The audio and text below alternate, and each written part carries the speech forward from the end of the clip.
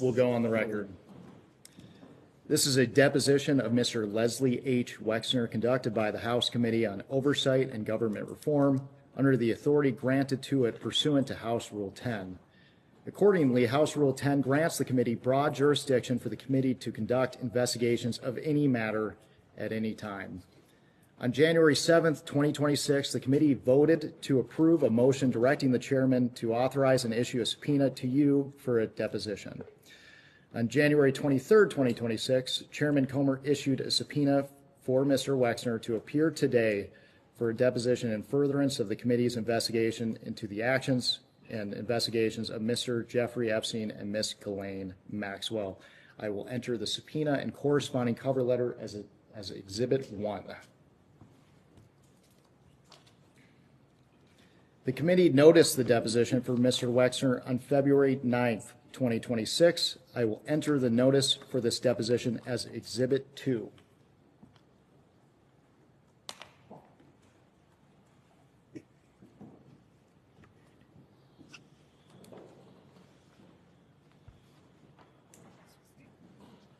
Do you have copies of the exhibits for us?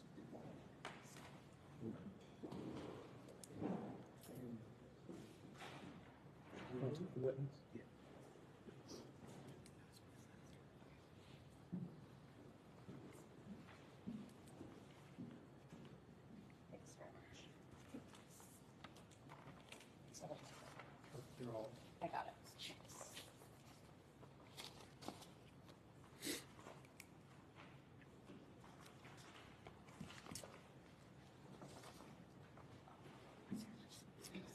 Can the witness please state his name and spell his last name for the record? Leslie, LeslieHwexner, Wexner. Thank you. My name is. Under the Committee on Oversight and Government Reform's rules, you are allowed to have a counsel present to advise you during this deposition. Do you have a counsel representing you in a personal capacity present with you today? Yes. Yes. Will counsel please identify themselves for the record? Michael Levy of Ellerman and Zinna Levy on behalf of Mr. Wexner. Elizabeth Martin with Ellerman and Zinna Levy for Mr. Wexner. And Matthew Zeiger from Zeiger, Tiggis, and Little on behalf of Mr. Wexner. For the record, starting with the majority staff, can the additional staff members please introduce themselves with their name, title, and affiliation? Yasmin Sorry, Congresswoman from Phoenix, Arizona. Ralph Chrisley, our ranking member, Oversight Committee. That's in the private necessary. Thank you all. Mr. Wexner, before we begin, I would like to go over the ground rules for this deposition. The questioning will proceed in rounds. The majority will ask questions for an hour, and then the minority will have an opportunity to ask questions for an hour if they choose. To the extent members have questions for the witness, they will be propounded during their side's respective rounds. The clock will stop if you need to confer with counsel. Your counsel is speaking, and when members or staff are speaking during the opposing side's rounds of questions. We will alternate back and forth until there are no more questions. Do you understand? I think so. There is a court reporter taking down everything I say and everything you say to make a written record of the interview. For the record to be clear, please wait until the staffer questioning you finishes each question before you begin your answer, and the staffer will wait until you finish your response before proceeding to the next question. Further, to ensure the court reporter can properly record this deposition, please speak clearly, concisely, and slowly. Also, the court reporter cannot record nonverbal answers such as nodding or shaking your head, so it is important that you answer each question with an audible verbal answer. Do you understand? Yes, I do. Exhibits may be entered into the record. Majority exhibits will be identified numerically. Minority exhibits will be identified alphabetically. Do you understand? Yes. We want you to answer our questions in the most complete and truthful manner possible, so we will take our time. If you have any questions or do not fully understand the question, please let us know. We will attempt to clarify, add context to, or rephrase our questions. We ask about specific conversations or events in the past, and you are unable to recall the exact words or details. You should testify to the substance of those conversations or events to the best of your recollection. If you recall only a part of the conversation or event, you should give us your best recollection of those events or parts of the conversations that you do recall. Do you understand? I think I do. You are required by law to answer questions from Congress truthfully. This also applies to questions posed by congressional staff in this deposition. Do you understand? Yes.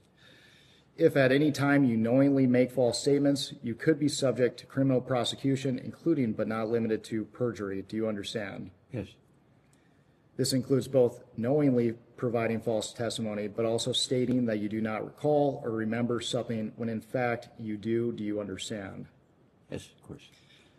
Furthermore, you cannot tell half-truths or exclude information necessary to make the statements accurate. You are required to provide all information that would make your response truthful.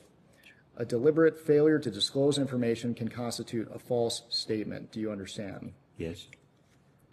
Is there any reason you are unable to provide truthful testimony in today's interview? No. None. Please note, if you wish to assert a privilege over any statement today, that assertion must comply with the rules of the Committee on Oversight and Government Reform. Pursuant to that, Committee Rule 16C1 states, for the chair to consider assertions of privilege over testimony or statements, witnesses or entities must clearly state the specific privilege being asserted and the reason for the assertion on or before the scheduled date of testimony or appearance.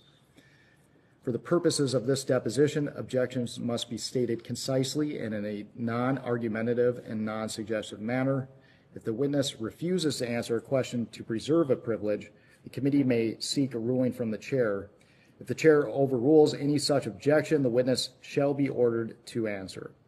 If the witness continues to refuse to answer a question despite being ordered to do so, the witness may be subject to sanction. Do you understand? Yes. Ordinarily, we take a 5-minute break at the end of each hour of questioning, but if you need a longer break or a break before that, please let us know and we will be happy to accommodate. However, to the extent that there is a pending question, we would ask that you finish answering the question before we take a break. Do you understand? Yes. Finally, I will note for everyone here today that the contents of what we discuss in the deposition is confidential under the House deposition regulation. Under the rules, the chairman and ranking minority member shall consult before any release of testimony or transcripts, including portions thereof. This means it is a violation of House and committee rules to disclose contents of this deposition prior to its official release. For this reason, the marked exhibits that we will use today will remain with the court reporter so that they can go into the official transcript, and any copies of those exhibits will be kept at the table or returned to us when we wrap up. Can the reporter please swear in the witness? Will you raise your right hand for me, please? Do you solemnly declare and affirm under penalty of perjury that the testimony you're about to give will be the truth, the whole truth, and nothing but the truth? Absolutely. Do you have any questions before we begin? I'd like a cup of hot coffee. Do you mind? No, Some could get it, but We can go off the record. Yeah. We will go back on the record. Another member of Congress joined. Can he please identify himself for the record? Dave Mann, California 47. Thank you for being here. Dave Mann out of California Odd. 47. Dave. I'm sorry. Dave Mann Oh, out of California 47. less. Thank you. The time reads 10:17 and the majority's time will begin now. Mr. Wexner, is it true that you submitted a statement to the committee this morning? Yes, I did. I will now enter as Exhibit 1 the statement of Leslie H. it's Exhibit 3 because you've Exhibit 3, excuse me. Statement of Leslie H. Wexner submitted to the Committee on Oversight and Government Reform, February 18th, 2026.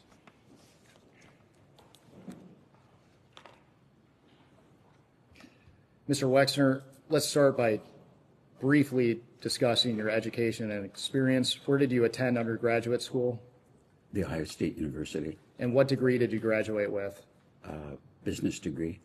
And I know you had a long career, but can you briefly summarize your professional career for the committee?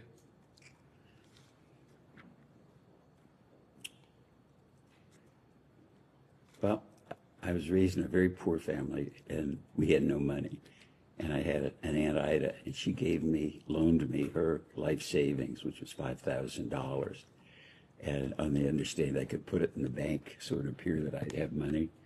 And I could borrow money from a bank, and I opened a store in 1963. And I opened a store every year for the next 5 or 6 years. And so by 1969, I had 6 stores. I took that company public, not to raise money, because it was remarkably successful. And I wanted the associates of the business to own a piece of the business. So I gave stock to virtually everybody that worked in the stores and the back rooms and cleaning people. I mean, I'm very proud of that. And then opened more stores and figured out at one point that there was a limit to how many limited stores I could open. So I invented a second business called Express and opened up more and more stores. And what the business then turned into was the largest multi-division fashion specialty business in the world. And in hindsight, I kind of invented multi-store national and international store retailing. And just a remarkable, as I look back, I don't know how I did it, but probably in my lifetime I opened 10,000 stores around the world, probably 20 different brands. So that's what I did.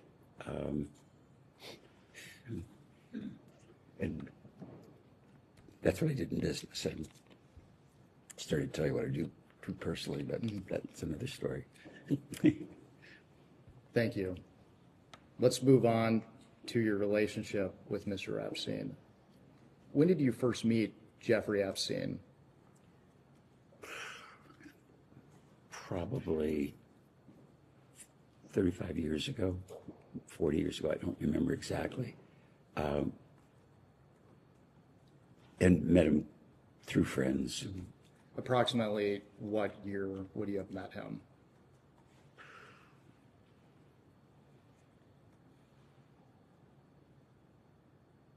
Probably between 80 and 85. I don't remember. And how did you first come to meet Mr. Epstein? It was really by accident. I was friends with a couple, Bob and Wendy Meister, and I was in Florida, and I'd never been to Florida. So they were driving me around, showing me what South Florida looked like, and they showed me the Breakers Hotel, and they were just driving around the driveway, and Bob stopped the car and he said, "There's somebody you should meet, really smart, savvy guy named Jeffrey Epstein." And so they stopped the car. I was sitting in the back seat, and they introduced me to Jeffrey, and we drove off. That was about it. So at that time, you had no knowledge of Mr. Epstein until Mr. Meister introduced you to him? Never heard of him, never saw him, never met him. Did Mr. Meister ever raise any concerns about Mr. Epstein? No, he didn't. And you meet him in Florida. What's your first impression of Mr. Epstein? Kind of a medium, dark-haired guy. I don't remember saying much more hello, shaking his hands, or maybe nodding from the back seat of the car. What was your first impression of Mr. Epstein? He was just a guy, about medium height and with dark hair. At that time, did you have any understanding of what he did for work? No, Did you understand Mr. Epstein to already be wealthy when you met him? no.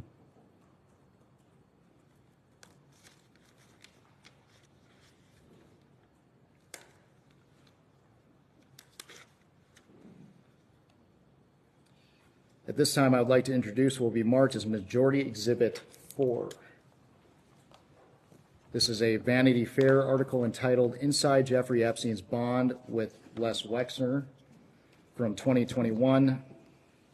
The article reports on the origins of your relationship with Mr. Wexner.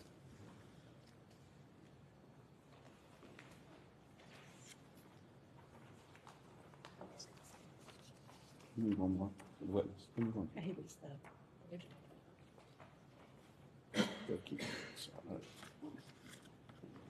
I'll note a hearsay objection for the record. I'm sorry. I'll note a hearsay objection for the record. Well, for the record here, federal rules of evidence do not apply to congressional deposition. I'm noting my objection. I'm not instructing him not to answer. I'm noting that this is hearsay. That's all. Okay.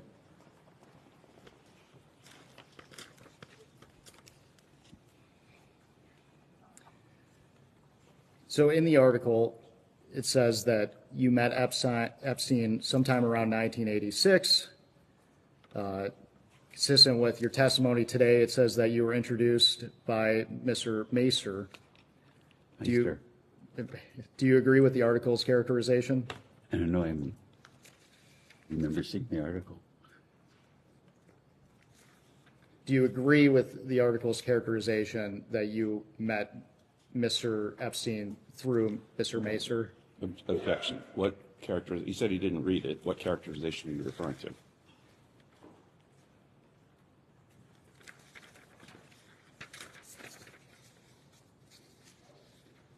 Go off the record.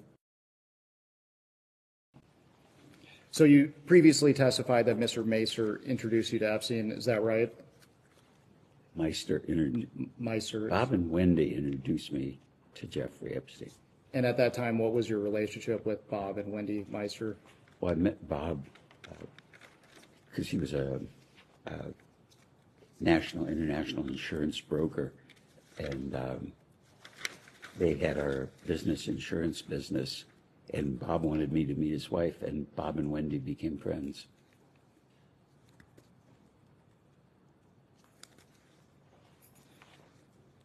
Did you trust Mr. Meister with advice?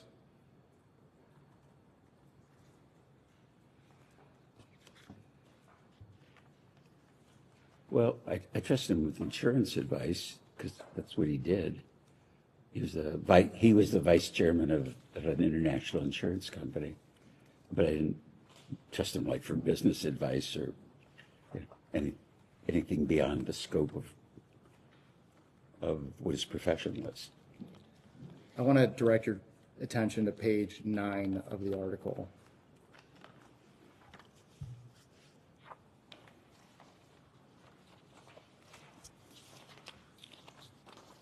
And we're specifically looking at the paragraph, the 6th paragraph from the bottom. It starts in September 1997.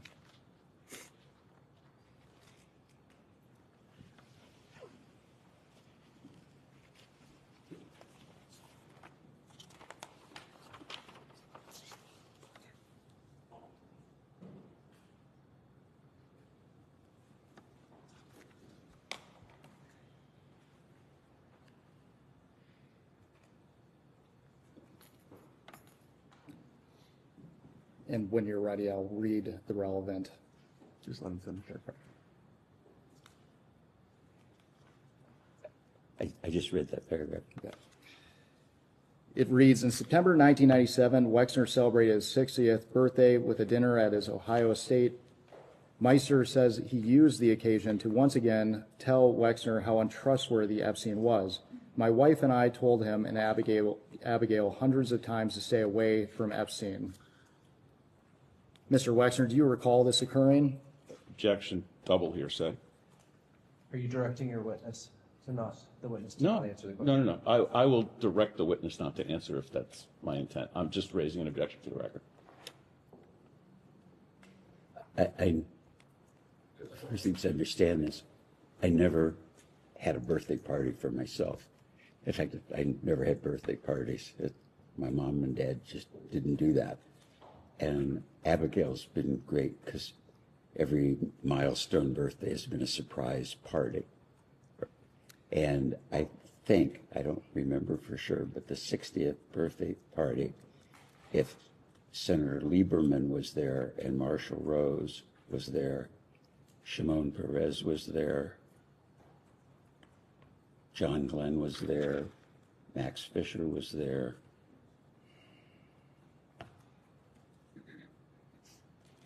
And I don't think Meister was there. Let me ask you a different So question. he never said this. He wasn't there. He never said this. Let me ask you a different question, Mr. Wexner. Do you recall Mr. Meister and his wife repeatedly warning you to stay away from Epstein? Never.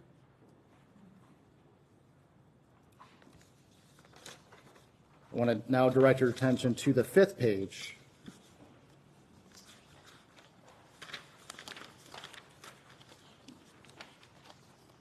And we are looking at the 6th full paragraph. The one that starts soon after? Yes.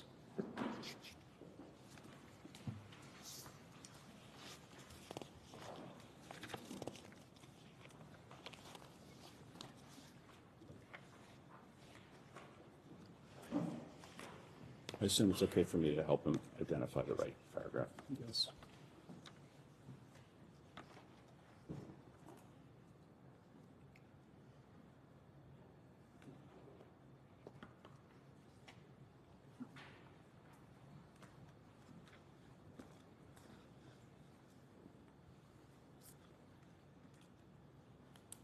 Yeah, I just read it.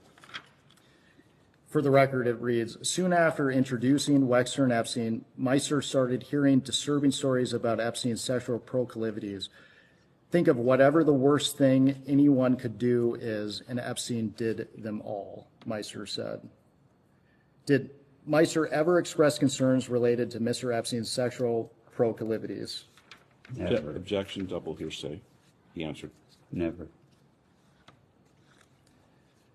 The very next sentence continues, Mr. Epstein showed up unannounced at Meister's Park Avenue apartment with 5 models for Meister's sexual entertainment. Epstein thought he was bringing me a gift, according to Mr. Meister. Were you aware of this occurring? Objection, double hearsay. No. Did Mr. Epstein ever present you with women for your sexual entertainment? Absolutely not.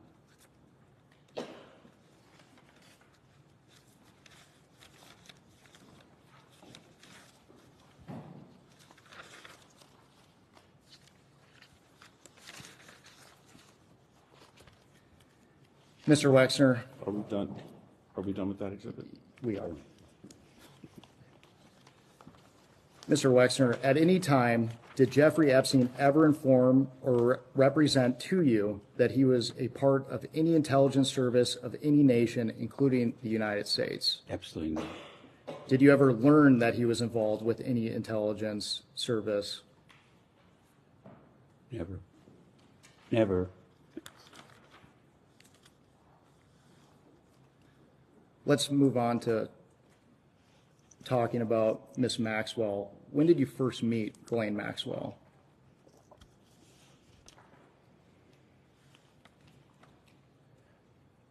Probably about the time that I got engaged to Abigail. So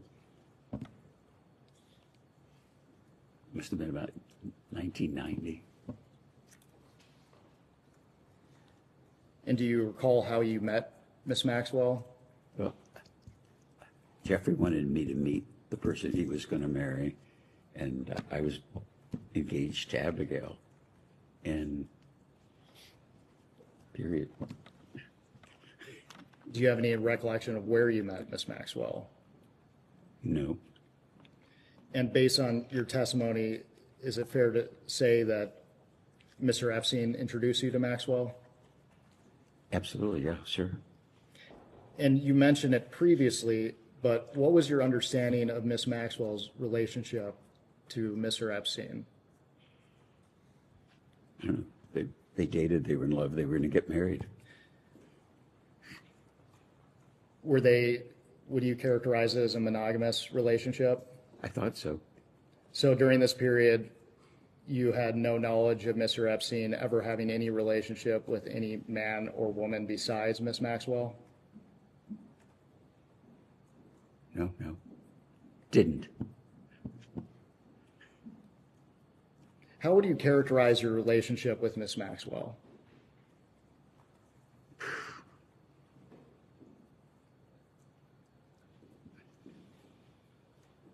Like, Wendy Meister was Bob's wife, and we were friendly and friends. I met Galan Maxwell because she was Jeffrey's girlfriend, fiance. It never went beyond that. I knew she was smart. I think she was an honors graduate of Cambridge or something. So she was like, spoke with an English accent. So I thought he was really lucky because he finally met somebody that was really smart and nice. And you said that Miss Maxwell was Epstein's fiance, so it was your understanding that they were engaged to be married? I don't remember if they were engaged to be married or they were planning to get married, but I was engaged and they talked about they were going to get married. So I don't know if it was engagement or just they both agreed. During your relationship with Miss Maxwell, how often did you see her? Very few times.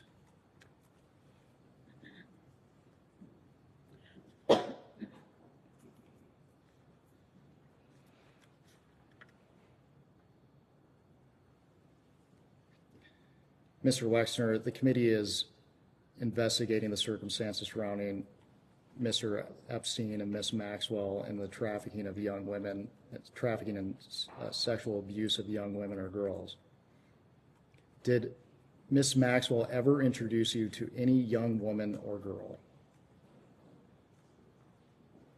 No, I don't think she ever introduced me to any female or man. Did Miss Maxwell ever ask you to introduce a young woman or girl to your friends or associates? No. Did you ever introduce any young woman or girl that you met through Miss Maxwell to any of your friends or associates? Objection assumes in fact not in evidence. Your client is still urgent to answer the question. That's fine. Repeat the question. I think the answer is no, but let's. Did you ever introduce any woman or girl that you met through Miss Maxwell to any of your friends or associates? No, never.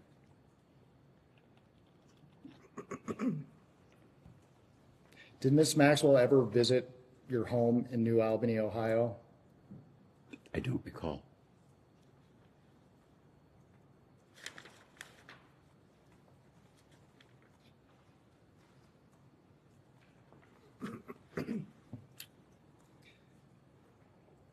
We're going to discuss your business relationship with Mr. Epstein in more detail later, but did Miss Maxwell ever play a role in your business relationship with Epstein?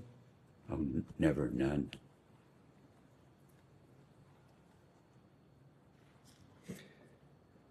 During your relationship with Miss Maxwell, did she ever represent or inform you that she was a part of any intelligence service of any nation, including the United States? No. Did you ever meet Ghislaine's father, Robert Maxwell? No.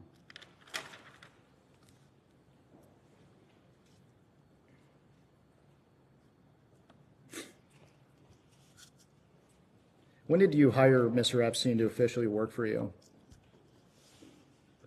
I think it was about the mid-'80s. Do you have any recollection of how long you knew Mr. Epstein prior to you hiring him?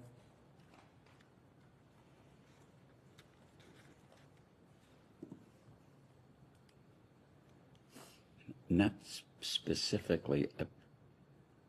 Maybe I met him and that visit in the car, and maybe it was 6 months or a year later that I asked Bob about, I needed somebody to help me. And I think he said, did you talk to Jeffrey Epstein? And I think so. I'm guessing from when I met him first to actually having a conversation, it was probably a year. Just to clarify, that's not actually the time that you hired him, though. That's the time you had the conversation. Yeah, yes, that's, For the record, you don't recall the exact dates that you hired him. no, I don't. Another member of Congress has joined us. Can she please introduce herself for the record? Yeah, Rashida Cindy, I represent the 12th Congressional District in Michigan. Oh, hi. And Mr. Weiser, can you raise your voice just a little bit? He is trying. I keep telling him he's trying. Speak more loudly. Would it help better if I sat more in the middle? We have the video Okay. set up. Okay, I'll try to speak louder. If I'm not speaking, if you wave or something, it'll remind me. Mr. Wexner, would you characterize your relationship with Mr. Epstein, at least initially, to be solely business related? Yes, Did you at any time ever consider him to be a close friend? no,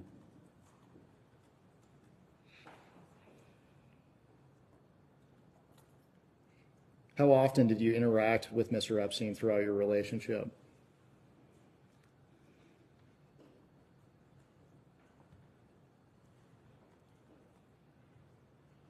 probably a lot of phone conversations, but meetings, didn't see him much. Most of the stuff, I was traveling a lot because of business. So, and it was erratic. He might call 3 times in an hour and I'd talk to him for 3 months. That's how I remember it.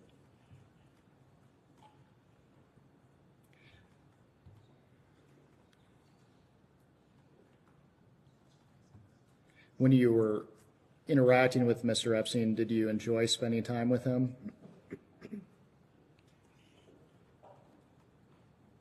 Well, enjoyment was fun. No, it was work.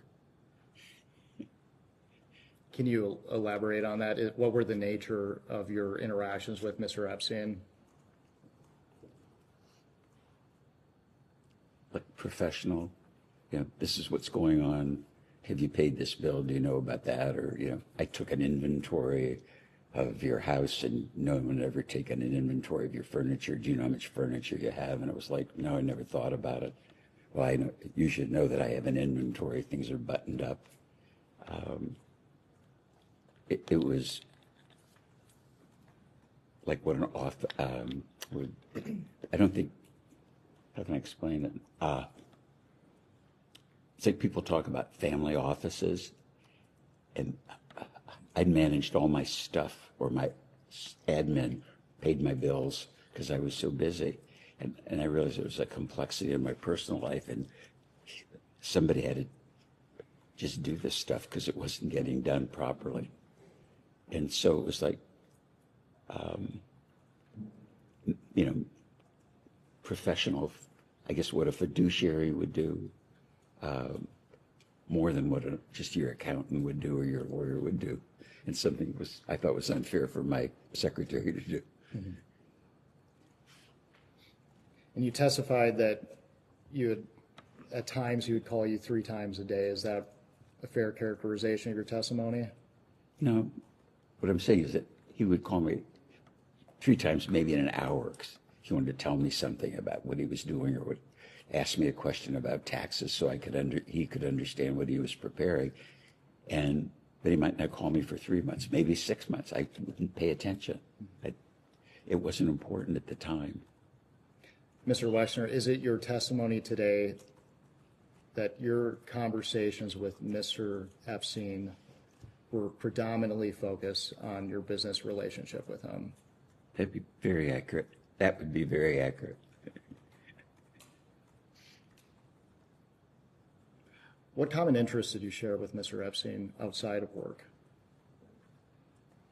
None. So you didn't have any personal relationship with Mr. Epstein whatsoever? I don't think I ever went to lunch or dinner or a movie or had a cup of coffee with Jeffrey. And I've thought about that recently. And I'd say the same thing about my attorney. I'd never been to his office, my current attorney, who's been our family attorney for 30 years. And how could you, I mean, I can't explain to myself how I could have an attorney who lives in Columbus, who was my personal attorney, and I'm friendly with, and never visited his office.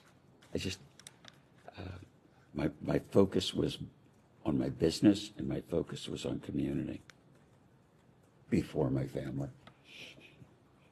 That is, before my family existed. Until your family not. Until, yeah, that's a better way of phrasing it. It's a general question, but approximately how many years were you associated with Mr. Epstein? I don't recall exactly. And to be clear, you at no point ever considered him to be a friend.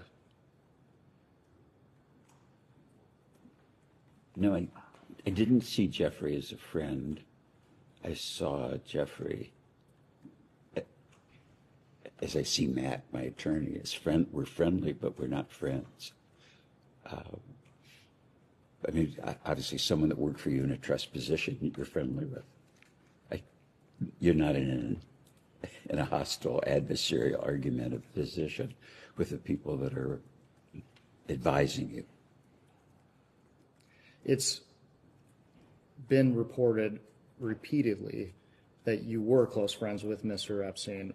Why do you think people would come to that conclusion? Objection, hearsay.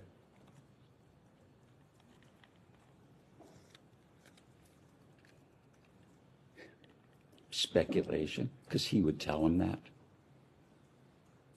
But he told me he was friends. I mean, if you told me that you were friends with Bill Clinton, I would believe it. Or if anybody told me somebody was a friend, I would believe it. I think the perspective that I have now, and I think what's really important for this group to understand, is that as I look back at it, I was conned by the world Olympic all-time con artist. And you look at, I read in the news all the people he knew, royalty, kings, princes, and all that. An incredible con artist. Do you think Mr. Epstein thought you two to be friends? Objection. I don't know what he thought.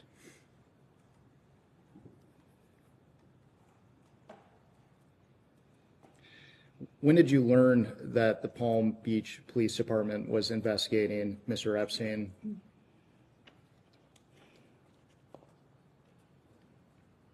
I don't recall.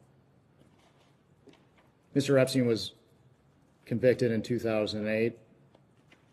Did you maintain any contact with Mr. Epstein after his plea deal?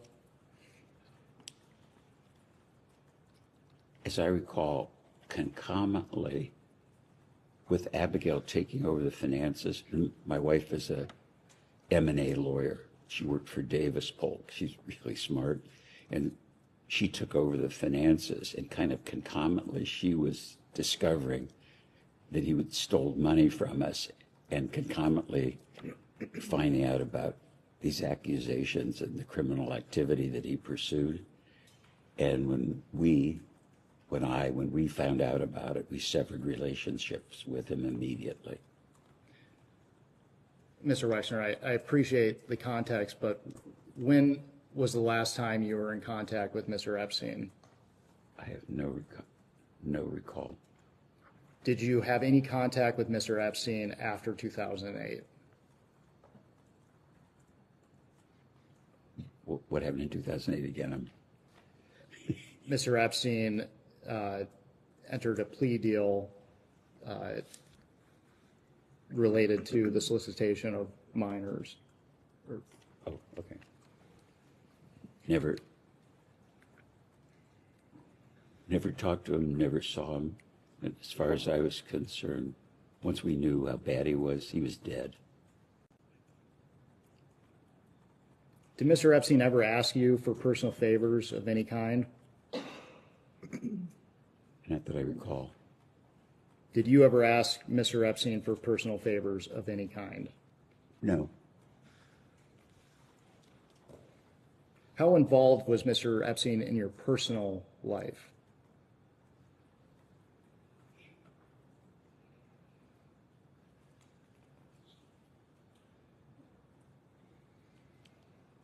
I mean, I could think about that.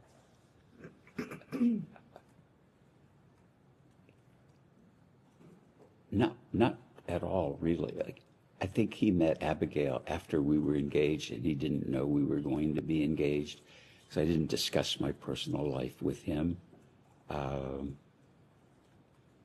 or anything. Just he was kind of the business manager of my personal affairs, and at the time, I probably had 20 CEOs reporting to me. And so I had I was used to having business relationships with people, whether it's attorneys, accountants, investment banks that we were doing business with, at commercial banks, but I never had personal relationships with people that I worked with. I was pretty much a loner. Is it true that Mr. Epstein oversaw your prenuptial agreement? I don't recall that I had one. If you did, would you consider that to be a business transaction between you and Mr. Epstein? Objection calls for speculation, but you can answer. If I had one, I would have talked to my attorney. Was Mr. Epstein involved in hiring personal staff?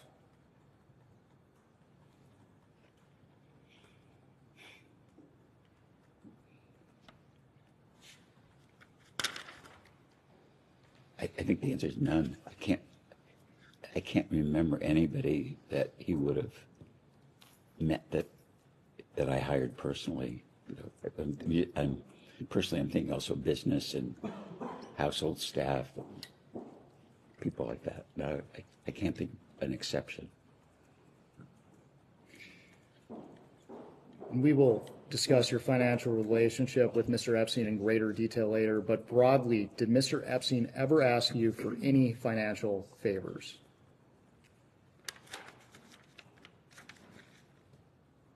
No.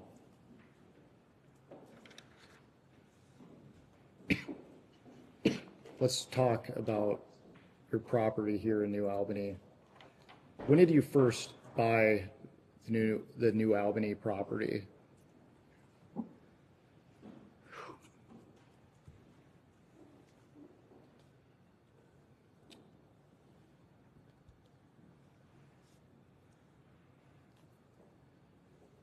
Probably in the early mid-'80s, I started buying property as land. This was what you saw today if you drove around New Albany. This was all farmland. Where the house was a sod farm. So it was just in the country. Did Mr. Epstein play any role in the acquisition of the property? No. Did he play any role in the development of New Albany? Oh, no. On your property, would you often conduct business meetings? Would he? Would you? With whom? With anyone he's doing business with? Okay, including L Brands? Yes. Okay. I think the only business meetings we ever had in the house were business meetings in L Brands, community meetings, some university meetings, but no, I don't think we ever had a New Albany meeting. As a business in the house, we'd have it at the New Albany office.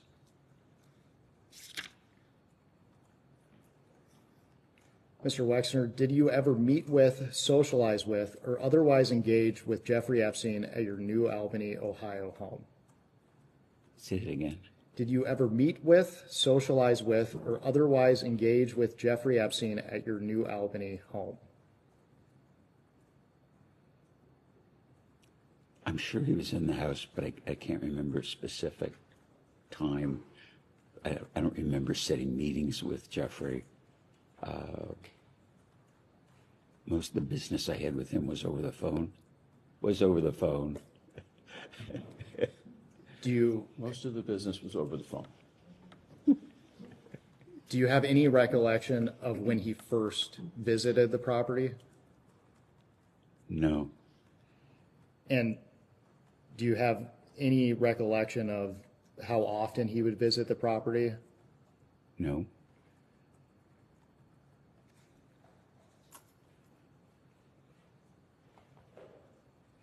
So is it your testimony today that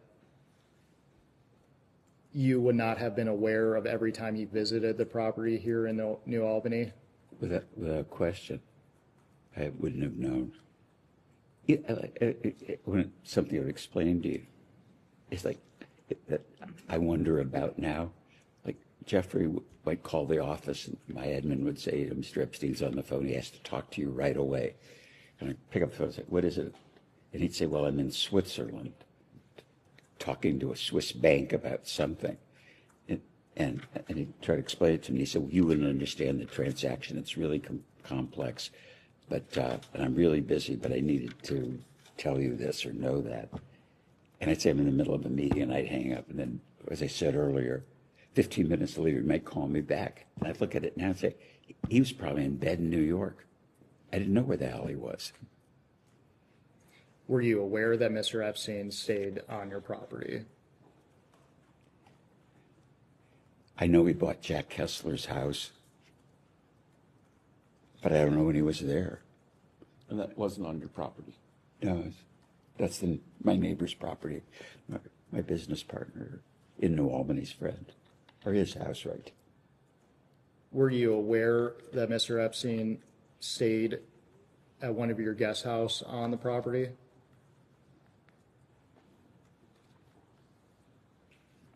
No, the house he stayed at was Jack Kessler's house, which is an adjacent property. It's about a half mile away.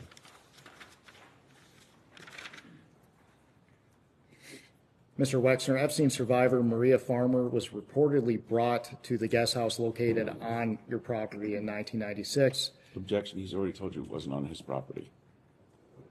I am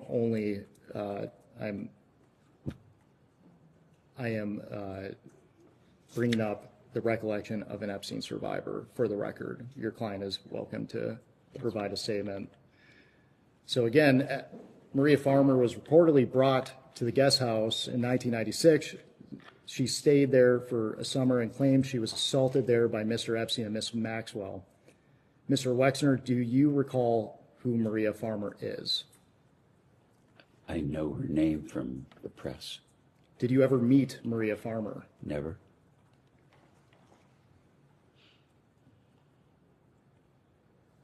Is it your testimony today that you do not know whether Maria Farmer ever stayed on your property? That would be correct.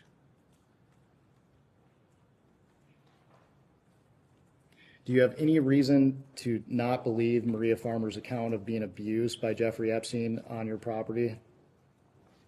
Objection, on his property.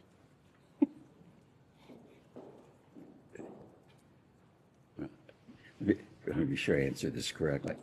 I never met her, didn't know she was here, didn't know she was abused.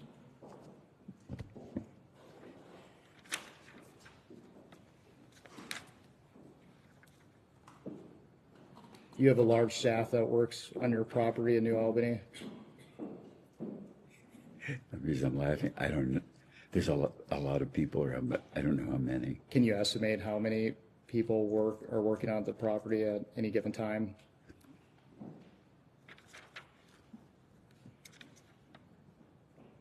$20. Do you have private security on the property? I've had private security since 1975. Are you aware of allegations that security staff on the property stayed with Maria Farmer until her family was able to pick her up? I didn't know she was here, so I didn't know her. I didn't know she was here, so I didn't know shit about her. Pardon me.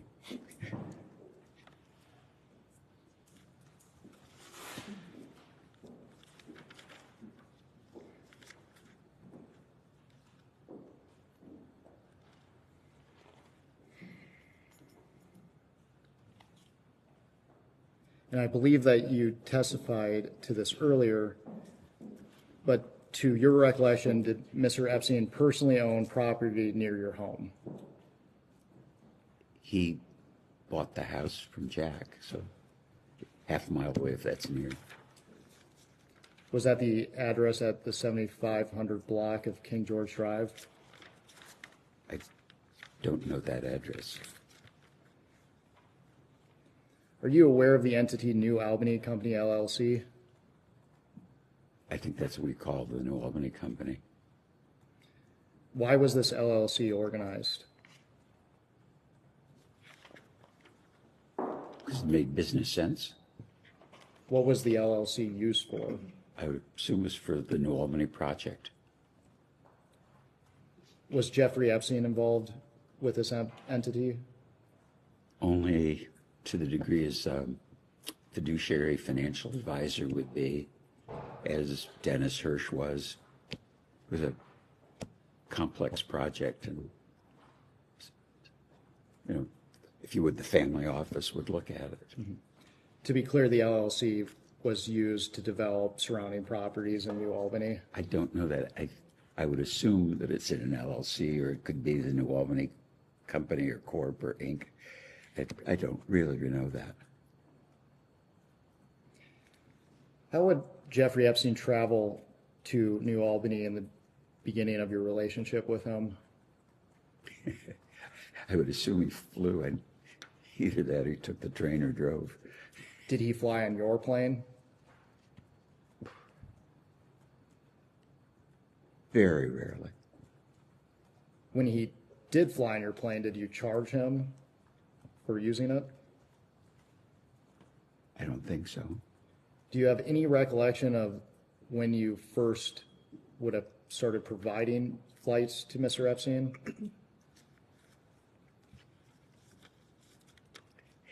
I think that's kind of a trick question. I don't think I ever provided flights for Mr. Epstein.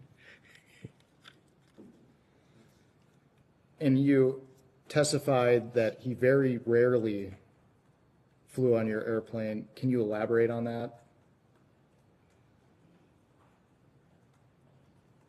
The only time I really remember that I mentioned earlier, my wife would have surprise parties. And so I'd get on the airplane and there'd be acquaintances, friends, and I was always shocked who was there. Or some people might fly to wherever the party was, which was always a surprise to me. And then some of guests' friends would be at the party when I got there, and that was another surprise. So I don't remember specifics. So Mr. Epstein would have been invited to surprise parties for you? Obviously so, because he was there. You testified earlier that you didn't consider him a friend. Do you invite people you don't consider to be friends to surprise parties? Objection assumes that he invited them. Do you answer that again? Why would Mr. Epstein have been invited to these surprise parties? My wife would have invited him. Why do you think your wife would have invited him? Because he was our financial advisor. Did your wife consider him a friend? No, I don't think so. Can we take a quick break? Yes, we can go off the record. Oh, we need to wait for Oh, Michael. sorry, excuse me. Okay. We'll go off the record. We can go back on the record. The time is 11:10. We took a short break for the witness to confer with counsel. We have approximately 15 minutes left in the majority's hour. We understand that the witness would like to make a statement of clarification. Yeah, I think I was inaccurate in that I remember Jeffrey being on a plane at a surprise birthday party, but I don't remember him being at the party. So I think you asked the question at the party, and then where did he go? I don't remember him being at the party.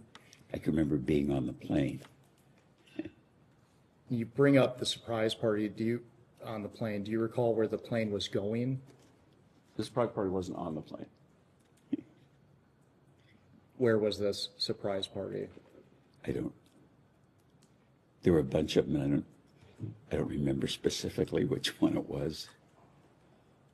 Were you on every flight with Mr. Epstein when you traveled on your plane? Objection. How's he supposed to know that? If he doesn't, he's welcome to testify that he doesn't know. So, say the question again. Would Mr. Epstein ever use your plane while you were not present? Never. Did Mr. Epstein have to ask you for permission to use his plane or use your plane? He would have, but he never did. In regards to using your plane, would you It wasn't my plane. It was the business's. The business had an aircraft. We didn't own our own airplane till maybe 15 or 20 years ago. And he wasn't on that plane either. Do you recall Miss Maxwell being present when you were traveling on your company's plane? No. Do you recall if Mr. Epstein would bring other guests besides Miss Maxwell while traveling on your company's plane? No.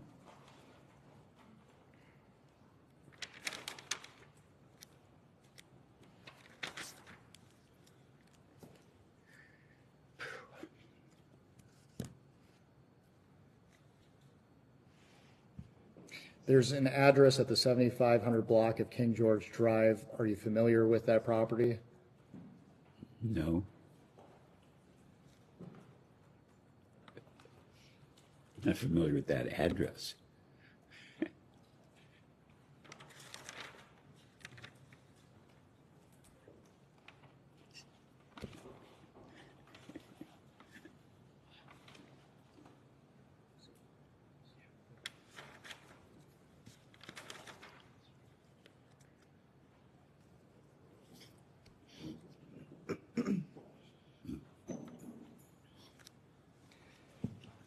Mr. Wexner, how did Mr. Epstein act towards women or girls around him? In his presence? Or? In your presence, yes.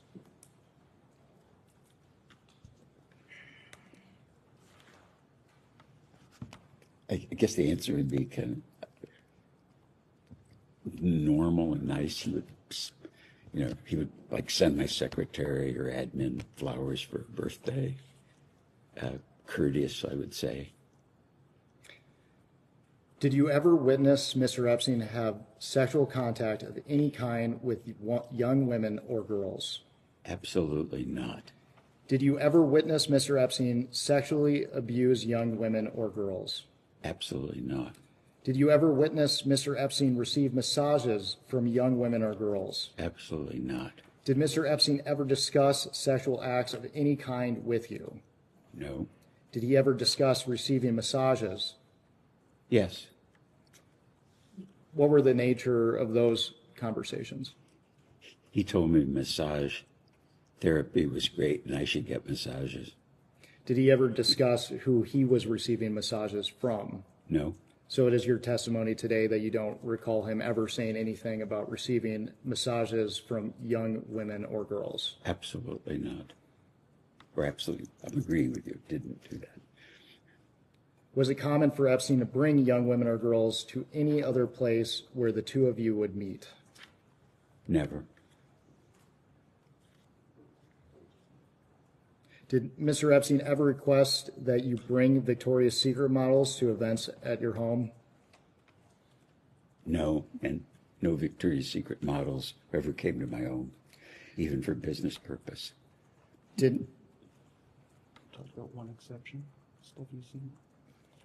Oh yeah, I forgot about that. There's one exception.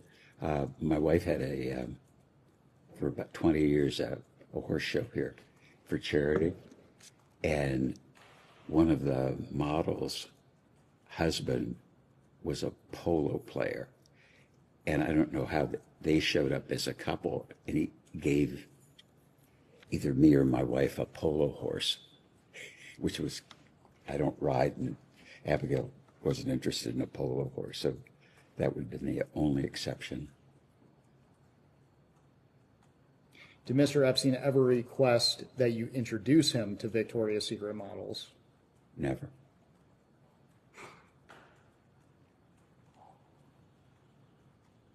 And I just want to clarify your testimony earlier, but did you ever receive any massages from any young woman or girl brought to you or by or introduced to you by Mr. Epstein? Never.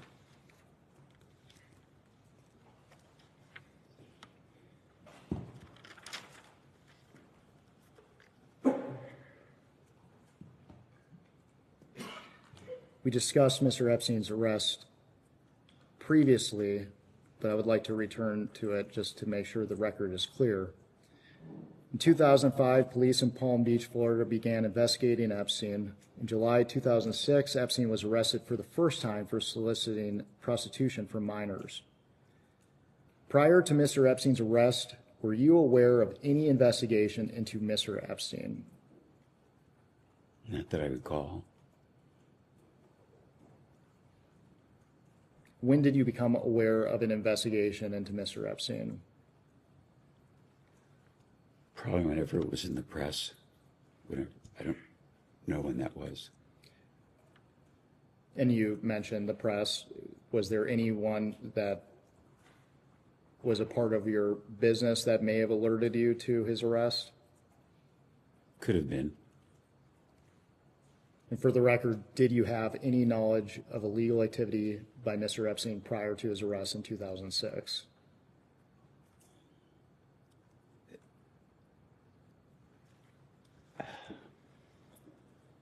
The only I recall is my chief of staff told me, and I don't know, he knew press, whether it was the newspapers or radio or TV, that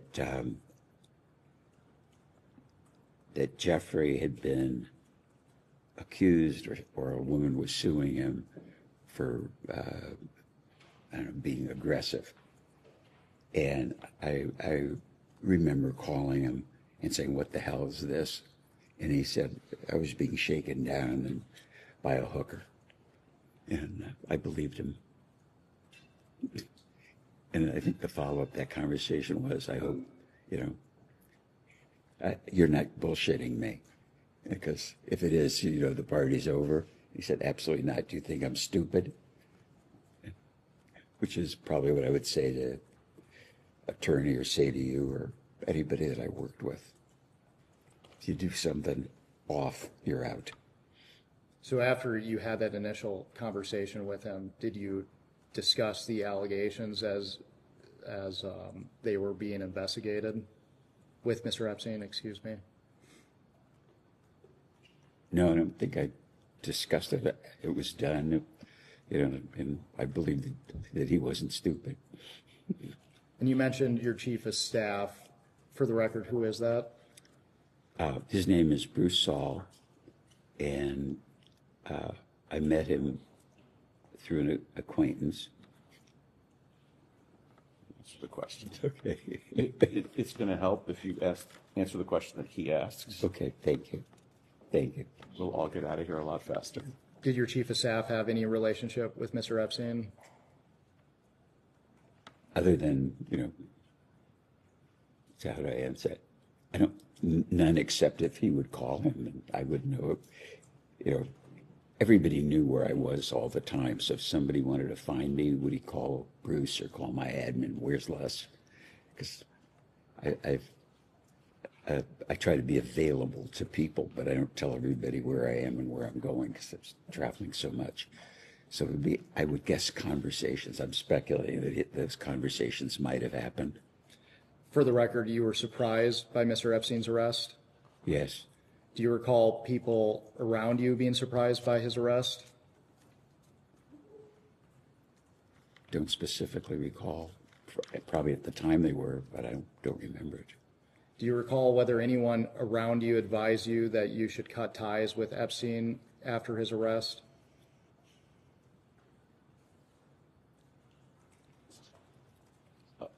I'm going to instruct you not to disclose any communications you had with your wife or your lawyers in answering that question. So are you asserting, for the record, attorney-client privilege and spousal privilege? Correct.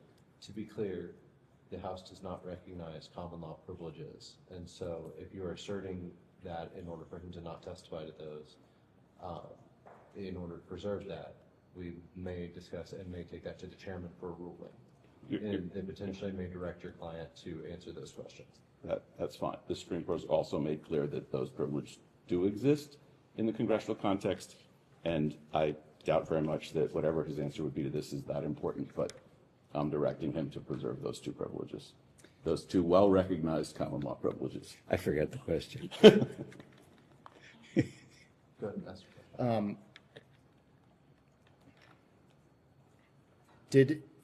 After Mr. Epstein's arrest, did anyone around you advise you to cut ties with Mr. Epstein?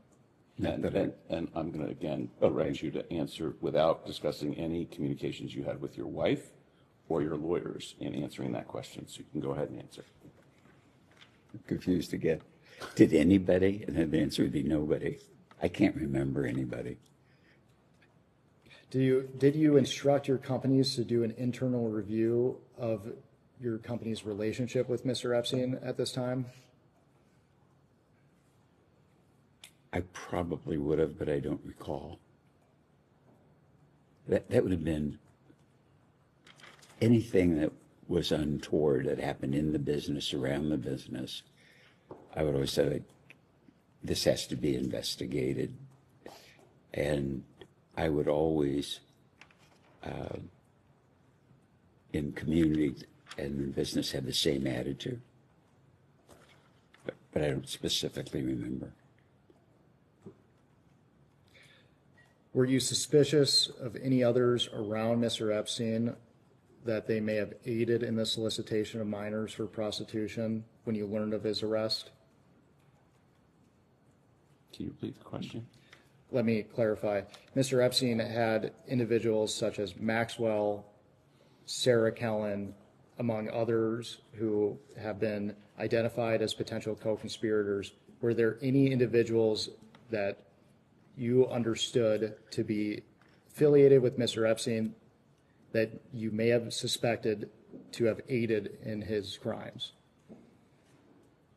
No, because I don't recall any people around him and his business. My business is with him. I don't know my attorney's admin or who his associates are.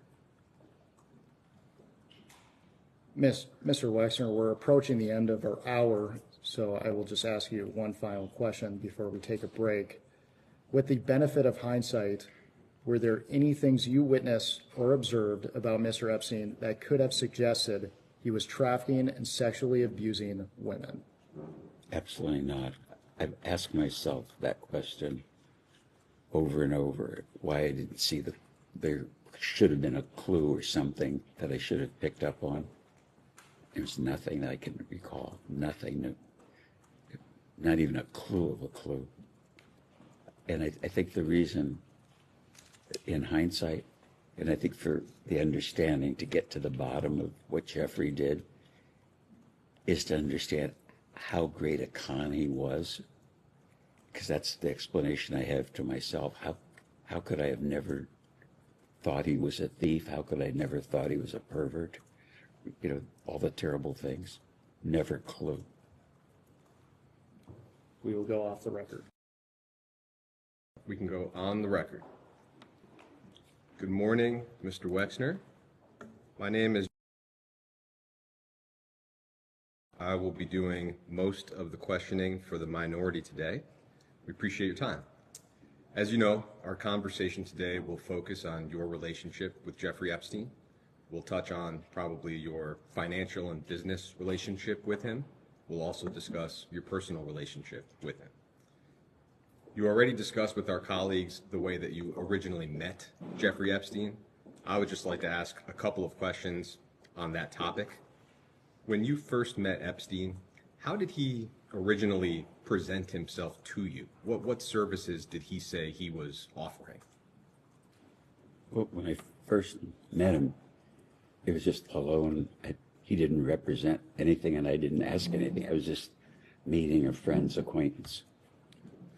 As that business relationship became closer and you eventually hired him, I assume he pitched his services in some way. What was his way of framing what he was offering to you?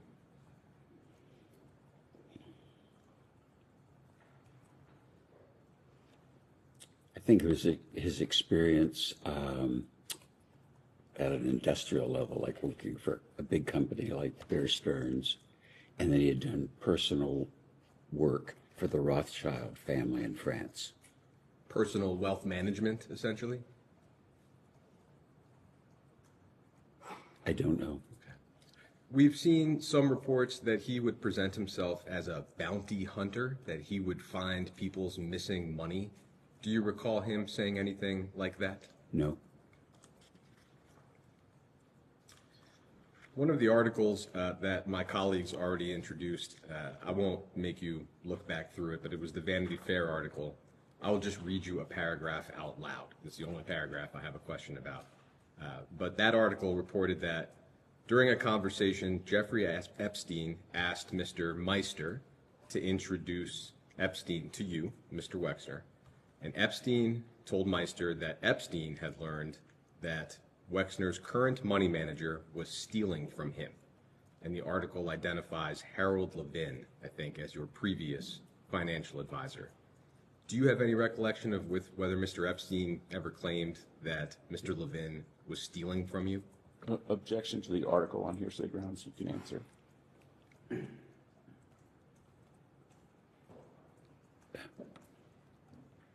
As I recall, Jeffrey never thought Harold was stealing, and I didn't think Harold was stealing. Okay. Did anybody ever say that Harold was stealing? No. Okay. No recollection of that. No recollection of that. That article also describes a story where you sent Mr. Levin to meet with Mr. Epstein and just discuss an investment opportunity, but Mr. Levin came back to you and told you to stay away from Mr. Epstein. Do you have any recollection of that type of a warning from Mr. Levin? No. Same objection. No. Okay. When you initially hired Mr. Epstein, do you recall, and some of this may be repetitive, so you have my apologies, do you recall what year you initially hired Mr. Epstein? No. Would it be right to say that it may have been either 1989 or 1990? Yeah, about then. Okay. Do you recall anybody warning you not to get involved with Jeffrey Epstein when you first hired him? No. I'd like to talk about Epstein's roles and responsibilities while he worked for you. You touched on this in the last hour. The total amount of time that he worked for you, how long was that approximately? It started maybe in 1989 or 1990, and I think you testified it ended in 2000 and, what year did you say? They didn't. Okay, well, what year do you recall the relationship ending? Could your statement help refresh your recollection? Whatever, yeah, whatever I said in the statement would be the correct date, and so whatever period that 89 or 90 would have been about then, and it ended when it ended. Was that upon his final plea in 2008? Whatever I said in the statement is accurate. I remember it as being concomitant with finding out he was stealing from us. In terms of the different things or roles that he would play for you, is it right to say that he acted as an investment advisor or a money manager? What would be the right term for that role?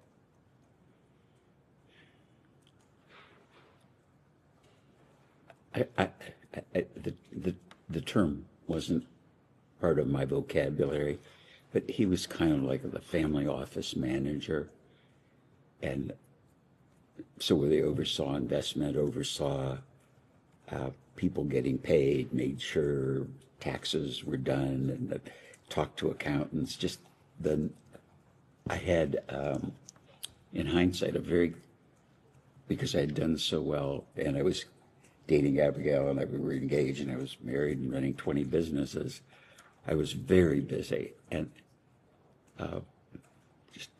just all that just stuff that was in my personal life was either wasn't managed by me. It was like my admin was like which sounds kind of crazy, was the closest thing I had to any kind of supervision.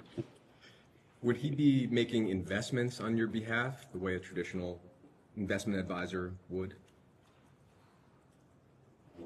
I must have known at the time. I don't recall specifically asking him about investment. I would like to introduce Minority Exhibit A.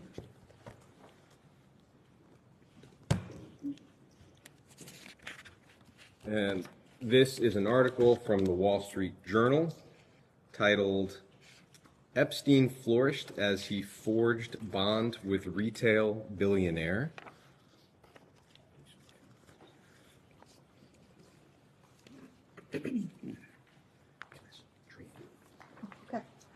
Next one. And you don't have to read through this whole article, it's just helpful to have it in front of us. But on the bottom of page 3, I will read just a single sentence to you. And the article, identify where sure, it is. it starts with the word soon. It's the very last sentence on the bottom of page 3.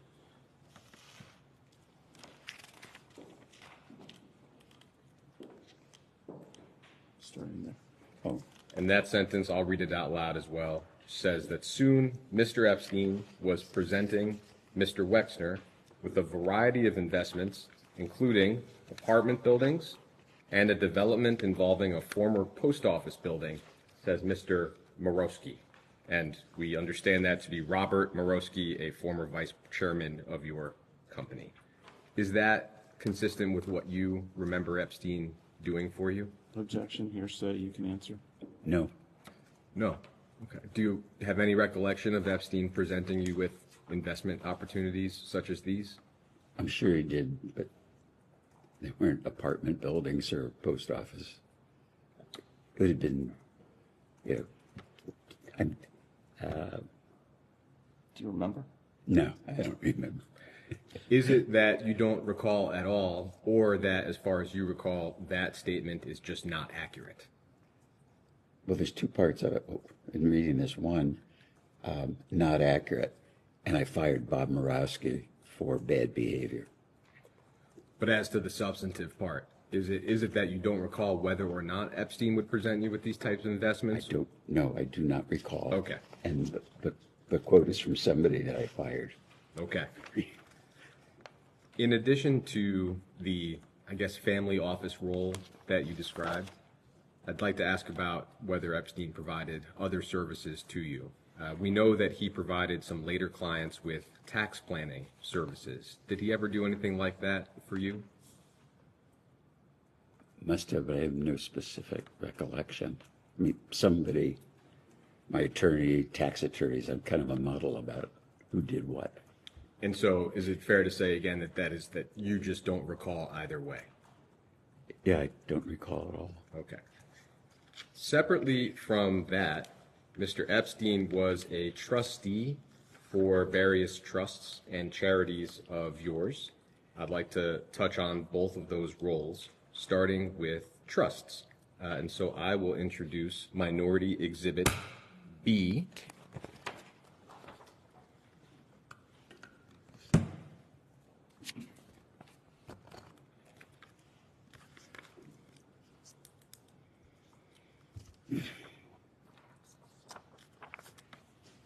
And that article is from ABC News, and it's titled, "Billionaire Businessman Leslie Wexner Refuses to Reveal Full Scope of Jeffrey Epstein's Alleged Multi-Million-Dollar Theft," dated January 23rd, 2020. And It's January 25th. great. Thank you. Well, I have January 23rd. Oh, I'm looking at the date in the upper right, you're right. right. Under the byline is January 23rd. There you go. It's got two dates, I don't know which is correct. All right. On page 3 of this article, and I'll let you take a moment.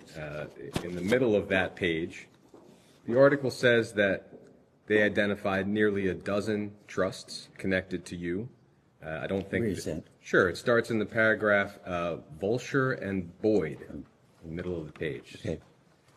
Who are those? I think they're associated with ABC's investigative reporting team.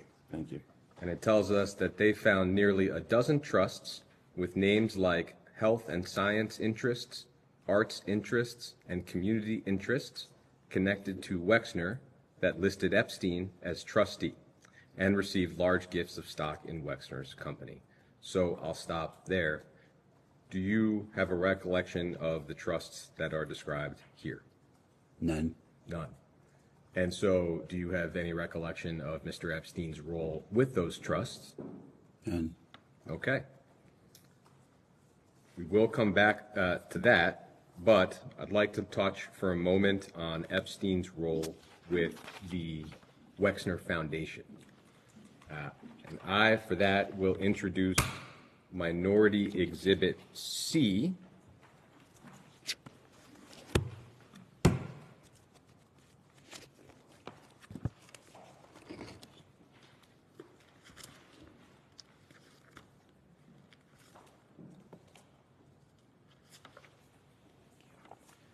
And this document is titled Independent Review of Jeffrey Epstein's Involvement and Interactions with the Wexner Foundation. And the document is dated February 24th, 2020. I'm not going to ask you to read through this. It's a long document. I will point you to a specific part of it. But first, we understand this to be an independent review that was undertaken by a law firm at the request of the Wexner Foundation in the wake of Mr. Epstein's arrest in 2019. Is that also your understanding? I never knew of it. I've looked at this, I'm laughing, because the address is 65 East State Street, and that was the address of my dad's first store when I was 13. Okay. Well, so is the report unfamiliar to you? Yes. Okay. Completely. And I think page 4 of the report says that you were interviewed by the law firm for this report. Do you have any recollection of that? Nope. None. Do you have any reason to doubt the report that you were in fact interviewed for the report? No. Okay. I don't remember it, so Sure. I can't doubt it. Page 9 of the report simply tells us that Epstein, and I'll let you turn to it if you'd like, but it just tells us that Epstein was elected as a trustee of the Wexner Foundation in 1992, and that he remained a trustee until September 2007. Epstein would not have been the only trustee of the Wexner Foundation, correct? Objection to hearsay as to the document. The question is fine. Can you repeat it? Sure. Would Epstein, did the Wexner Foundation have more than one trustee? I'm sure it did, and I think there was a legal requirement to have 3. And I don't know that. I just think that. On the next page, page 10, under the header number 2, there's a header that reads, Epstein played no role in the operation of the Foundation's fellowships or other programs. And the first sentence afterwards says, based upon our review of Foundation records and interviews with Foundation leaders, we concluded that, although a trustee, Epstein played no role in the management or administration of the Foundation's operations or programs. Now, on that topic, I'd like to introduce one more single-page exhibit for you. So I'm just going to object to this statement as both a statement and hearsay, but go ahead. I think, as the majority general counsel noted, the objections have no legal grounding in this forum. I'm making it for the record. It is a deposition, so I'm making the objection, that's all.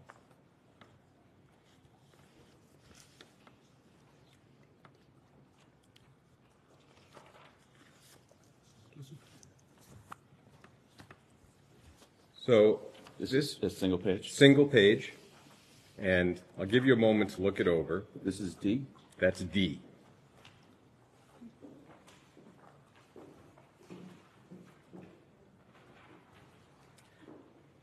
I'll describe it briefly. This Can is you give him a chance, and me a chance to read it? of course. Thank you.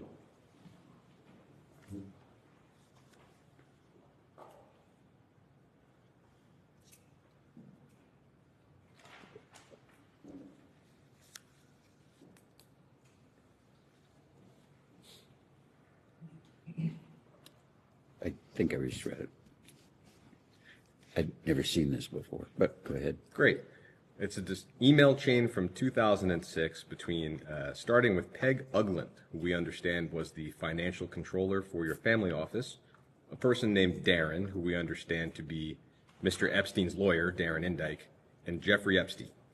And the chain appears to relate to a foundation grant, and the question is whether the funds should come from the Wexner Foundation or some other related entity. Epstein appears to make the decision that if the recipient is a U.S. charity, then the funds should come from the Wexner Foundation. I'll just represent to you, there are other emails with similar themes. This email chain seems to clearly show Mr. Epstein acting as a final decision maker with respect to the disbursement of Wexner Foundation funds. And that obviously does not square with findings in the independent report. So, having been interviewed for the report, my question is whether you had any understanding of Mr. Epstein playing this kind of role for the foundation. I'm not sure I understand the question. No problem. Are you asking me, did Jeffrey decide that money should be given to Abba Eben? Or do I write a personal check or is it a foundation check? It seems in this example, Mr. Epstein was deciding whether or not the funds for this entity should or should not come from the Wexner Foundation. Or from someplace else, not whether the donation should be made itself. Yeah. I think that's the distinction he's trying to draw. I had no recollection of where it came from.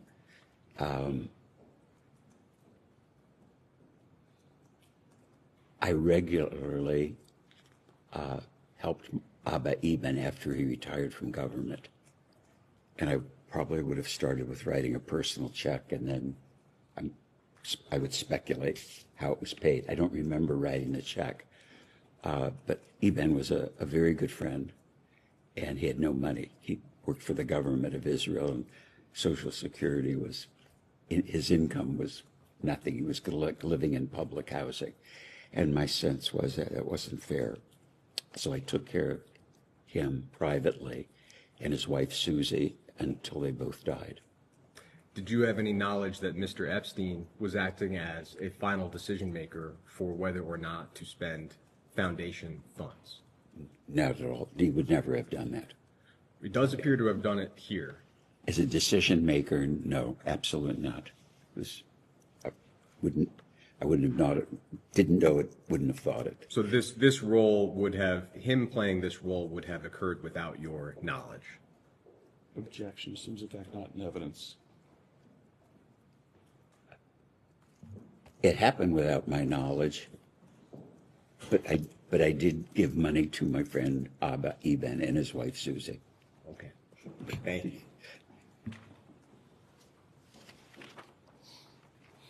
I think we've had an additional member of Congress join us. If that individual could identify themselves, please. Congressman Steve Lynch from the 8th Congressional District of Massachusetts. Hello, I'm Les.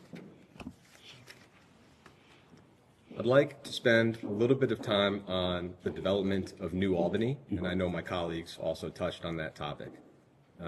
Could you just briefly describe for us your role in the development of New Albany? I know it was substantial, so a brief overview. Yeah, it started out with me thinking I wanted to have a house in the country. And it began with thinking I would buy an old barn and restore it, and that'd be kind of a cool thing. And as I worked through the project, my personal project, I asked my friend Jack Kessler, who was a professional in the real estate business and a developer, what land cost and, what he thought of the idea. And then I got to thinking, do I really want to build a barn? And then I thought I want to build a house. And I kept telling Jack about what I was thinking I was going to do, having not done anything. And it started out pretty modestly. I think I bought like a 30-acre farm, which is about a mile from here. And then, which I thought was a good location. And over time, I kept thinking about it, decided that wasn't a good location. This was a good location. And in the conversations with Jack, he kept saying that these are good ideas. You're not overpaying for land. 'Cause it was something entirely new to me. And one day I said, Jack, if it's such a good idea, why don't you live here? And he said, I would, but my wife wouldn't move. And then one day he called up. He said, she thinks it's a good idea, and we're going to sell our house, and we'll build one near yours, which is the house that's half a mile away. And I said, if we're going to live here, do you think any of our friends would want to live out near us, or acquaintances of his? And he said, yeah, I think a lot of people would like that, the idea of having more land around, and it's not that far from the airport, stuff like that. And that's how the idea began. And then the next idea was, how do you do it? And Jack is a professional, the only professional I know in the real estate business other than shopping center developers, relied on his judgment about prices we were paying and acquisitions, because I had a full-time job and I didn't know anything about this. And then I got to thinking one day, how do you do it? I mean, not acquire the land, how do you plan it? And I thought there's a lot of smart people at Harvard. So I made a cold call to the School of Architecture, talked to the dean. I said, I have this idea. You don't know me. Could you recommend some architects? And he said, I don't recommend architects to strangers in projects I don't know about. And we talked a while more, and he said, if you'll buy a day of my time, if you're really serious, I'll come out and look at it, because I don't know whether you're really serious about doing this. And then he gave me a list of architects, and I didn't know any of them. Want me to keep going? No, I think I've got the sense of it. Yeah, so it kind of just grew by topsy. I appreciate it. You also touched on this earlier, but what was the role of the New Albany company in the development of the town of New Albany? Well, it was just the name of the community, so we called it the company, because we were developing New Albany. If we had developed it in Poughkeepsie, it'd be called the Poughkeepsie Company. What was that, as far as you recall, Mr. Epstein's role in the development of New Albany? None. What was his role with the New Albany company?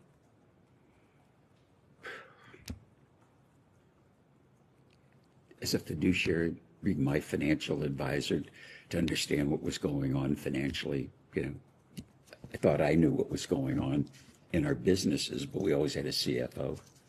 So I'd rely on the CFO to do what the CFO did, because I did the marketing and the planning. But every business had a CFO, every business had overview. And I had a lot of complexity that I didn't realize at the time in my life. So it was either, somebody had to do this. And there's paper. I don't want to throw paper at you if I don't have to, but I'll represent to you that yourself and Mr. Epstein were, at least at one point, co-presidents of the New Albany company. I'm happy to show that if that would be helpful. But I guess my question would be, what would his role have been as co-president of the New Albany company? I think, I don't remember it, but if he did it, it was just, I don't know. That I was the president, chairman of the board, and then the CEO of a company, but I really just thought my job was to be the president, so that the titles wouldn't have meant anything to me. It is right, I think, but you tell me that the purpose of the New Albany company was to assist in the development of New Albany. Is that right? It was more than that. New Albany was just a farm village, and I bought land here and developed it. Built the schools, built the fire station, built the police station, did all the community public facilities, platted streets. I can remember, did all the drawings. So I was the master developer of New Albany as a community. Did the New Albany Company have any purpose other than to assist in the development of New Albany? No. Okay. Mr. Epstein was at one point president of the New Albany Company. Objection. I think you said he was co-president. That's correct, co-president. But just so I understand it, your testimony is that Mr. Epstein played no role in the development of New Albany. Absolutely no role. Okay.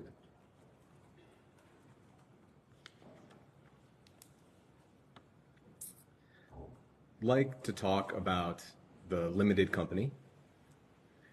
Was Mr. Epstein ever employed by the limited company or any of its affiliated entities? Never. Did Mr. Epstein ever have an informal role with the limited company or any of its affiliated entities? Never. Did he ever provide any services or advice to the company regardless of compensation? Not that I recall. The Vanity Fair article we looked at earlier, I'll just relay the anecdote. You're welcome to look at it if you want to. But it retells a story that in 1996, the Limited was preparing to spin off Abercrombie and Fitch on the New York Stock Exchange. And Epstein, reportedly, flew to Columbus and told your executives that he would decide the share price. Do you have any recollection of that occurring? No. Nil, nothing, never. And the article says that Tom Hopkins, who I think was the vice chair of the Limited at the time, told you at that point that Epstein was a con man. Do you have any recollection of that occurring? No. Okay. I'll note there's been a lot of reporting that Mr. Epstein held himself out as affiliated with Victoria's Secret. We will come back to that topic a little bit later. Were there any instances at all that you can recall in which Epstein got involved in the Limited's business affairs? No.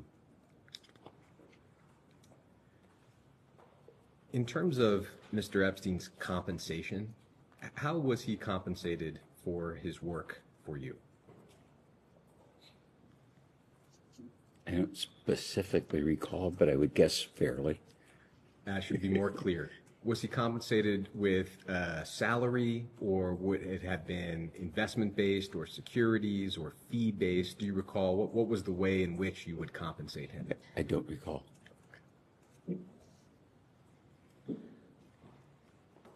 We discussed earlier, I think, that the breadth of his theft from you, I think, has been estimated by your counsels to be the hundreds of millions. Do you recall approximately what Mr. Epstein's total compensation would have been in his time with you? I'm sure I would have known them, but I don't recall.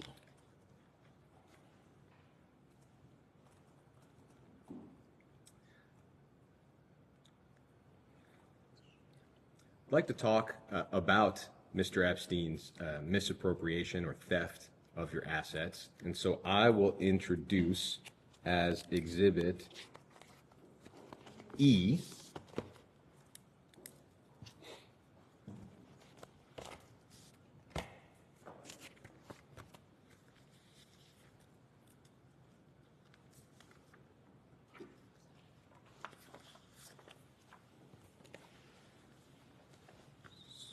So this is an excerpt from a memo that the Department of Justice wrote in December of 2019.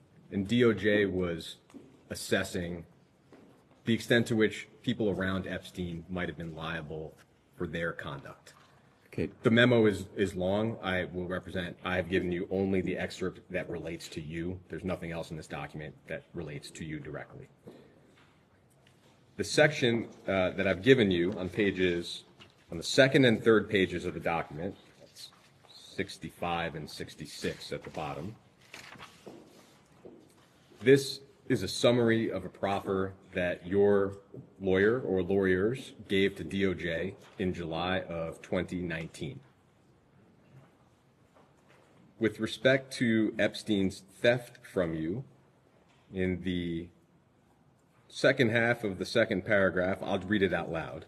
Your attorneys, quote, explained that over his years handling Wexner's finances, Epstein stole or otherwise misappropriated several $100 million from Wexner, That misconduct, together with the fees that Epstein paid himself for his services to Wexner, appears to account for virtually all of Epstein's wealth. So several $100 million is a large but not precise figure. To the best of your knowledge, how much exactly did Epstein steal? I don't know. I don't think I'll ever know.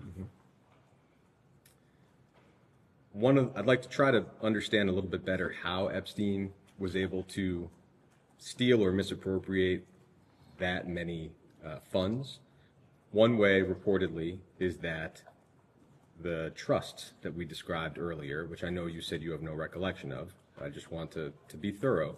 The trusts that he was trustee of would receive gifts of limited stock, and he would then sell that stock on the New York Stock Exchange and then use a portion of those proceeds for his own personal purposes. Do you have any knowledge or recollection of what I just described? I'm effing surprised. I shocked. I didn't know this. Is it that you have not previously heard what I just described? I never heard of it, never saw this document. And it was publicly reported, I think, by ABC several years ago, but not ever on your radar. Never. The report indicates that it was more than or around $1.3 billion of stock that Epstein moved around that way. Not that he kept all of that money for himself, but the total amount of stock sales was over $1 billion. You have no knowledge or awareness of that. I don't know the amounts. The only trust that I'm aware of is my wife set up trusts for our kids, So however she set them up in the amounts, I have no idea what's in them then or now. And then separately, it's been reported that around $20 million of stock and cash were contributed by two of your charitable foundations to one of Epstein's charities. Do you have any knowledge or awareness of that? Effing shocked. I'm appalled. I never heard that. Did you know that? No. Except so.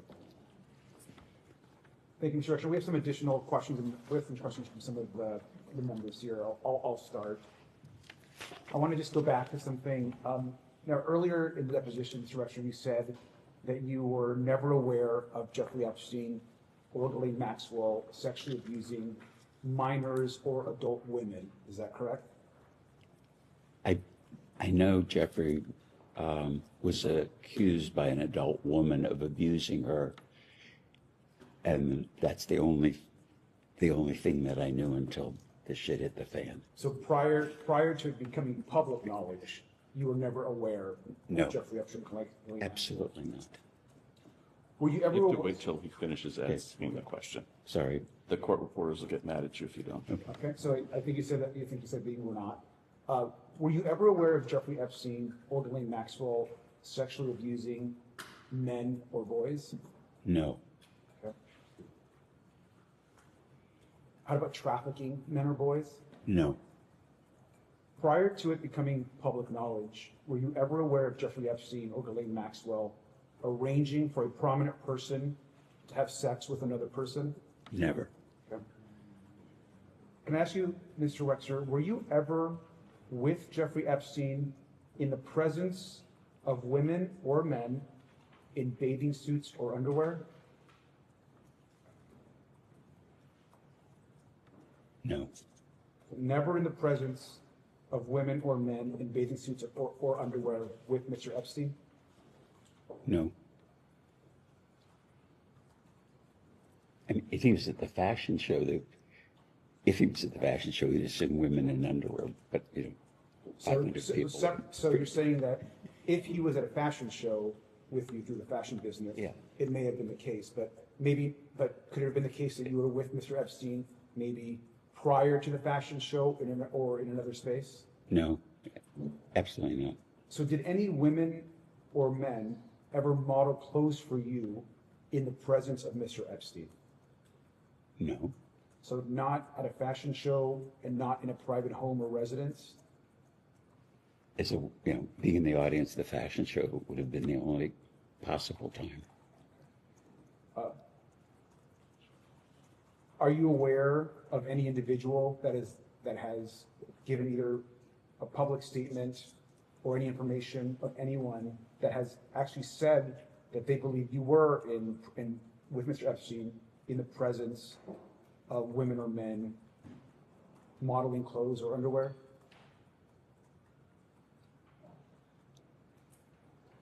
I think the answer is no, but I'm not sure I understand the question. I'll move on. Just a direct question for you, sir. Also, did you yourself ever have a sexual encounter with any individual that was introduced to you by Jeffrey Epstein or Ghislaine Maxwell? No. Did you personally have a sexual relationship with Jeffrey Epstein? No. Are you aware that others have claimed that you had a sexual relationship with Jeffrey Epstein? No. Did you ever suspect, sir, if Jeffrey Epstein ever had any sexual relationships with other men? No. But since it being public knowledge, you are now aware that Jeffrey Epstein had inappropriate sexual relationships with other women. Is that correct? Yes, what I know from the press, the stories, yes. Okay, thank you. Listen, sorry. Thank you. I'd like to ask you about Epstein's properties and your visits to them. Of course, Epstein's New York and New Albany houses were originally yours, we discussed earlier, and you also had a house in Palm Beach, is that correct? Objection. I think he testified that the house in New Albany was Mr. Kessler's. Okay. Sorry, I'm just trying to clarify. No, thank you. And the house in Palm Beach, was there a house that you had in Palm Beach, sir? I did have a house in Palm Beach Okay. Did you ever visit Epstein's home in Palm Beach? once. Can you tell us about that visit? He bought a house in Palm Beach and he wanted me to see it. I think he wanted me and Abigail to see it. And we flew down on like a Sunday morning with friends of ours from Columbus.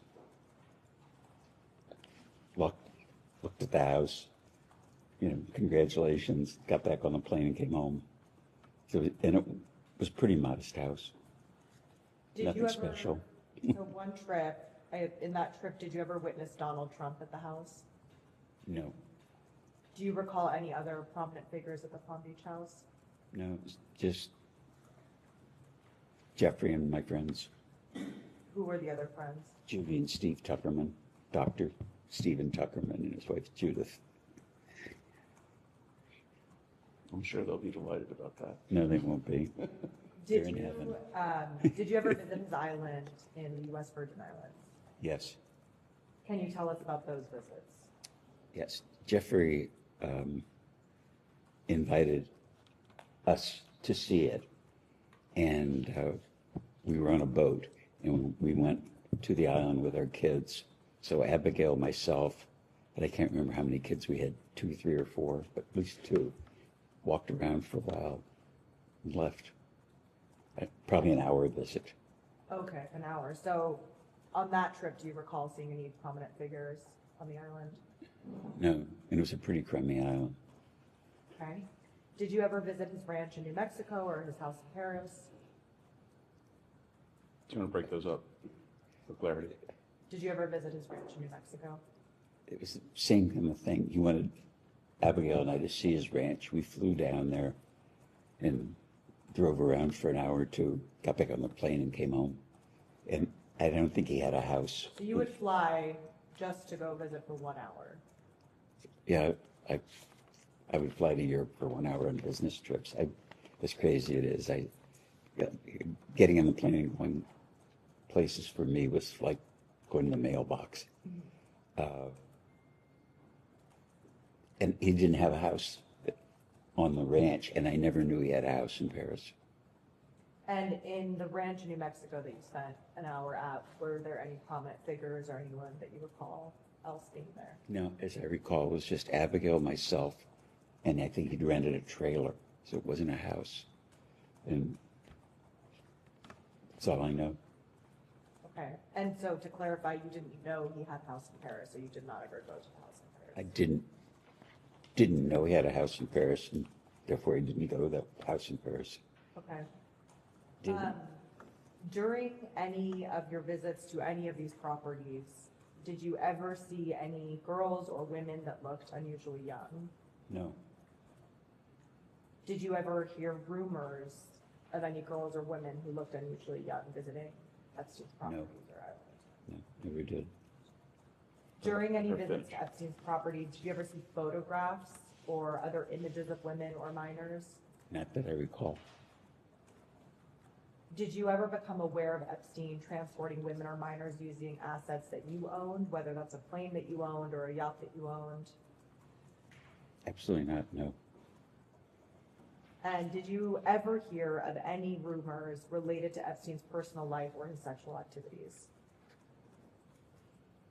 No. Rumors that you may have heard in the grapevine.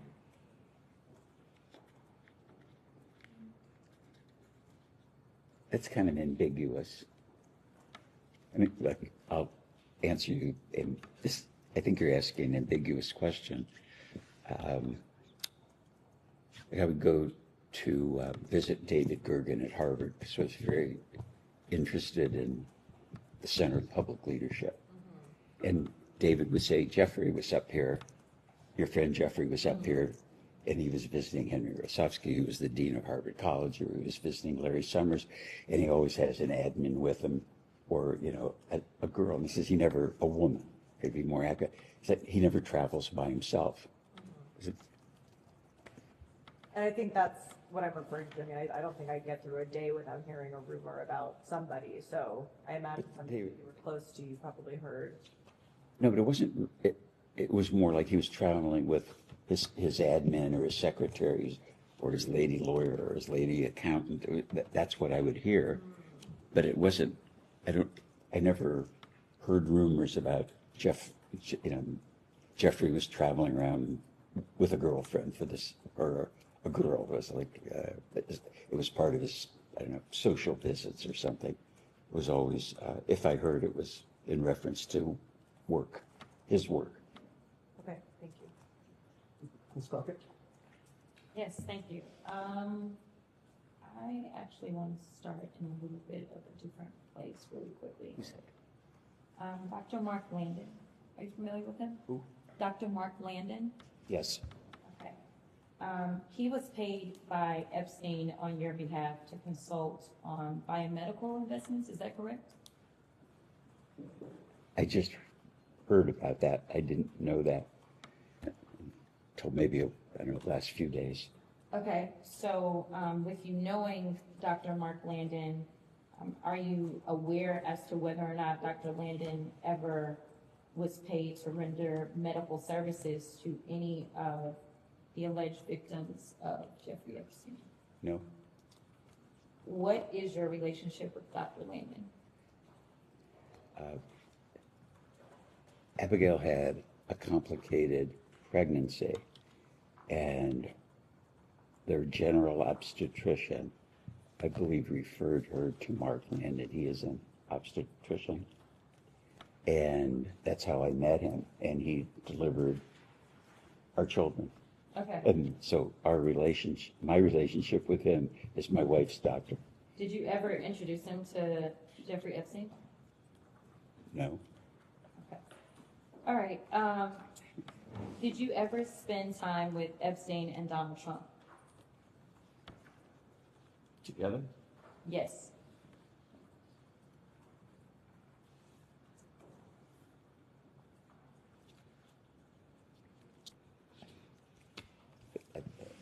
I want to answer this question accurately. I would go to some of the Victoria's Secret fashion shows because it's very important to the brand. At some of the fashion shows, Jeffrey was there and some Trump was there. And I remember because Trump would always introduce himself to me. And I always thought it was kind of odd that he was at the fashion show because he had nothing to do with fashion. So the coincidence of them being together at an event, could have been that, but I have no specific recollection. And never had a social or like a drink or a cup of coffee, something, you know, that would put them together. Okay, so just to clarify, because I want to make sure we're clear on the record, you're saying that you can recall instances potentially where Epstein and Trump were together and you were in their presence, or just a random scenario where Epstein may be there, Trump may be there separately, and then you would be there? It would be at random. That would be accurate. If it happened, but I have no specific recollection. Okay. Did you ever see or become aware of President Trump having a sexual relationship with a person who was introduced to him by Epstein or Maxwell? No. Has Donald Trump ever discussed Jeffrey Epstein with you? Nope. Did Jeffrey Epstein ever discuss Donald Trump with you?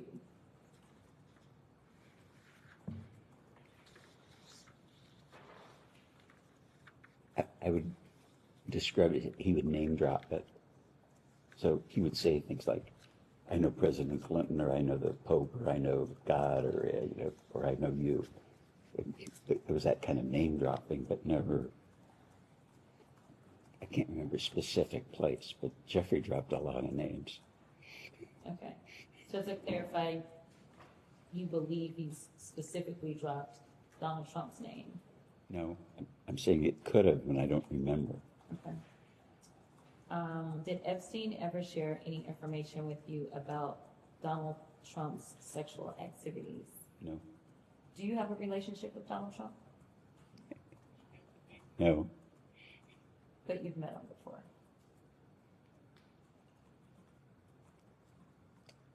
He introduced himself to me at the fashion show a couple of times, but I wouldn't say, hello, how are you? Like you say, met, like in, we knew each other. We don't know each other. He wouldn't. I'd be shocked if he remembered me. Okay. And I know that you specifically mentioned the island, that you have been to Jeffrey's Island. Do you recall seeing any of those persons that Jeffrey Epstein would name drop while you were on his island?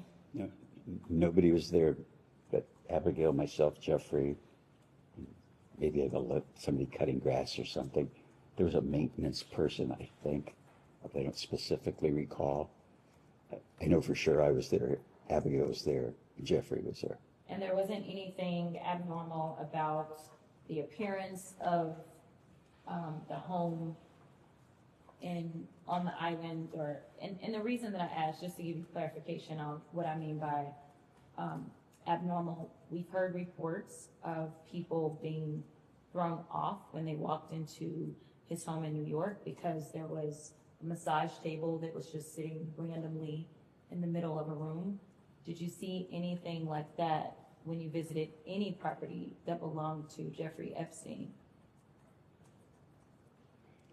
Well, first to clarify, when we visited the island, there was like a Pueblo building, like maybe a one room and a bathroom or something. It was pretty crummy. And the island was crummy.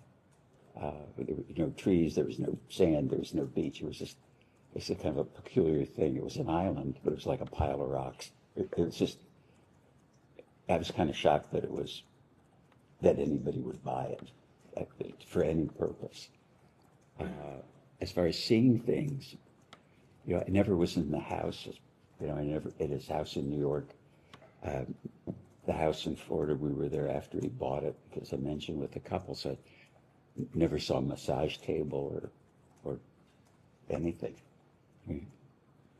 Well, thank you so much, Chairman. Thank you, Mr. Wexner, for your ability to answer a lot of questions. I think when you meet the survivors, it becomes incredibly personal, especially for women on this committee, so I appreciate it. But I'd like to introduce exhibit, I believe it's F. The article is titled, Jeffrey Epstein Made Regular Payments to Ohio State Head of Gynecology. Records show, which is from a local affiliate. It's dated February 10, 2026, and we'll be able to get it to you. And it's about Dr. Landon.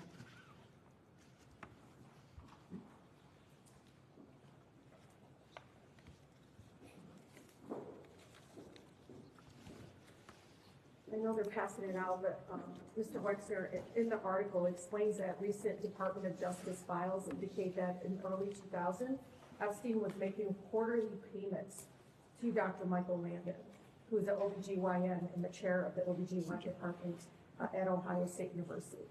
And you said that your wife received services from Dr. Landon, so you know him. Yes.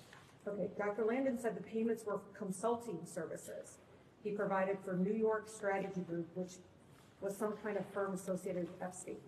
Do you know why? Why was he getting paid the quarterly payment by Epstein? Not a clue.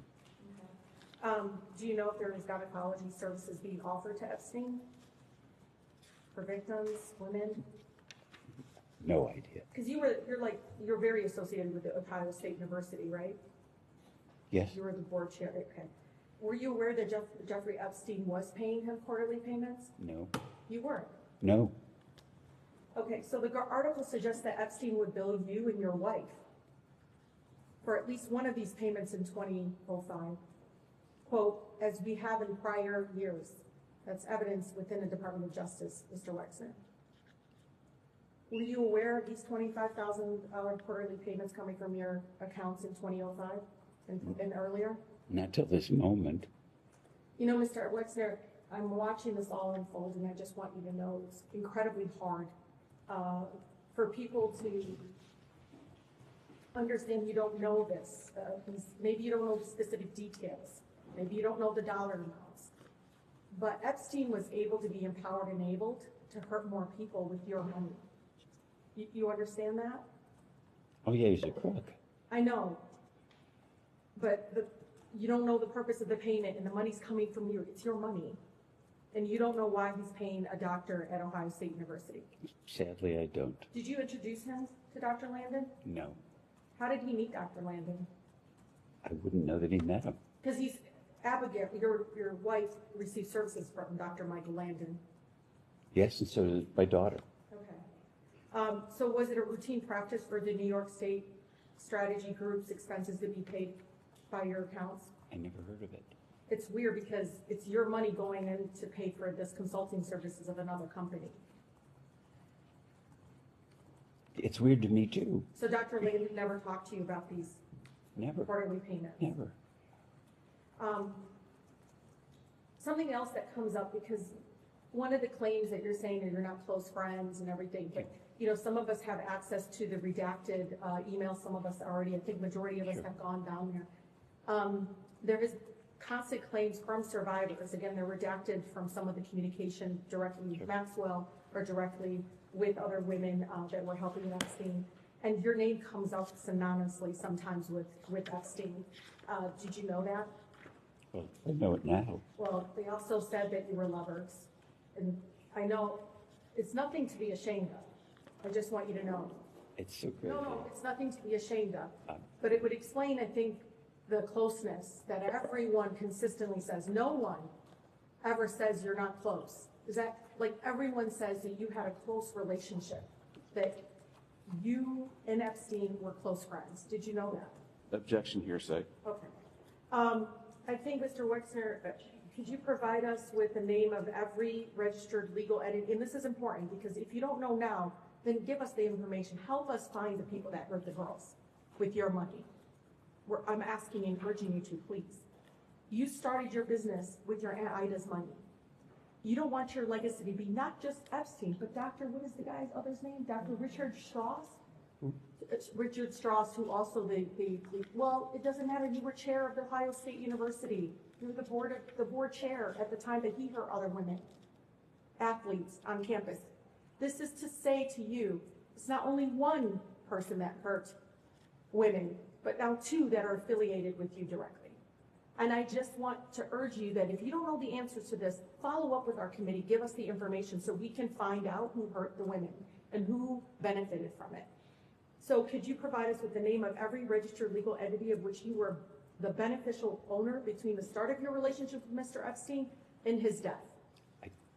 Can you provide that to the committee, sir? I would provide you with everything and anything I could to nail it, son of a bitch. Names, where they were registered, and the date of registration, and the names of whoever acted as the agent of those entities. Can I request that you just put that request in writing and direct it to me, I'll make sure. and we'll take it And- and And respond it's to it. important because, Mr. Wexner, so you know, the women, the survivors told us to follow the money consistently.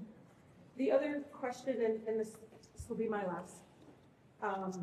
You claim that you have been a victim and defrauded by Epstein, correct? Correct. Then why didn't you file charges, go after him? He used money to hurt girls and probably young men. Why didn't you do anything to recoup your name, which has been synonymous with Epstein? Do you know your name comes up in the emails among victims who never met you, but your name was used consistently?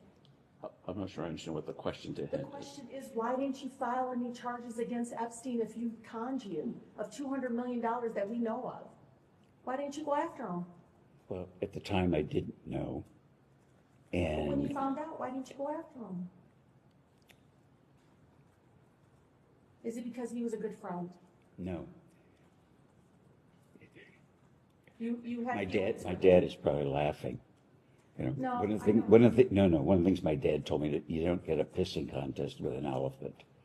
And running a public company for a long time, I'm not good at public relations or financial public relations.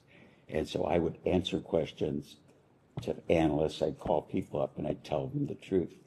And what I learned in the course of my business career is, whether it was my chief of staff, the company lawyer, personal lawyers, what should I do?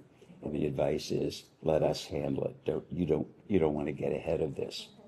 So I'm happy that today is happening Good. because I want to help and I would do everything I can to nail that son of a bitch. And Because they might be hurting Please let him. more. Please let him finish. and I can't tell you how much I value my own ethics, my own moral compass, that it has a true north. And what I think happened, now knowing about all the cons, is that Jeffrey would tell somebody that they were me or this was somebody else. Like, you and I've never met, right? I don't recognize you, but you're a congresswoman.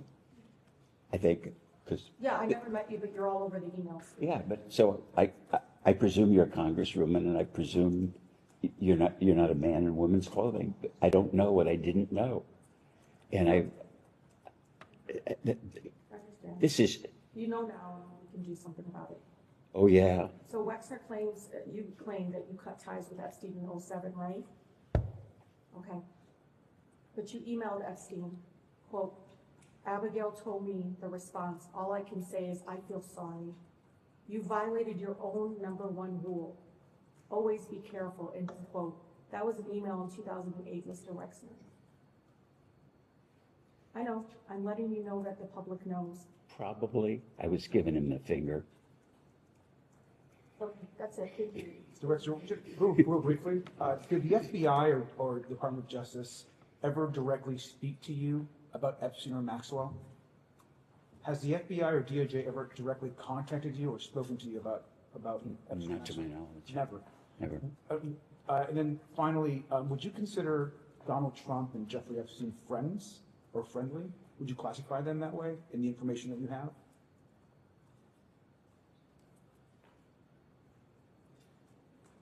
I think it's really two questions. Would I think they were friends? No. Jeffrey Epstein held him out as a friend. Great, thank you. We can go off the record.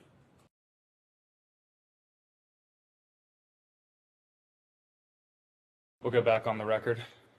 What's that? That is a microphone. Mr. Wexner, it is 1:17 in the afternoon. Our minority colleagues touched on a lot of different subject areas, and I just want to go back through and parse out some things. First, though, I want to enter as Exhibit 5 the letter from Les.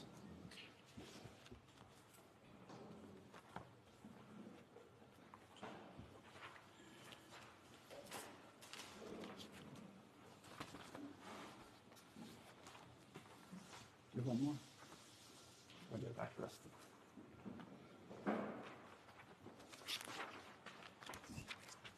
This document is titled Letter from Les, General News directed to the Wexner Foundation community. I will stipulate to you there's no date on here. The date it was posted on the website was August 8th, 2019. Do you guys have any reason to dispute that? In this letter that you wrote in August of 2019, you mentioned that you had that Mr. Epstein had various well-known, respected individuals as financial clients and in his inner circle. My question to you is, could you elaborate a little bit to who some of those financial clients were that you were aware of? Well, it says Epstein represented that he had that. He wouldn't know if he did or not. Were you aware of any of Mr. Epstein's other clients?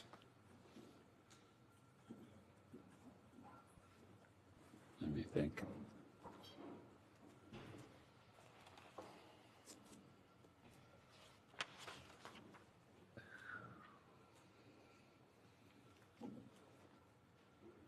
Well, specifically, I talked to Ellie de Rothschild, and so I mentioned that earlier. So he represented their whole family, so there had been a whole bunch of people. I mean, most of them I never would have met, but I knew Ellie. I never met people, but there were people that called me that either insinuated or said they knew Jeffrey through a financial relationship. And so, I mean, they could have been actors, but in the time, a guy calls me up. I'll give you an example. It's just a No, because I want you to understand this, because it's so confusing to me. He would say, like, I'm providing financial advice to the founders of Google. I'm providing financial advice to Jeff Bezos. I'm providing financial advice for the chief technologist at Google. And wow, I'm in good company, because these are really smart guys with a lot of money. And you have to put yourself in the mindset of if my attorney said, he was qualified to argue in front of the Supreme Court, I'd believe him. I didn't say to call the Supreme Court and say, tell me, is he really an attorney or did he do this? And I'd get a phone call from someone like a guy named Meyerwald. Who said he was the chief technology of Google. Jeffrey has been helping me, he's financial advisor. I told Jeffrey I was building a boat. He told me to call you. I had never built a boat, because I hadn't. But if I wanted to build a boat, I would go to FedShip, because reputationally they're the best boat builders. Then, it was, and that's the part that is so embarrassing, is what a commie was. And if I don't know, you believe your priest or your minister, your rabbi is what they are, you believe them. And it was mostly phone calls of people would say, or if you'd bump into somebody, Jeffrey's my advisor, or Jeffrey's talked to me about stuff, or Jeffrey's helped me with financial things. I can't remember specifically, but as I look back at it, it was part of the con. So I never met Meyerwald. Can I have 1 second? Because I think it will move this thing along a little faster. Tell him stories, okay? Just answer the question. Mr. Wexner, you mentioned some of these phone calls from other individuals, boasting about their ties with Mr. Epstein. Do you have a recollection of when most of these would have occurred, these phone calls? Pretty regularly, but I can't remember any of them. Understood. In Majority Exhibit 3, your statement from this morning, your written statement from this morning, you mentioned on the second page, I believe it is, second paragraph, approximately middle of the paragraph, that you consulted Ace Greenberg and Jimmy Kane of Bear Stearns Epstein's former employer. Did I read that correctly? Correct. What did you reach out to Mr. Greenberg and Mr. Kane about at Bear Stearns with regard to Mr. Epstein? Checking references. And as far as checking those references, did anything come up surprising to you about Mr. Epstein's background? All positive. And you also mentioned, well, let me take a step back. Bear Stearns has mentioned and previously reported that Mr. Epstein didn't have a degree or some of the proper qualifications for his job there. Did you have any reason to doubt the qualifications of Mr. Epstein when it related to being your financial advisor? I don't recall that I ever questioned that. That is, he had a degree. I don't remember asking the question. And so going off of that, other than making some phone calls to some individuals, did you ever formally check into Mr. Epstein's past? Not beyond talking to the people I mentioned. Understood. You also state, sorry to jump back and forth, the letter from Les Exhibit 5. That same paragraph, the third one in the middle there, the last sentence after the comma says, "I believed I could trust him." What about him, meaning Mr. Epstein, did he do that you thought you could trust him?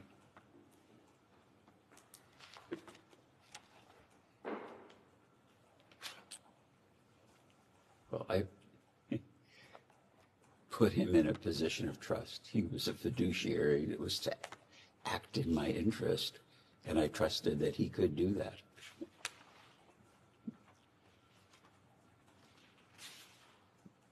And your trust in him came before he actually handled any of your finances. Is that correct? Correct, because initially he was like a friend of a friend who I perceived of as being skilled to review Harold's work. Understood. Moving along a little bit, you may have touched on this with our minority colleagues. What was the rough portfolio that Mr. Epstein was handling for you? Probably all my personal finance, houses, equipment, cars, just inventorying of stuff. The stuff, I don't know, all the financial things that someone would handle outside of their business.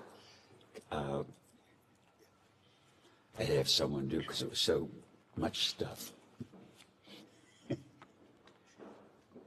And the financial advisor previous to Mr. Epstein, did that individual have power of attorney? I don't specifically remember it, but I think he did. And Mr. Epstein did have power of attorney over your financial matters? Yeah, as did Dennis. And why did this become your practice to give them power of attorney?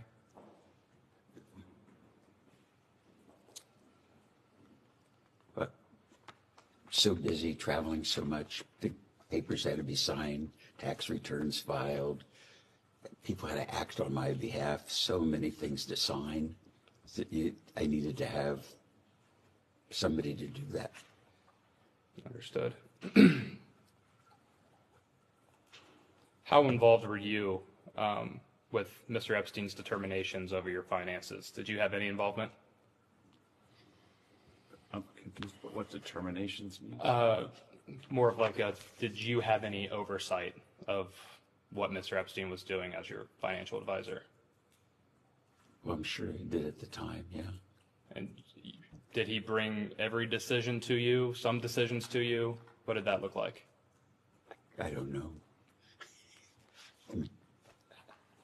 I was running a 20-division business, had community responsibility. So if you ask me what the president of the university brought to me or what the head of the foundation, I can't remember, but I was involved in everything except just a lot of stuff.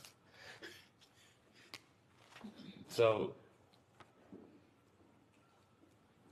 is it a fair characterization of your testimony that Mr. Epstein had pretty wide latitude over your financial affairs?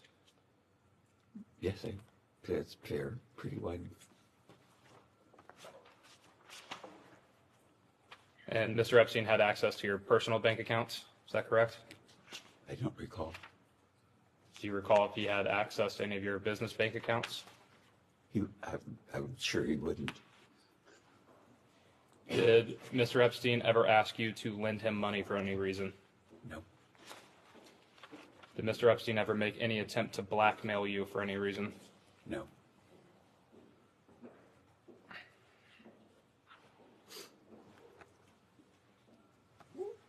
Did Mr. Epstein's control over your personal finances extend to any decisions that affected the rest of your family members?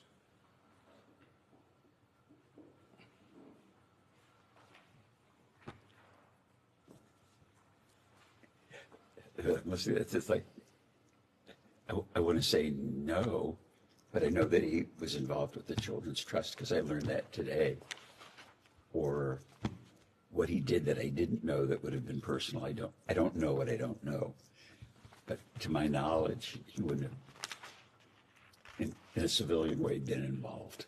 And just to clarify to your testimony earlier about setting up trust for your children, it was Mr. Epstein who helped set up the trust for your children?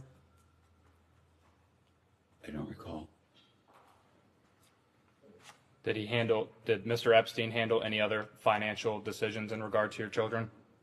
Not that I'm aware of.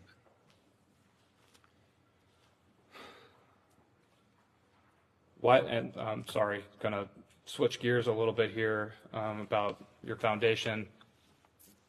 Why ultimately did Mr. Epstein become a trustee of your foundation? Just convenience for signing documents, financial oversight, not for the not anything that would be the operation of the foundation, its purpose or review of people. It was just part of the complexity of my personal life.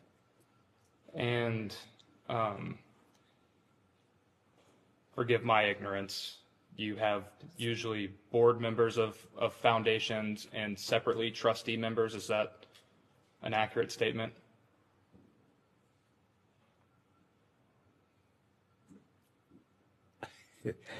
I wish I'm kind of ignorant too. I think we just had trustees. Okay. And just to clarify, Mr. Epstein, did he receive any compensation for his role on the board of the Wexner Foundation? Not to my knowledge.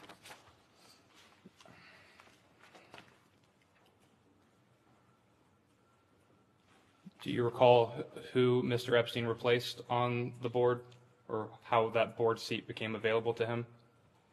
No. Did your mother used to be a member of the foundation board? I think so. And was, due to circumstances, was she forced to step down from the board? No. She left her board position willingly?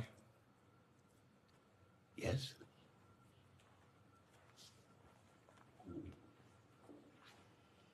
Was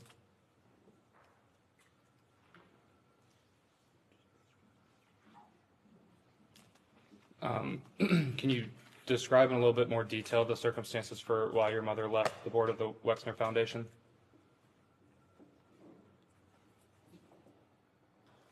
I don't recall. Probably age.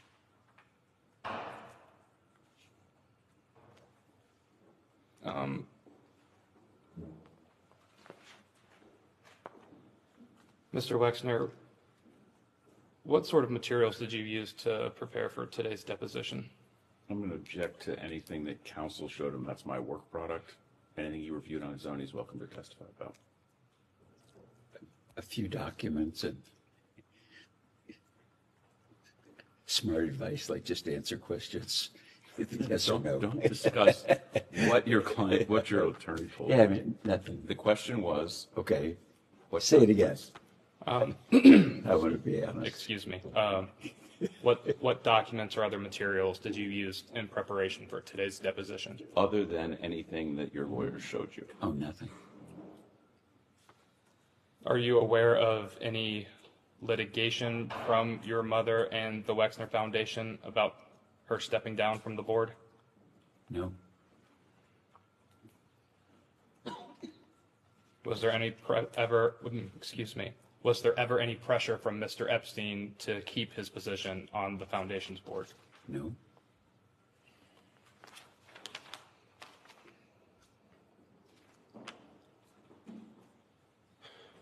When you were in the, I'll call it the prime of your career as a CEO over your company's incorporation,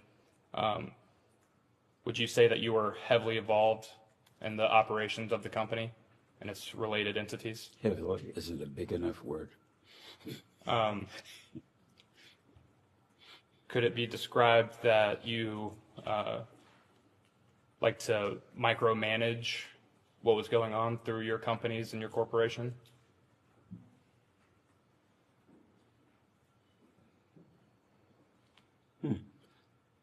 No.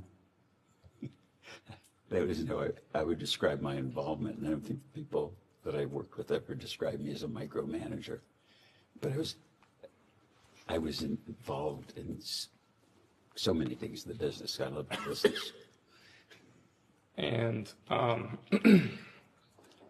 did you ever face any criticism from your corporation or its related entities about allowing Mr. Epstein to handle finances in any way?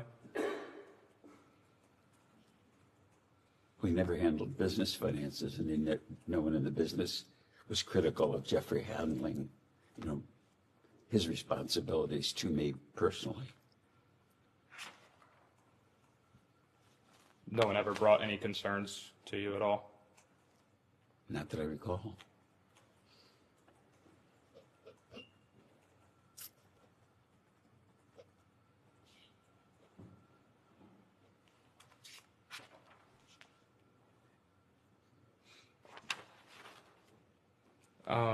I want to circle back again to some testimony you provided earlier. You testified that Mr. Epstein stole large amounts of money from you. Is that correct? Yes, I did. That's a restatement. And I can't recall, did you know some partial amount of how much he stole?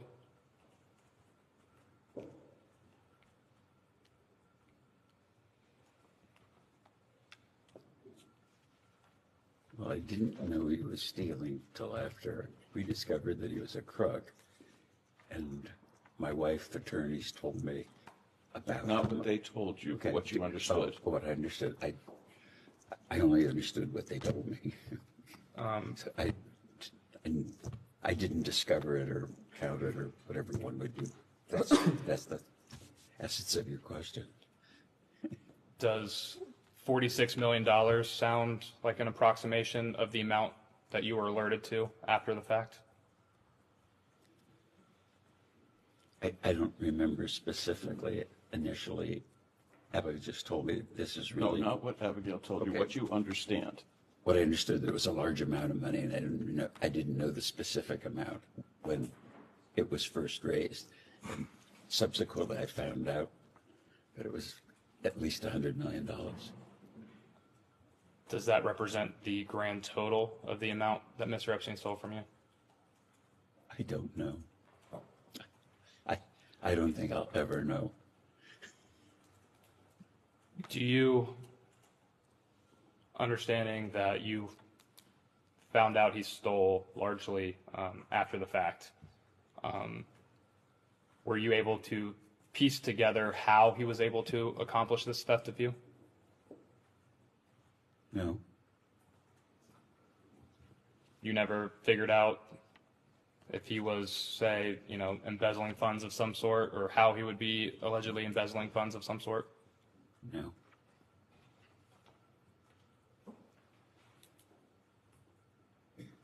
And you testified earlier that you did not end up pressing any charges against Mr. Epstein for the theft of your funds. Could you briefly explain to me why, again, you decided not to? Advice of advisors. Advice of advisors.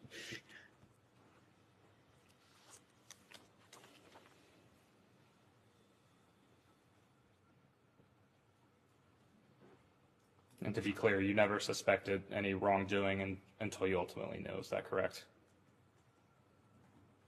Correct. Did are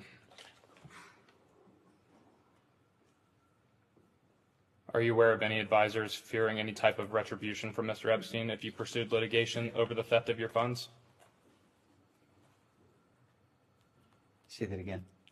Did your advisors have come to you with any fear of retribution from Mr. Epstein if you threatened litigation over the theft of your funds? No. No, I don't remember that at all. Are you aware of Ghislaine Maxwell having any role in the theft of your funds? No. I want to move now to the New York City townhome, 9 East 71st Street. I believe you first purchased that home before Mr. Epstein lived in it. Is that correct? Correct. Do you remember the time period in which you would have bought it? Best guess?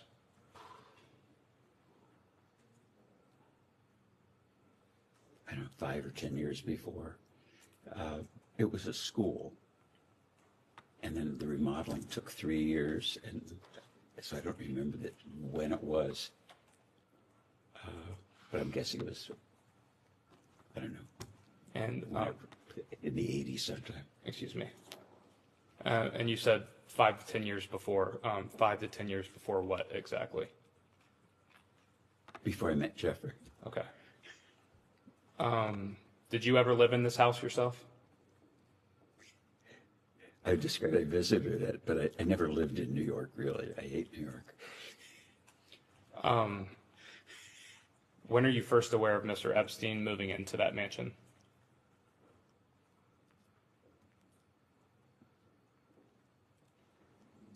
Well, he moved in sometime after I sold it to him, but I don't know when that was.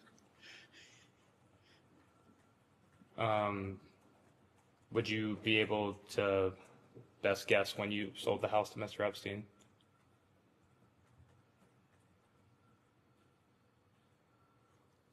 It would have been after 1993. Okay. Are you aware that the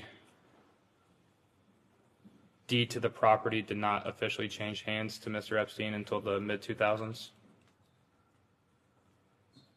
No.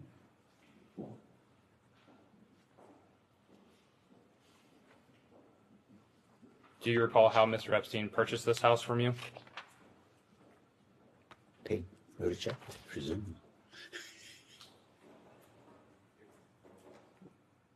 And the sale of this townhome was at the time that Mr. Epstein was managing your personal finances. Is that correct? Correct. Is it possible that Mr. Epstein sold the house to himself without your knowledge? No, I would know, or I know, of course, that he bought it.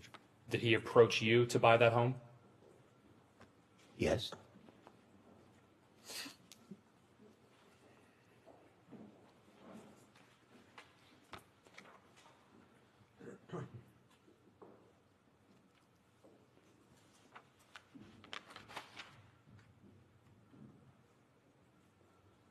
Do you recall approximately how much money you sold that townhome to Mr. Epstein for? I think about $20 million.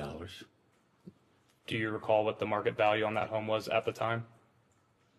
I believe it was $20 million. So you believe you got a fair deal for selling that home? I believe so, yes.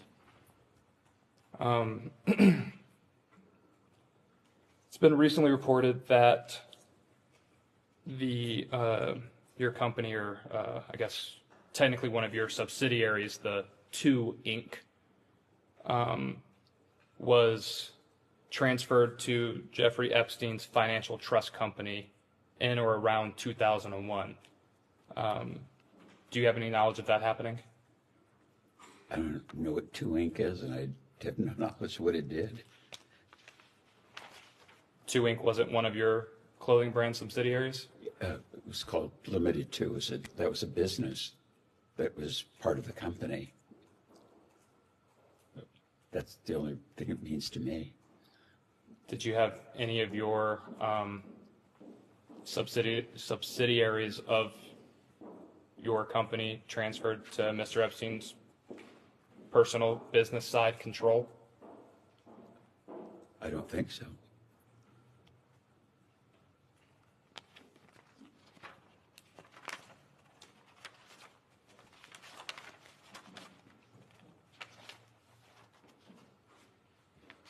We previously, we'll switch gears on you again. We previously mentioned accusations from Maria Farmer, and there were a subsequent set of allegations from another individual. Are you aware of who Virginia Giuffre is?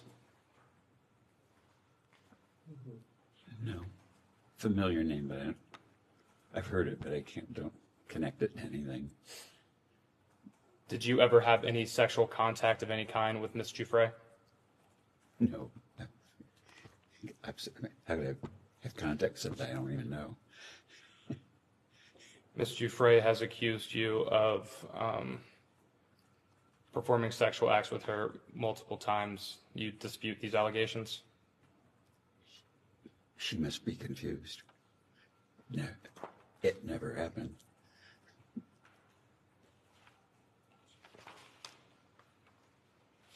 Did Mr. Epstein ever bring up Miss Giuffre to you? No, not a familiar name. Ever mention Miss Giuffre giving you a massage? No. Did Miss Maxwell ever bring up Miss Giuffre to you? No.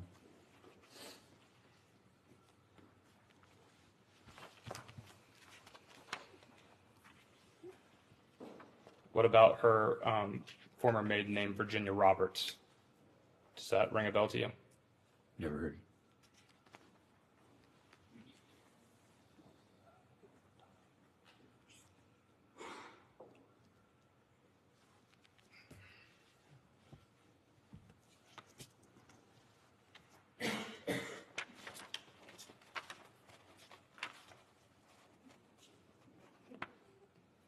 I want to return to some things we discussed earlier in the day about travels with Mr. Epstein. I believe it was your testimony that Mr. Epstein was only on your corporate jet when you were present. Is that accurate? Yes, to my knowledge. And to your knowledge, I believe it was your testimony earlier that there would be surprise parties in which the jet was traveling to a location for one of those parties, but you could not recall Mr. Epstein being at the party. Is that correct? Correct. If Mr. Epstein was not attending the party, what were the purposes of his travel with you on your corporate jet? I don't know.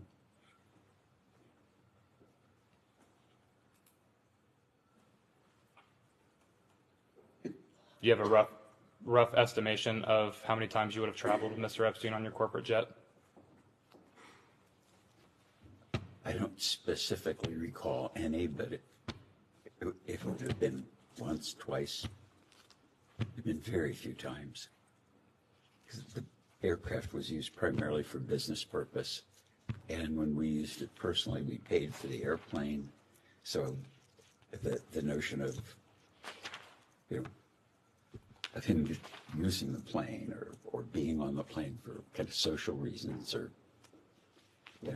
just bumming a ride kind of thing just never happened with anybody. And I take that to mean you also never flew Mr. Epstein to locations where any of his various homes were located. Absolutely not. No, as absolutely not. I never did that.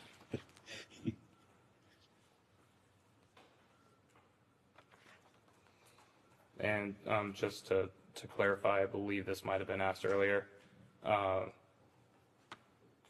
Did Mr. Epstein ever bring guests on these flights? Not that I recall. Your corporate plane at that time was a Boeing 727. Is that accurate? We had two aircraft, 727, and we replaced it with a 737. And I don't remember. They looked alike except for their motors, so I can't remember. I know which came first and which came second, but I can't tell you in time. And just to back up for a brief second, did you keep detailed flight logs for the personal travels on your corporate jet? I believe we kept flight logs on our business aircraft and our personal airplane, always. And the corporate jet, did you sell one of these airplanes to Mr. Epstein? You mean the company? The company, yes. Yeah, the company sold an airplane to Mr. Epstein. Do you recall when that sale was made? No. Can you guesstimate when that sale was made? When they delivered the 737, I don't know when it was.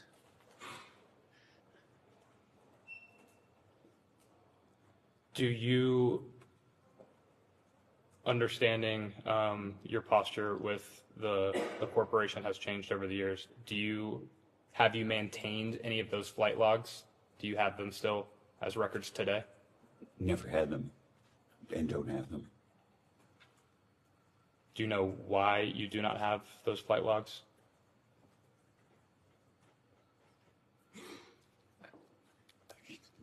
I would assume CEOs don't keep flight logs of their company airplanes. That's a kind of shocking question.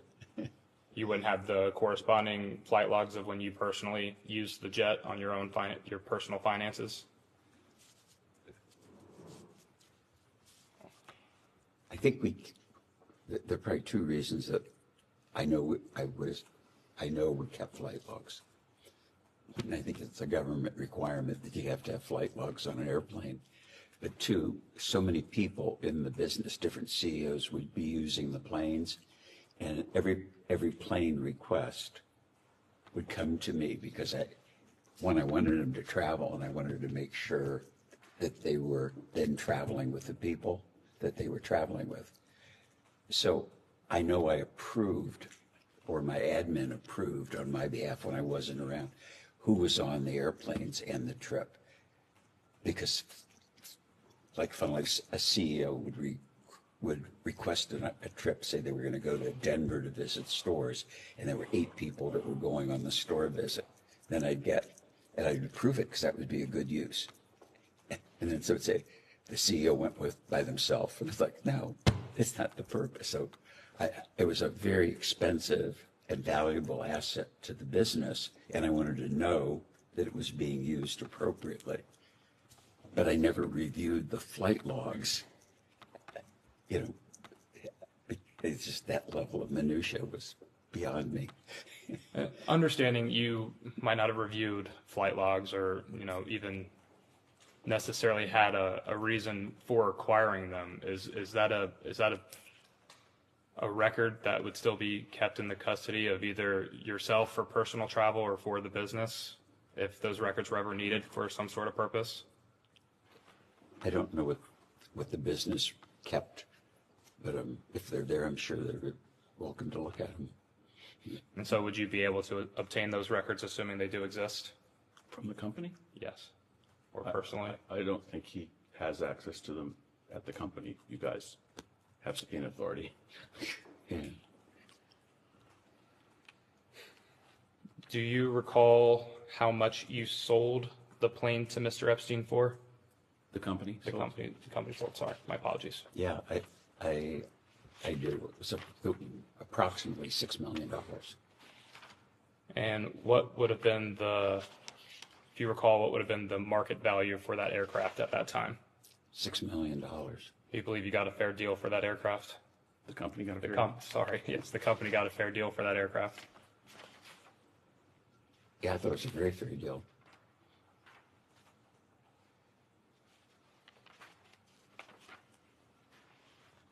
Similar question to Mr. Epstein's acquisition of the New York townhome.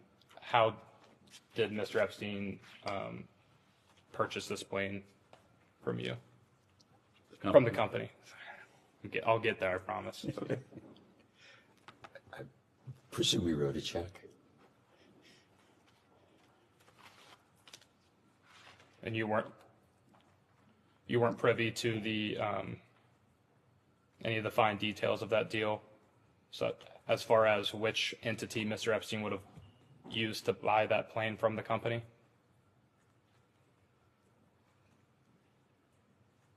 No.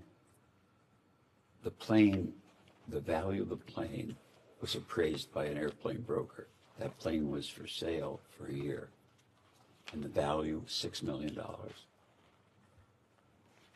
That's all I know. Understood.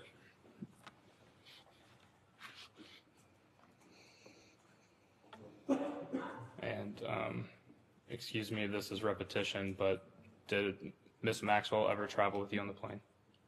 On the company's plane? Not that I recall. Did you ever fly on an aircraft owned or operated by Jeffrey Epstein? Absolutely not.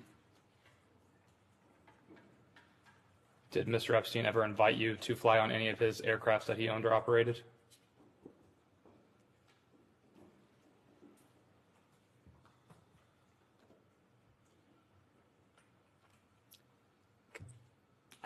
I think he might have, but I can't specifically remember the circumstance. Some of this is really difficult to remember because Jeffrey was such a con, and as I look back at it, that's it. He was much better at being a crook than I am as an honest person, and I think for the committee to understand this, the con part, I can't imagine a bigger crook or con the world has ever seen. Do you recall what rationale you would have had for declining taking flights with Mr. Epstein on planes owned or operated by him? I was busy, very busy. In busy years, I was in the air flying on business purpose in the air 300 to 400 hours a year.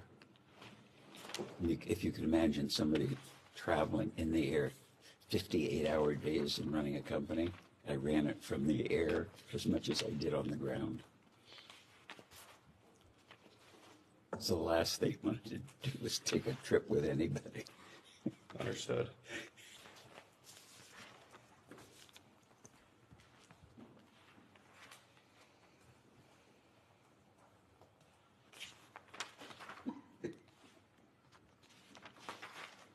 So the same people? I don't recognize all of them. Oh, okay. Just focus on one. Okay. One of the subsidiaries of your corporation was Victoria's Secret, is that correct? Correct. And what is Victoria's Secret known for primarily?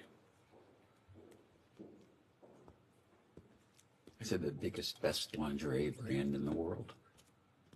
And kind of like Nike is to running shoes. Understood. And what type of events would occur to market or advertise that company while you were in control of it? It was print advertising, it was TV ads. A lot of the marketing was point of purchase, the design of the stores, and of course the fashion show. was kind of a magical thing for the brand. And I believe you touched on this a bit earlier. Were you aware of Mr. Epstein holding himself out to be affiliated with Victoria's Secret? Only once. When were you made aware of that?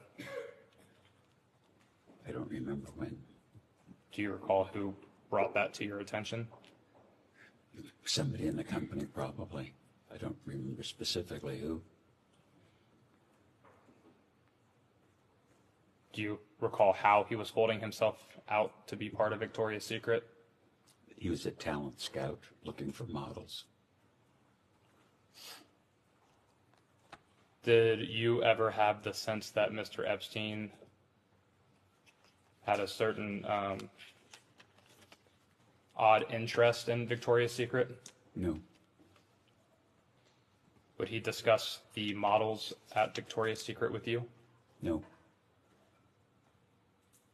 Would he ask you to attend Victoria's Secret fashion shows? Would he ask me? Correct. No. Did you ever personally invite him to any Victoria's Secret fashion shows? No. I never invited him to any business event, let alone the fashion show.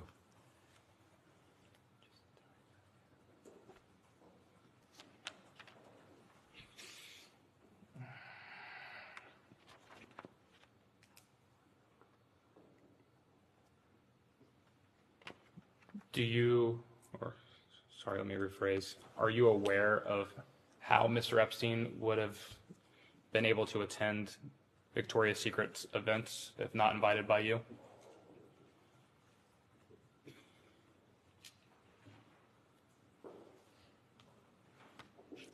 I would presume he would have called somebody in the business and said, could I come? Could I get a ticket? I know that we were, for business reasons, very careful about the audience that was there, and about, I would guess, 2/3 of the audience were employees, store managers, people that had done heroic things inside the brand, because it was a big company event, and all the CEOs of all the companies in the company were invited. And so the people that were outside the company wasn't what I was concerned about. I was more concerned about internally that people came, or that should come, or were at least invited, because if not, it would have been like the right thing to do. So.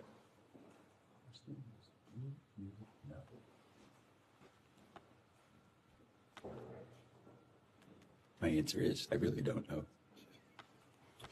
Are you aware of Jeffrey Epstein having any other contacts within Victoria's Secret specifically?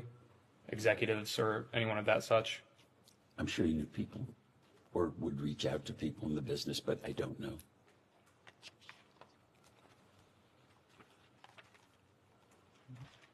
Did you ever make executives at Victoria's Secret aware that you would prevent Mr. Epstein from coming to any fashion shows or around any models? Not that I recall.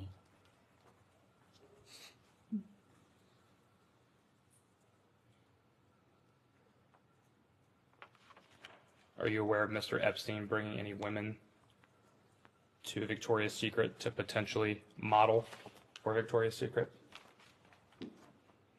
No.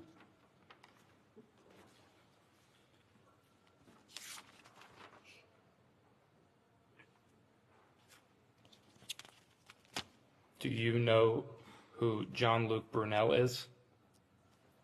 Never heard of him.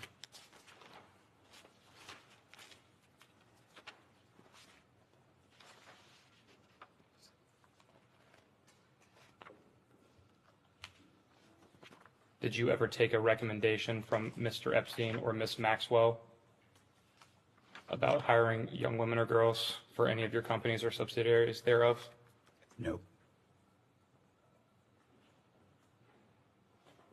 Did Mr. Epstein ever suggest to you that he could find models on your behalf for Victoria's Secret? No.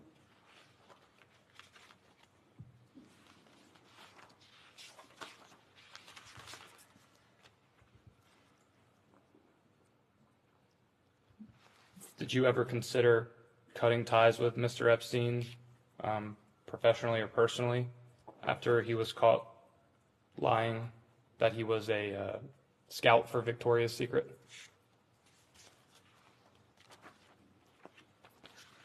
I guess the answer would be, if I thought he was, I would have fired him.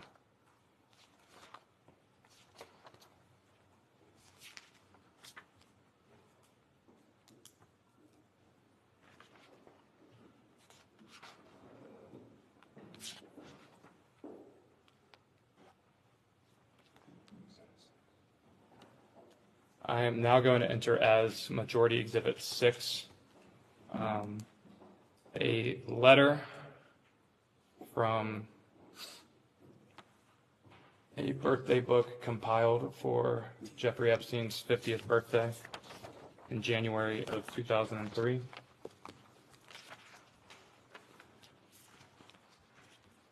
I will give you a second to familiarize yourself with the letter. What's exhibit number? 6.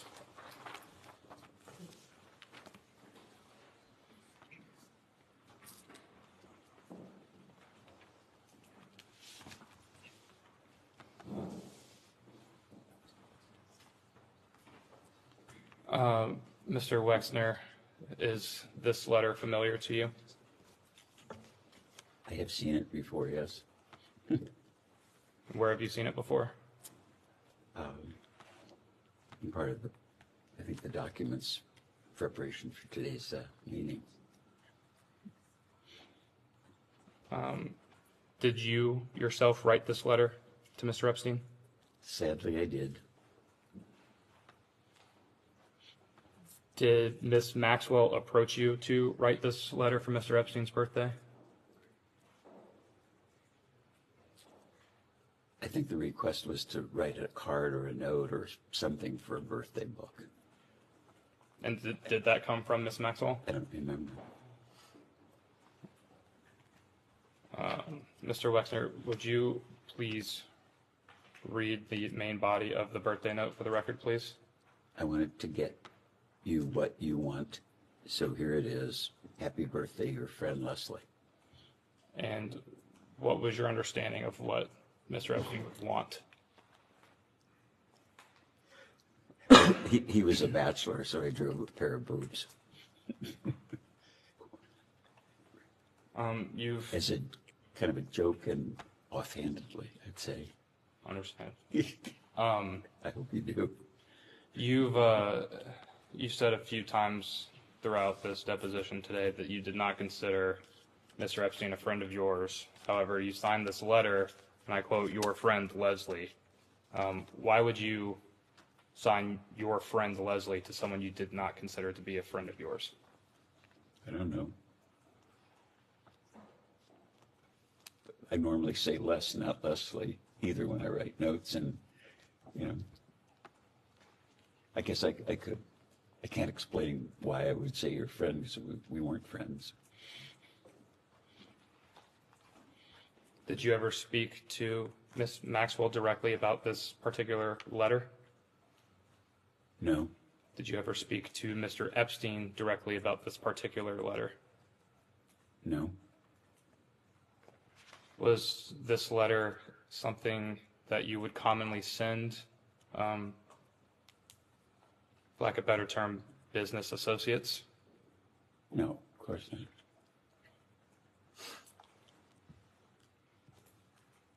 I was trying to be funny.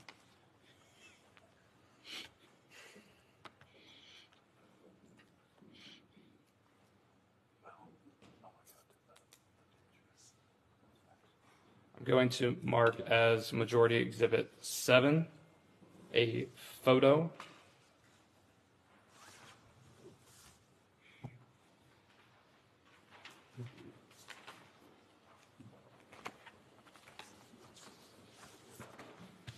I'll give you a second to review. Give one more.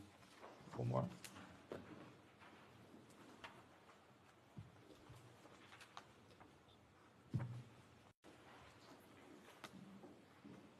Are you in this photo? Yes. And Mr. Epstein is also in this photo? Yes. And a third individual is redacted in this photo? Yes, Do you have any way of knowing who the redacted individual in this photo is? I know who the redacted person is in this photo. Who is that redacted person? My wife. Understood. Do you And recall? the man in the back is Peter Lurson, and the picture was taken in Bremen when the boat was launched. We got a bunch of pictures of the boat launching. Do you recall what year that was?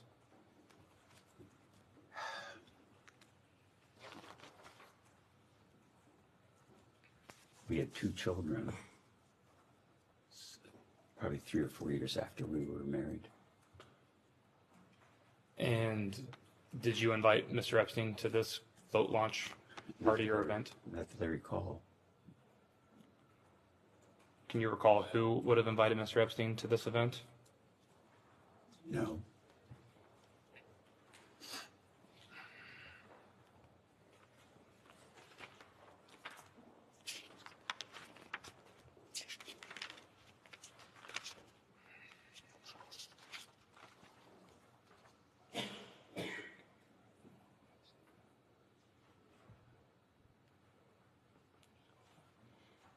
It is 2:08, and the majority will end this hour now and go off the record.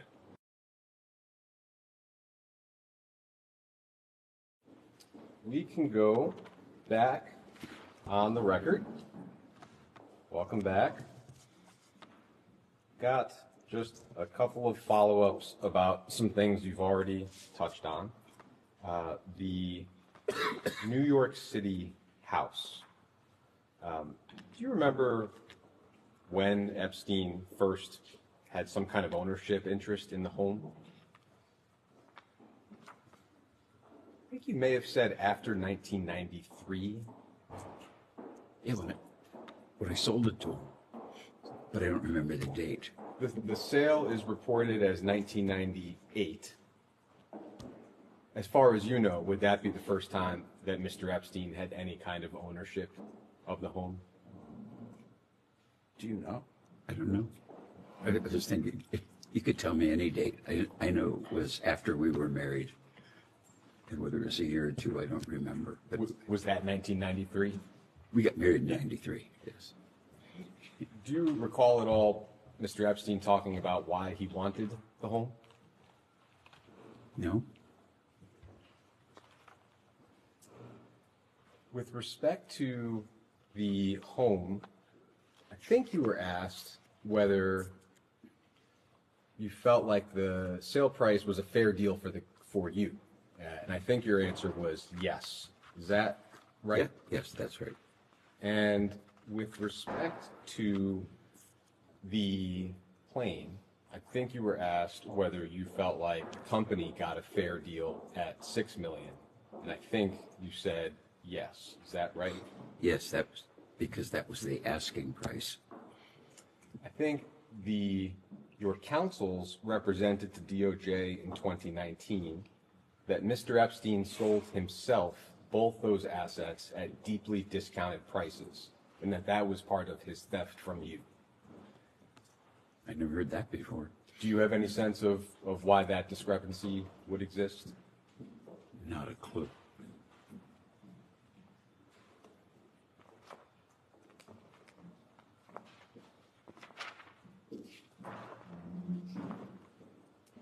In terms of Mr. Epstein's repayment to you, I think your counsels also represented that he repaid you about $100 million in 2008. Would you have any knowledge of exactly how much he repaid you or how? No.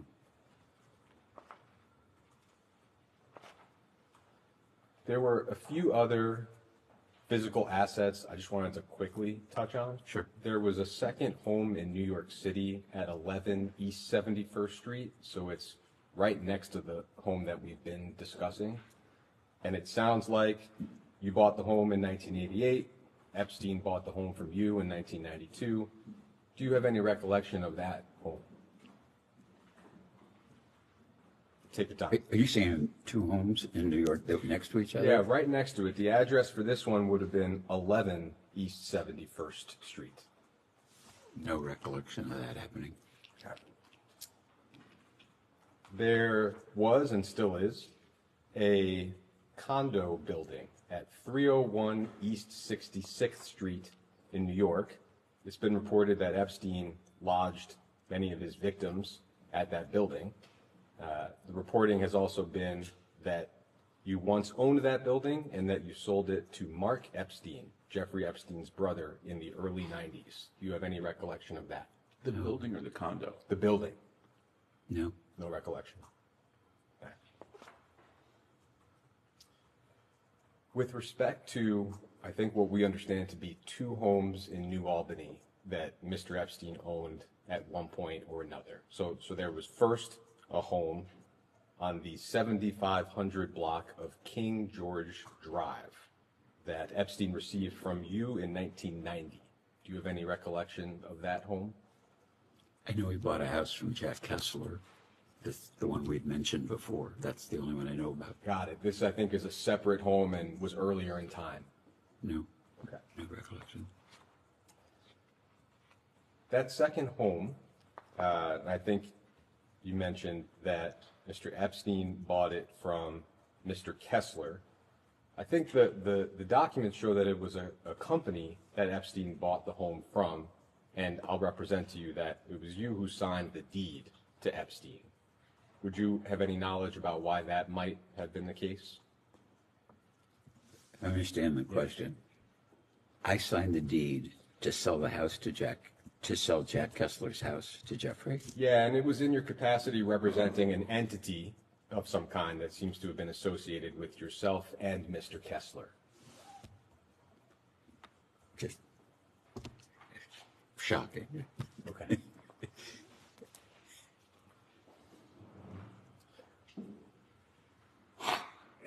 Does it ever occur to you that stuff like that could be just forgeries? I think in this case, He asked the not question. likely. No, I mean, it's like, it's okay. Me signing a deed to somebody else's house is just, It's okay. okay, I'm sorry.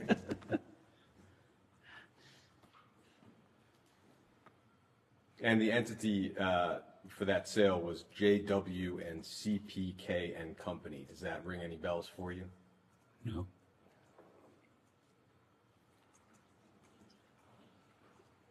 What is the history of that home, if you recall? In other words, was it originally built for Mr. Kessler to live in? Was it his primary residence? Yeah. And what do you recall as the purpose of the sale to Mr. Epstein? Why would Jeffrey Epstein, why did he buy that home, if you recall? First of all, I didn't recall that he bought it. I don't remember that. I know Jack had financial problems, and he came to me and said, I've got problems, I got to sell my house. That's all I recall about it. I don't think I was ever in the house. Do you recall Epstein purchasing it at the time? Were you aware of that? No, I wasn't.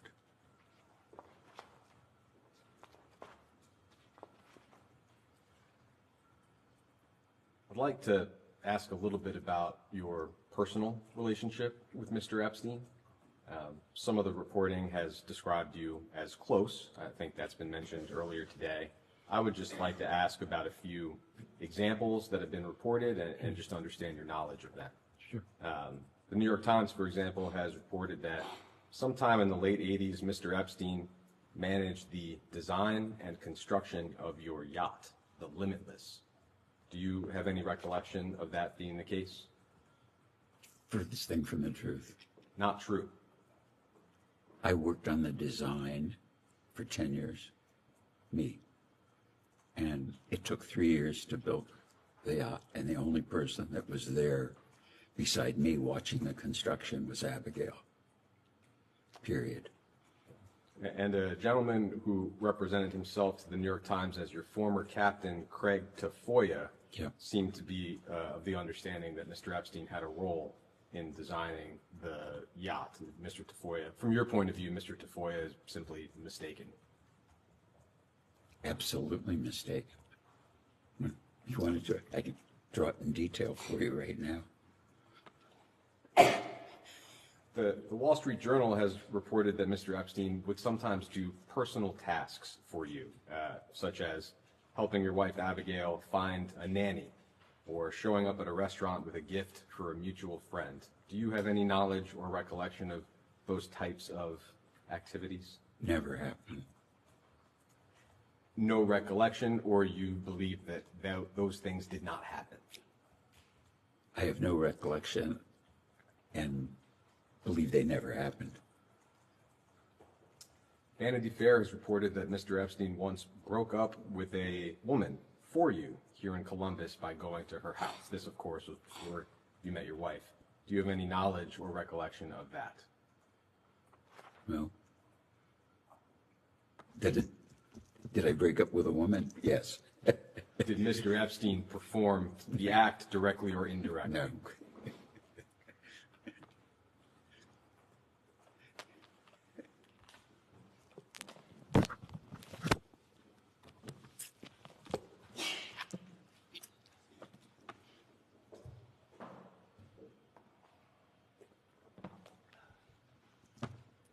I'd like to introduce as Minority Exhibit G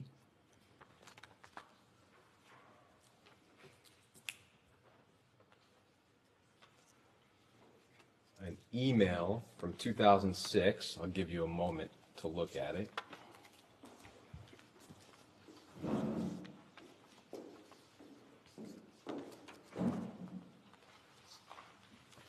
I'll only be asking about a very short part, but feel free to scan it. What it looks like is an email from Mr. Epstein to somebody with a limited brands address, D. Larson. I don't know if you would have an idea of who that probably is. My admin, Don Larson. Great. Can we have a chance to just read the email? Sure, of course. Thanks.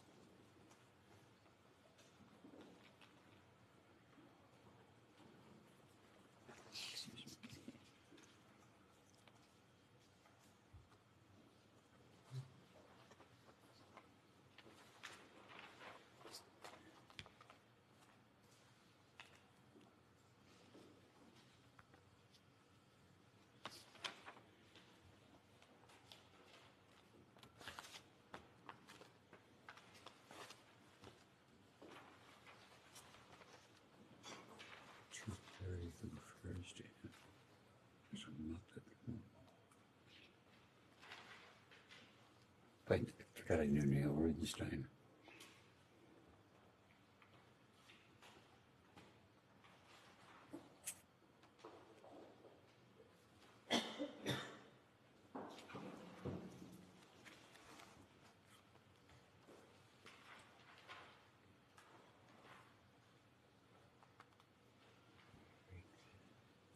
And at a certain point, I'll just direct your attention to a sentence. Yeah. No, that's fine. It's just, he's not on this, so. Yeah. So, Just trying to get it. at the very end of this email, Mr. Wexner, I would say close to the very end, there's a sentence that starts with, I believe that this information. And if you see that, I'm sure your counsel can guide you to it. And I'll read that out loud. This is a long email. It seems to relate to business topics and people. But Epstein signs off by saying, I believe that this information belongs to you, and under gang stuff rules, I cannot simply be the repository of people's hushed calls and not share with you. And the subject of the email is, for Les's eyes only, please do not circulate. So the phrase gang stuff rules, is that a familiar phrase to you in this context?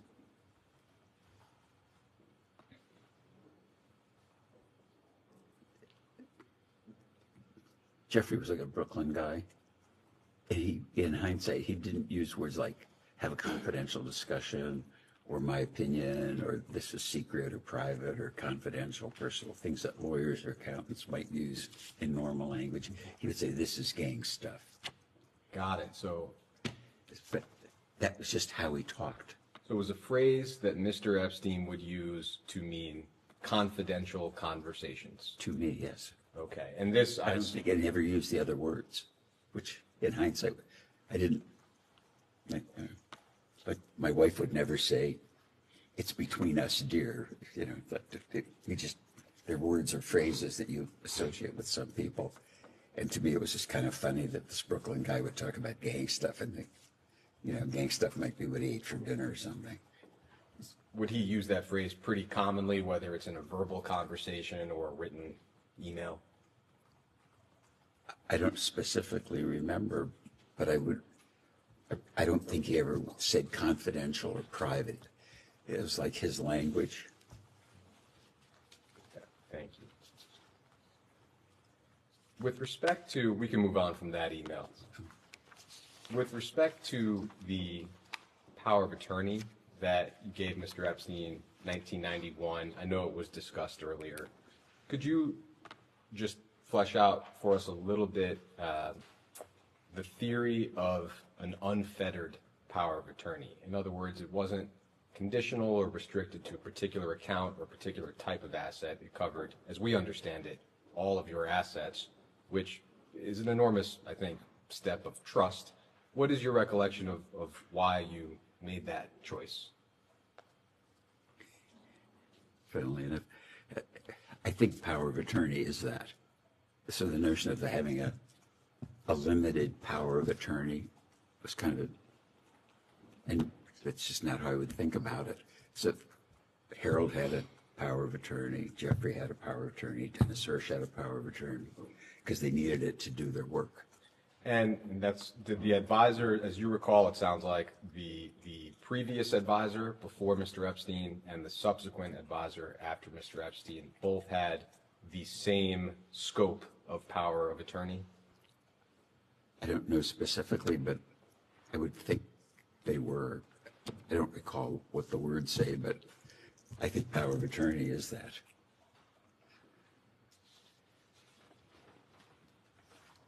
We've seen reporting, I think in the New York Times, that you accompanied Mr. Epstein to visit the White House in 1993, a few months after President Clinton took office. Do you have any recollection of that? Absolutely didn't happen. Didn't happen. Well, I'd been at the White House, but the only time I was at the White House when Clinton was president, he invited a group of like 20 CEOs from around the country to get feedback on the economy. And that was said. And I was there like the president of one of the lumber companies, the chairman of JP Morgan, Sears, companies like that. I was kind of the smallest fish in that bowl. But it was that purpose. And Mr. Epstein was not present? Of course not. So, as far as you know, you did not visit the White House under any administration with Mr. Epstein? I never visited the White House under any administration, under any circumstance with Mr. Epstein. Okay. That I'm positive of.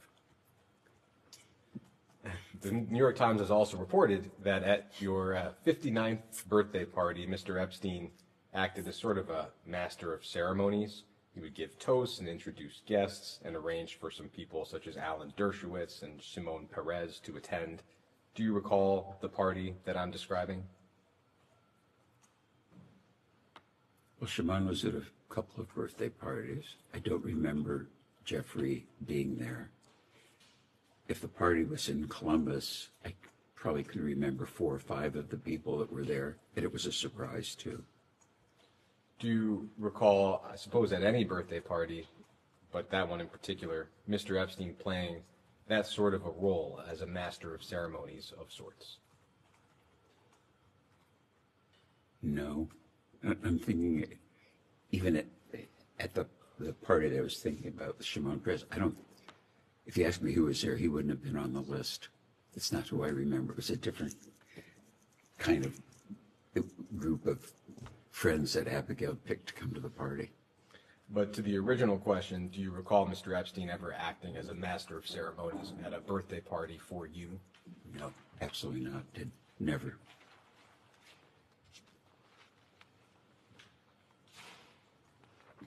You're going to keep quoting the New York Times? It's a good thing I don't read newspapers very often. That's crazy.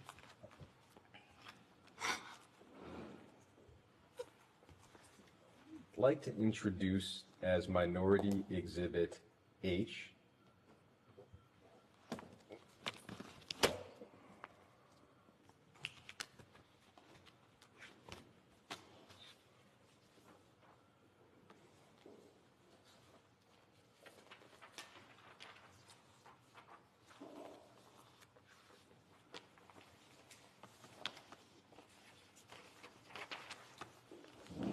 I'll give you a moment to look this over. It's just one page.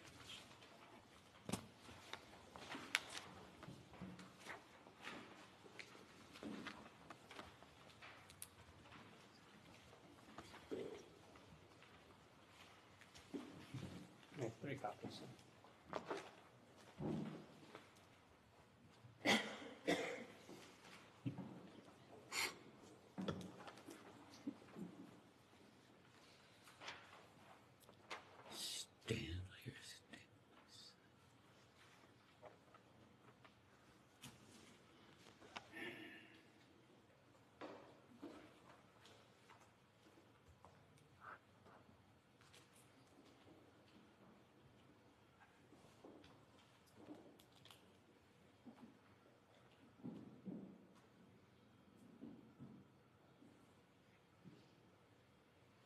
So this is a file that was part of the recent DOJ release, and it's some kind of draft or fully composed email from Mr. Epstein. It appears to be intended for you. We do not have knowledge of whether you ever received it. Did you ever receive this email? No. Sorry, just for the record. Did you ever receive this email? I never received this email. Underst- Letter or whatever it was. Understanding that you have not received it and therefore have not previously seen it, is that correct? Other than anything that counsel may have shown him. I would like to touch on a few discrete parts of it. Mr. Epstein, at one point early in the email, says that, quote, "I owe a great debt to you as frankly you owe to me." Would you have any sense of why he might feel that way in general, or did he ever express that type of a sentiment to you? No. When I saw this, like, I know what you do or people do, they write letters to the file. I've never written one, like a memo to myself. And so I read this and I thought, this is like cover your ass kind of thing. And it just doesn't even sound the way he speaks. And just nonsense in it. He also said, quote, "As I'm sure you recall, you didn't sit with your mother or sister or Sharon when a conflict arose, as I did it for you. You didn't sit with Jack Kessler, Stanley, or Stanley's son. I did it for you." Do you have any sense of what Mr. Epstein might be referring to there? Well, I don't know what he's referring to about my mother or my sister. I know who Sharon was. Stanley, I presume, was our previous attorney, Stanley Schwartz, and his son worked in our business and,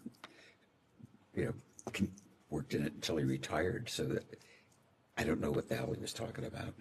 Did you ever ask Mr. Epstein to mediate a dispute or otherwise insert himself into a dispute with the individuals he mentioned here, your mother or sister or Sharon, for example? No. Mr. Epstein also says that, quote, "Abigail and I sat, she asked many questions, she made many unfair, aggressive, and false accusations, none of which could have been fully answered without violating a confidence with you." Firstly, do you have an understanding of what he's referring to in terms of Abigail and he having a conversation? My wife and I have no secret, so the fact that he's having a secret, it's just nonsense. He goes on to say that you and I had gang stuff for over 15 years, a great deal of it that she was unaware of. I had no intention of divulging any confidence of ours, no matter what accusations she made. So Mr. Epstein at least seems to be asserting that there was something confidential between you and he that your wife was not aware of. Do you have any sense of what that might be? No. I'm going to object to the whole thing. This is why we have the hearsay rule, but keep going. Mr. Epstein goes on to say that, quote, "I always told you I would never under any circumstances give it up or put you in harm's way, no matter who, what, or when." Do you have any sense of what he might be referring to there? And I'll need a verbal audible. No, absolutely not. This is cover your ass psychobabble as far as I'm concerned.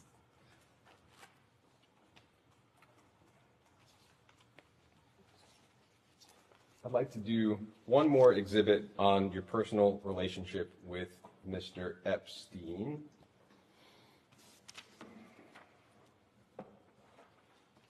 So this will be Minority Exhibit I.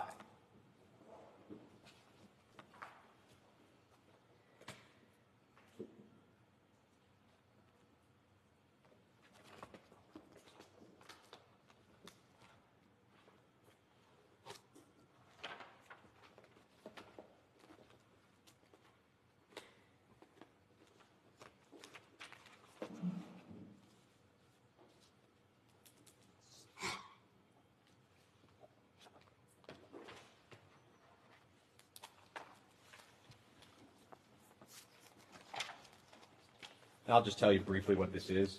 Oh, good.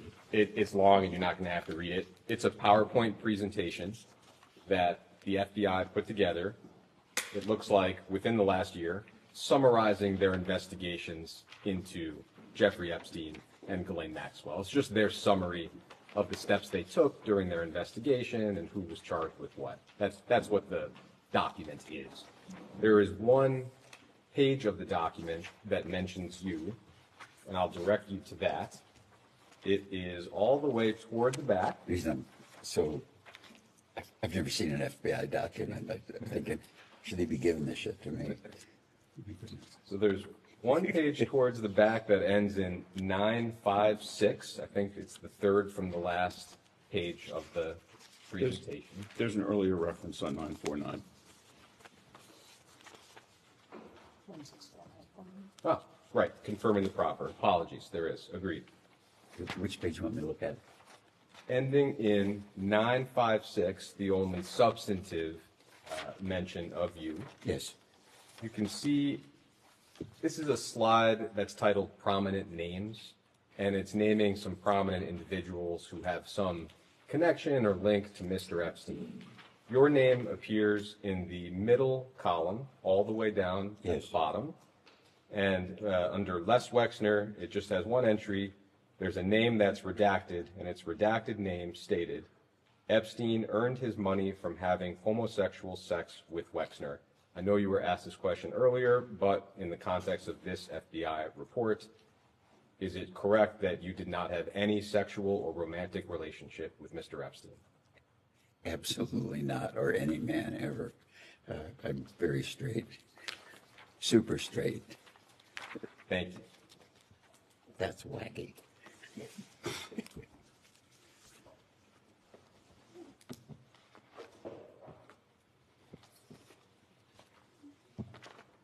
Do we get to keep that?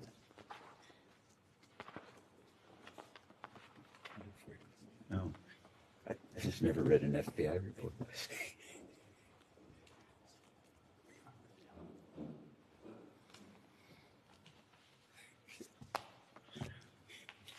Bud? Thank you, Mr. Wexner, for your testimony here today. Just wanted to start with a question around U.S. Senator John Husted, and it's been reported that you gave him something like $117,000 in donations. Is that correct? I think you mean John Husted? John Husted, yeah. I don't know how much money I gave him. Would that sound about right? It's a substantial sum. Well, I'm thinking, I met John when he was a state representative. I'm sure I helped him. I helped him politically when he ran for lieutenant governor. I probably contributed to senatorial campaign. So is it possible over time I would have given him that much money? It is. Well, let me maybe be but more I don't accurate. remember. I think it was recently reported that you gave him $117,000 sometime shortly before he voted no on releasing the Epstein files. Would that sound familiar? No. No? Did you or any of your representatives ever lobby Senator Husted or anybody else in the federal government to prevent the release of materials related to the Jeffrey Epstein files? Absolutely not. Did you or your representatives ever request that the Department of Justice redact your name in any files? No. Absolutely not. Wanted to move on. Now, I remember the document we was referenced a little earlier mentioning former Prime Minister Ehud Barak. Did you ever have a relationship with the former prime minister? Can you define relationship? Sure. Any relationship? Do you know Prime Minister Barack? If so, could you elaborate on how familiar you were with him? Well, I was only with him a couple or three times in my life. I happened to be in Israel when he was elected, but before he was sworn in as prime minister. We had a brief meeting in his political office. It wasn't the government office. May have met him in Israel when he was prime minister, but I don't recall. I know that I had dinner with him and I think his wife and daughter and Abigail in New York after he was out of office, I think. I don't think he was prime minister. Did you ever communicate with the prime minister outside of personal meetings, phone calls, emails? He came here once, I think, for Jewish community stuff, and we went to a football game.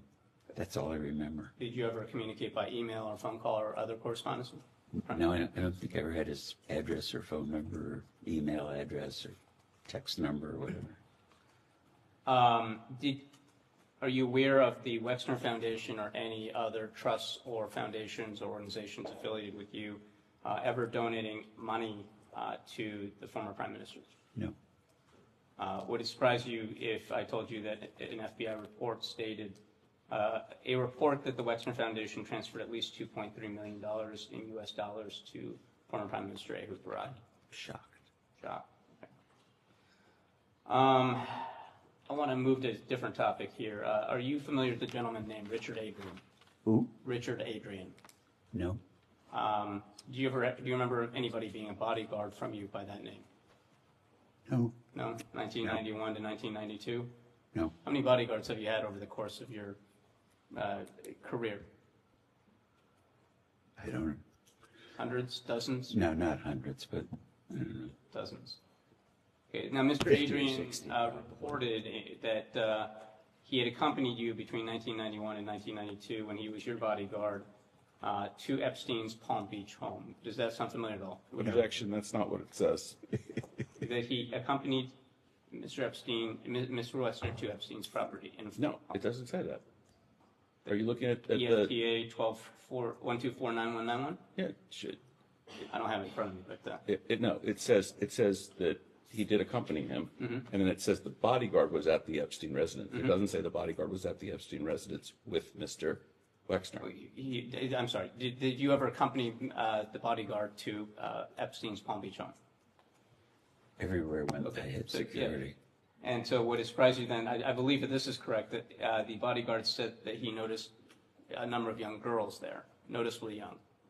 You've never seen young girls at the Epstein property? I was only there once for an hour, and I was there with my wife and another couple. Okay. I have one last question, and then I'll kick it back. You mentioned a couple of times that you received $20 million for the mansion on 71st Street in Manhattan. How was that money transferred to you? I don't know. You don't know? Like, nobody, how do you know it was ever paid to you? Well, I guess Abigail would have known. Abigail wouldn't know? Whether it was a check, whether it was a money order, whether it was, a bag of money. I have no So idea. $20 million, and you just take someone say so for it? No, $20 million is a lot of money, and airplanes cost a lot of money too, and I don't know exactly how we pay for them, or if we sold an airplane, exactly how we get paid. But we've bought and sold personally a few airplanes, and you could ask me the same question. I don't know. And so I think we have a number of media references, New York Times, I think the Wall Street Journal, Bloomberg, all noting that no cash was transferred at the time of a essential transaction. No exchange of money was noted at the time. So do you have any records, like after the fact, after you learned that Jeffrey Epstein, as you put it, stole from you, did you ever look into how that money was transferred to you? No. No? Didn't strike your interest, even though you knew that Jeffrey Epstein was stealing from you? Once I knew he was stealing from me, it was, again, my wife is a very competent business attorney. We have good accountants. I believe good counsel, and that's not what I do. And I don't go back and if I fired somebody in the business, I didn't follow them to see if they behaved badly again. They were done. That's just Let me then follow up and ask, did your wife ever mention to you how the money was transferred? No. Or that it was transferred? Objection as to spousal privilege, but he's already answered. All right, thank you very much then. Mr. Wexner, Steve Lynch, Massachusetts. How long did you know Mr. Epstein? When did you first meet him?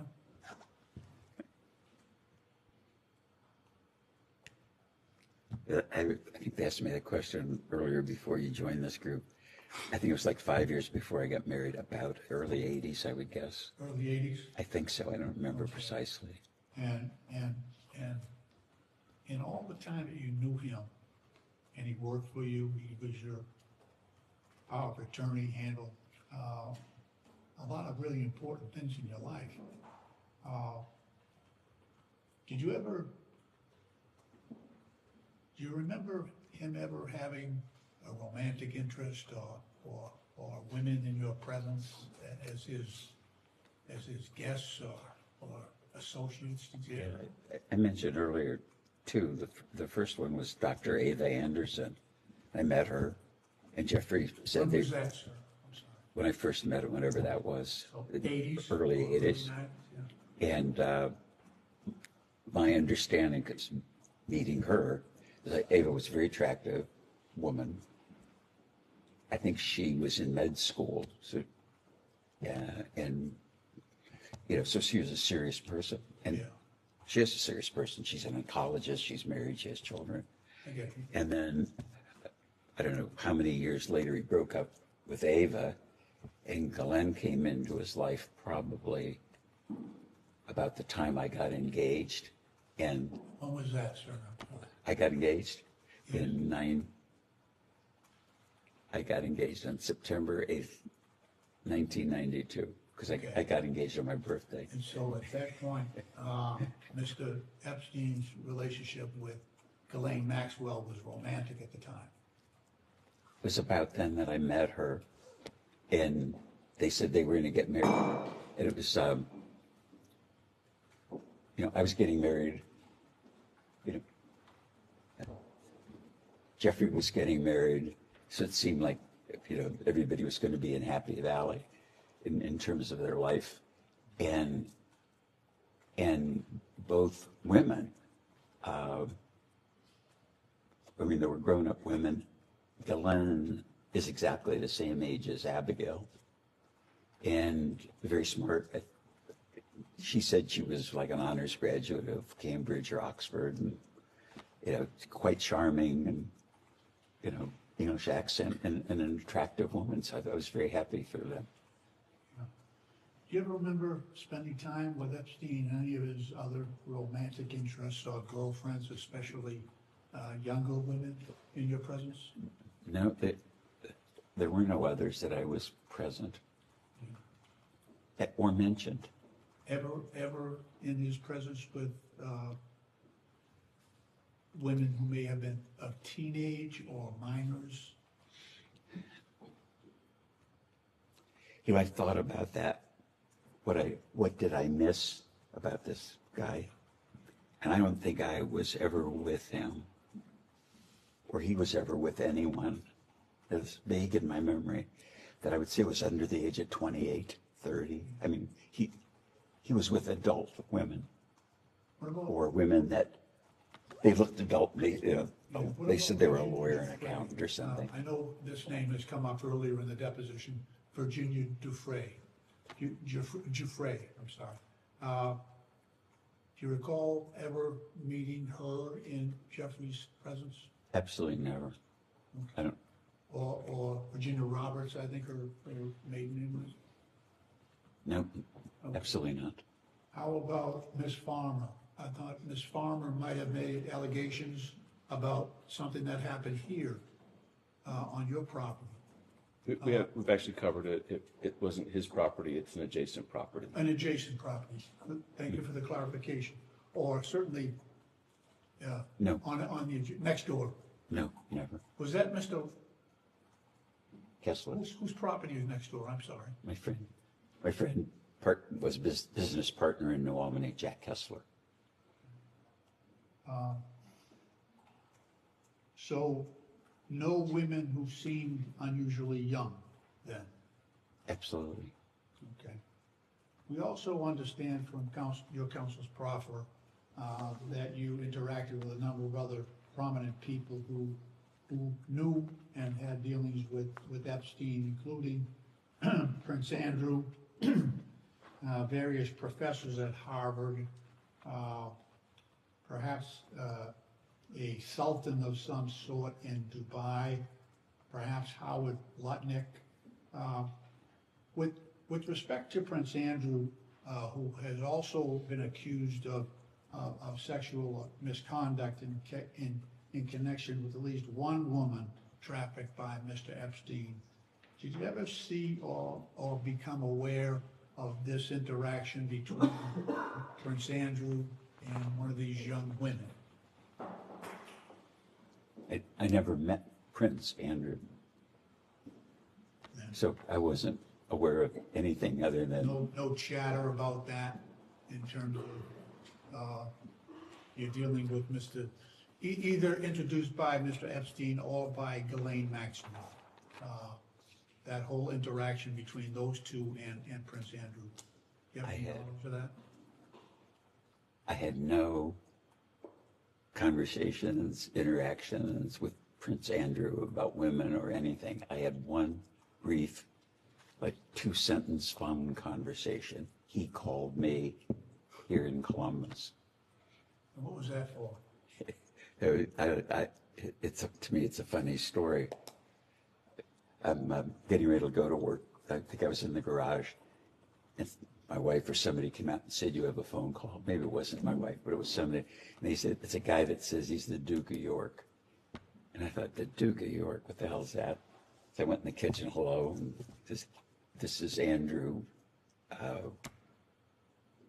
don't think he said this is Andrew, Duke of York. This is Andrew Windsor, or whatever he called himself. And I said, hello. And he said, I helped my mother buy her airplane. And I know that you buy and sell airplanes, so if I could be of service with you in airplane transactions, I could help. And I said, no, thank you. We're covered. And have a nice day. And hung up and just kind of laughed my ass off that the Duke of York called me about. So he cold called you to sell you an airplane or to help you buy an airplane? It was airplane advice because he'd helped his mother. Plane that you eventually sold to Mr. Epstein? Oh, no. It was just, it had nothing to do with anything that was going on. It was like, I know that you buy and sell airplanes in your business. I know you have buy an airplane personally, and I know you buy and sell airplanes. And when you do, if you need an advisor, I'm available. And it's like, no, thank you, I'm covered. So he offered to advise you on purchasing airplane. Pardon? Did he? He offered to advise you? I'm just trying to understand why the Prince of York would be calling you about buying. Yeah, me too. It was like out of the blue. I mean, you could have called me up that day and said you were the Prince of York and you want to advise me on my lunch or something. I was like, what the hell is this? If you would have recognized the difference in accents. Yeah, maybe. And with respect to those other figures who I mentioned, did you ever see or become aware of any prominent academic figures or this so-called Sultan of Dubai or Howard Lutnick or any other notable person being introduced to young women by either Epstein or Maxwell? Well, I've never met Howard Lutnick. I just didn't know his name until he became popular or, in the news. Yeah, his name's extensively in the Yeah, files, so like your own. But anyway, I just never heard his name, didn't know him. Some of the people that were on that list, I knew their names, and some of them introduced themselves to me. But that wasn't his question. I understand. Wasn't it? No. Oh, because you asked me, I thought you asked if I knew the same. Any other of those prominent individuals, were you aware that either Epstein or Ghislaine Maxwell was facilitating introductions or contact between those absolutely not. individuals and young women. No, absolutely not. And you yourself, sir, never had physical contact with any of these young survivors or victims, as they are alternatively called, these young women? Never, ever.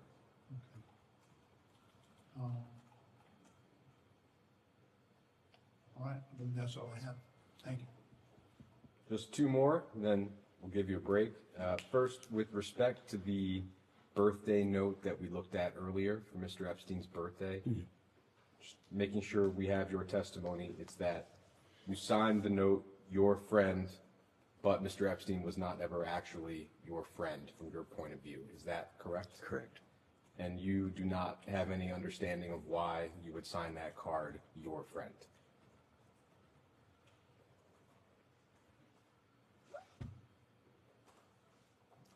I think I was sending a birthday note to somebody, I'd say your friend or something. I wouldn't just sign my name. It would be like I don't know. It's not a salutation, is it? It's the end of a letter or something. Yours truly, best, something like that.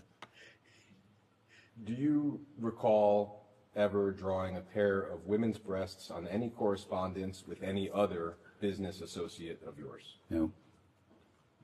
We can go off the record.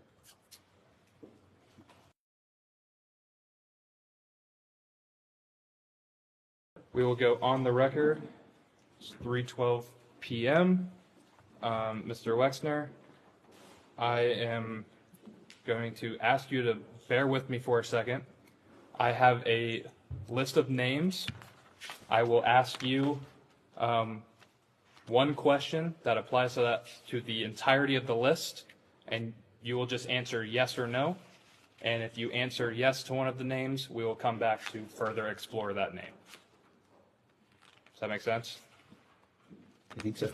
Let's try it, see how it works. So the question is, have you ever had a conversation with any of the following people about Jeffrey Epstein, his crimes, his criminal investigations, or in regard to sexual activity of any kind? Okay, so not have you ever had a conversation with them, but have you had a conversation with them about those topics? Do you want to repeat it so that we are solid here? Sure. Have you ever had a conversation with any of the following people about Jeffrey Epstein, his crimes, his criminal investigations, or in regard to sexual activity of any kind? The first name is Ghislaine Maxwell. No. Richard Kahn. No. Darren Endyke. No. Sarah Kellen. No. Leslie Groff. No. Nadia Marcinkova. No. Kathy Rumler. No. Andrew Mountbatten Windsor, formerly Prince Andrew. No. Peter Mandelson, former UK ambassador to the United States. No. Stephen Hoffenberg. No. John-Luc Brunel. No. Jess Staley. No. Paul Morris. No. Stephen Cutler. No. Mary Casey. No. Justin Nelson. No. Leon Black. No. Glenn Dubin. No. Eva Anderson Dubin. Kind of put those as question marks because I think I'll tell you the answer later because I want to be completely Understood. Bill Gates. Nope. Any person elected or appointed to any federal office. Nope. Any foreign government officials. Nope. So you said you wanted to clarify on Glenn Dubin and Eva Anderson Dubin. Mm-hmm. Do you have clarification on that? Yeah. I know both of them. I met Ava when I thought she and Jeffrey were engaged and going to get married. And I met Glenn at Harvard, I don't know, 10 or maybe 20 years ago. He was acquainted with someone there. And I was at David,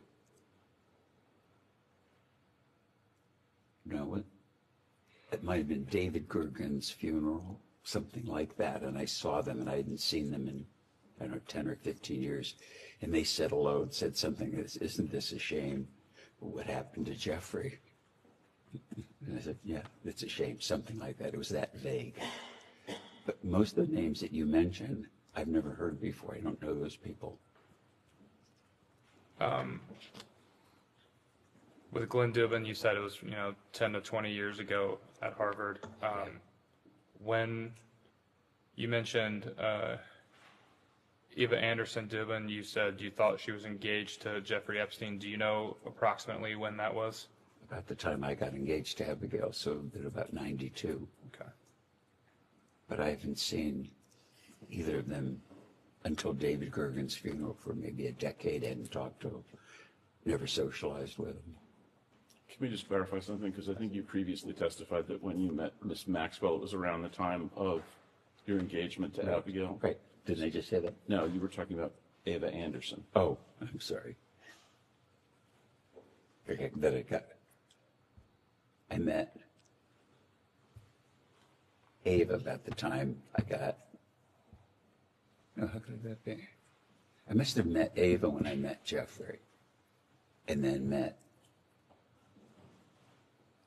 Glenn when I got engaged. So Ava would have been 10 years before. early to mid 80s. Yeah, whatever it was. And I think I was only with her once. With them once.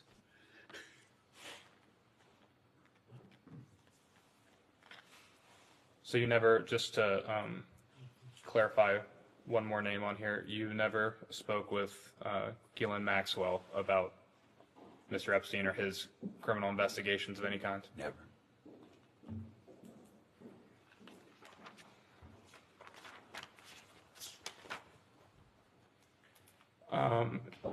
It had come out a few years ago now that Ohio State University did a review of their donations, and they identified a little over $300,000 in donations directly from Mr. Epstein and one of his foundations. Ohio State also reported a gift of approximately $2.5 million from the COUQ Foundation, which is another entity of Mr. Epstein's. Did you help facilitate any donations from Jeffrey Epstein to Ohio State University? Never.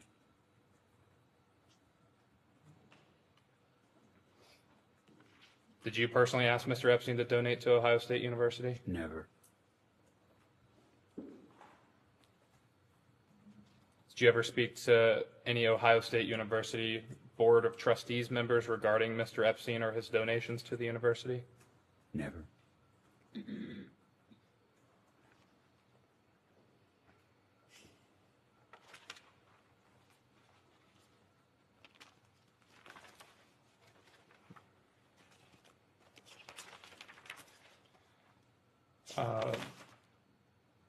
We discussed earlier in this deposition around the time frame of 2019 if you had any involvement with law enforcement as they investigated Mr. Epstein for his crimes he was ultimately charged with in New York. Just to clarify, did you speak to any law enforcement agency of any kind regarding Jeffrey Epstein's investigation in New York in 2019? Never. Didn't. No, I don't remember ever talking to any law enforcement agency. Did you ever provide any documentation to any law enforcement agency of any kind regarding Jeffrey Epstein and his investigation in New York in 2019? Not to my knowledge.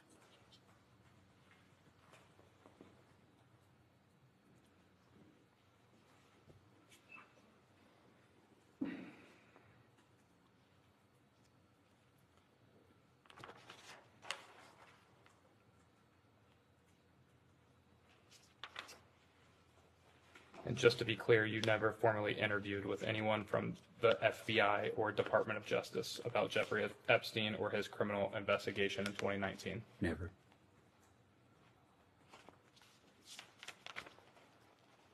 Did Mr. Epstein ever contact you or attempt to contact you after his arrest in 2019?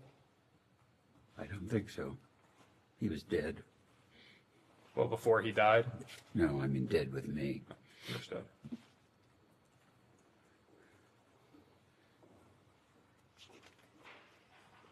Did anyone affiliated with Mr. Epstein ever reach out to you in 2019 regarding his investigation in New York?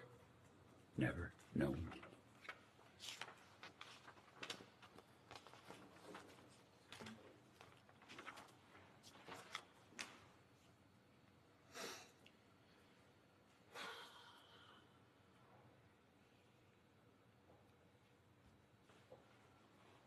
How did you first learn of Jeffrey Epstein's death in the MCC in New York City? Probably watching CNN. No one directly contacted you about his death? No one ever contacted me about Jeffrey's death. Did you ever have any reason to believe that Mr. Epstein's life was in any sort of danger? No. You mentioned in what is Majority Exhibit 3, your statement from this morning. On page 3, in the second to last paragraph, last sentence, while others visited Epstein in jail and associated with him after his release, I did not. Are you aware of who did, in fact, visit Mr. Epstein in jail during that time?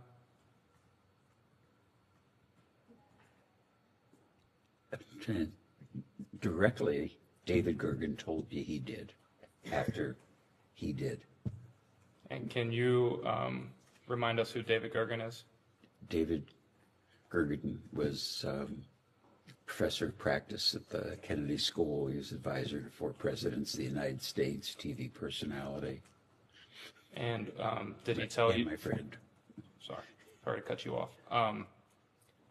Did Mr. Gergen tell you anything about his visit to Mr. Epstein while he was incarcerated? No, he just told me that he and his wife visited Jeffrey, and he asked me if I did, and I said no. I wouldn't visit that son of a bitch. And asked him why he did.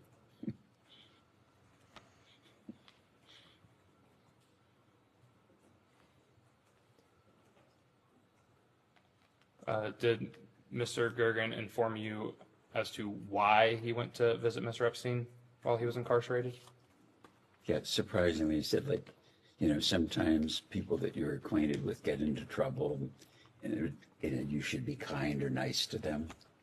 Something that vague, which seemed completely out of character for Gergen.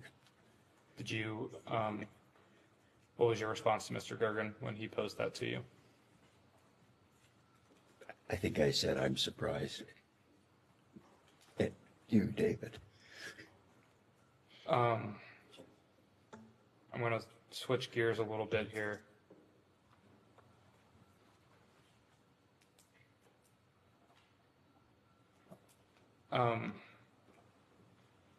You mentioned that David Gergen was a friend of yours.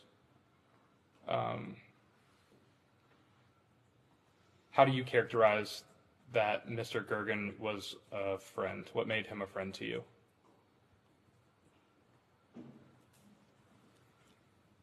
We probably met when he went to the Kennedy School from his job at the White House. And so he was like a professor of practice in the Center of Public Leadership. And then he became the director of the Center of Public Leadership. And that was one of my main interests, is public leadership. And we became friends, and from very different backgrounds. I didn't have much of an education, Yale, Harvard, working in the White House. And we became very close friends. And his wife reminded me after his funeral that we would talk every Sunday. And it's like, I know you might have friends or acquaintances you talk to regularly. I didn't even realize that we did that. We'd share books, talk about what was going on in the world. And it was very much a part of my life. And he was a wonderful person. So he was someone you would communicate with frequently? Well, if I was bitched out about the government, I'd call David, or we'd be talking about what was going on in the CPL, and we would talk about fundraising for CPL or interviewing professors for CPL, and raising money for fellowships. It was pretty much focused about government public interest things, because that we had in common. He was a lawyer, and I sold apparel. So would you say that you talked to Mr. Gergen more frequently than you talked to Mr. Epstein? Oh, of yes. course, prior to you and Mr. Epstein terminating your... Yeah, I talked to him more regularly. I wouldn't have remembered the repetition or the curiosity. Ann Gergen told me that after David's death, how much he looked forward to our Sunday calls. And I don't know, as you get older, sometimes you look back and somebody touches your life and you don't realize, that you're calling him every Sunday. Because I was just, like you brush your teeth every Sunday, I'd call him or he'd call me. Apologies, I'm going to switch gears quite a bit here. We were discussing a lot earlier that the property that Mr. Epstein had owned that was, I believe you characterized as adjacent to your property, formerly Jack Kessler's house. When, at any point, did people need to use your gates or go through your property to access that house? No, the properties weren't connected. There's kind of a woods between them and fields. There was no driveway. They were separate.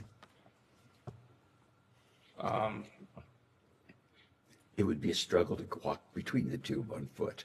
Understood. Speaking about your boat design and manufacture and boat launch has been mentioned a couple times here today. Did Mr. Epstein ever travel with you or board your yacht at any point? Not that I recall. Did Miss Maxwell ever travel with you on that boat at any point? Absolutely not. Were there any other boat trips that you and Mr. Epstein would have taken together at any point? None. I don't think I ever went anywhere on that boat without my wife and family. Understood. Do you use any aliases or nicknames when you communicate with people you're associated with? No, less. Sometimes LHW, that's it. Are you aware of Mr. Epstein having any aliases or nicknames that he would commonly use? No. Are you aware of Miss Maxwell having any aliases or nicknames that she would commonly use? No.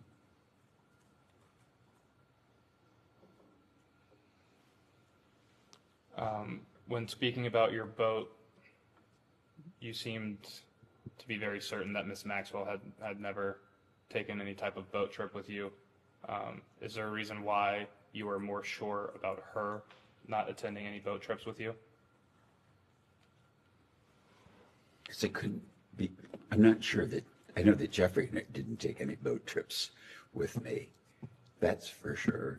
And so I might not have perfect recall, but I'm positive he never took any boat trips. So I'm positive that she never took any boat trips because I only saw her a couple times in my life. Understood. Are you aware of, let me back up first. Mr. Epstein did a lot of foreign travel, would Would you say that's an accurate statement?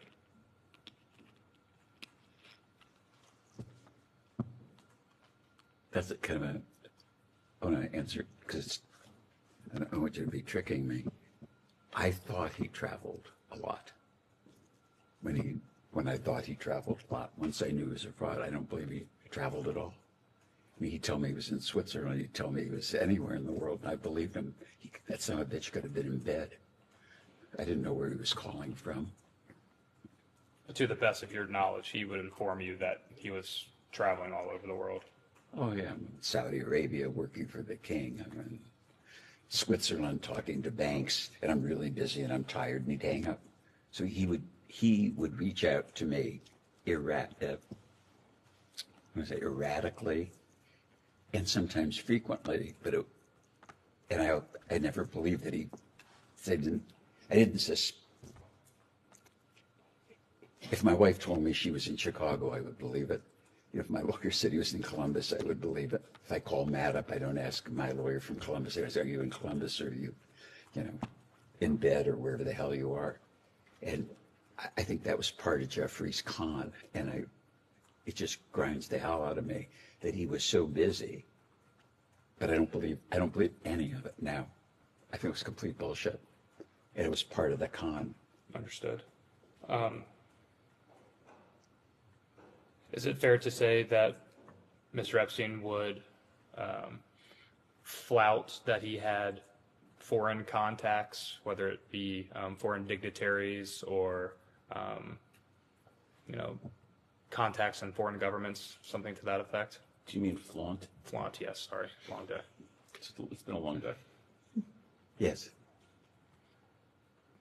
Do you have any knowledge of Mr. Epstein holding citizenships in any other countries other than the United States of America? No. Have you ever seen Mr. Epstein possess any other foreign country's passport? No. Or any passport, including an American one. If Mr. Epstein was talking about connections he had with foreign nations or entities, is there anyone he would most commonly refer to when speaking to you?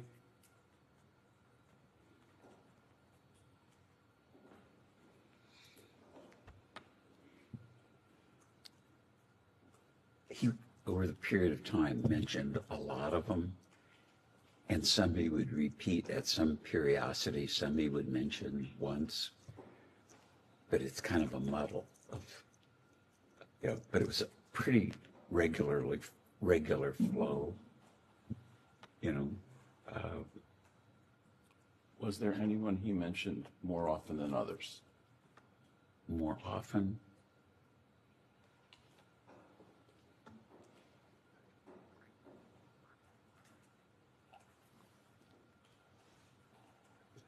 Maybe several times he'd mention the Queen of England. The Queen of England? Yeah, the one that died.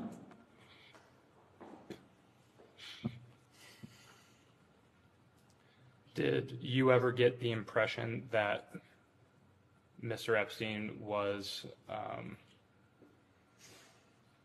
trying to get close with people of power, influence, wealth to better shield himself from any type of scrutiny?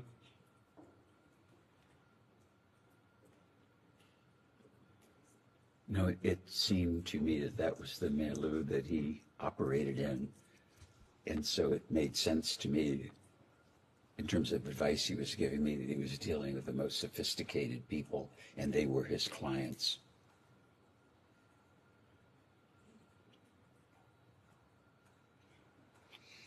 And so, based off that response, would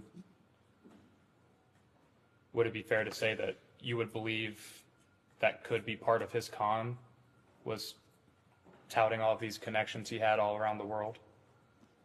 As I look back at it today, I'm positive it was his con. I mean, as positive as I could know. I mean, the founders of Google, the the President of the United States, the King of Saudi Arabia, go on and on. It was almost, every month I'm off to do this with that, or I'm going here and there. And he was in a trust position, and foolishly, I never questioned. He was just, that it wasn't just, they was bullshitting me, or these weren't really his clients. And is it your testimony today that if Jeffrey Epstein was enriched by his connection to you, that all of that enrichment was gained through theft, deceit, and or without your knowledge? I'm not sure I understand the question. Do I know where Jeffrey got his money?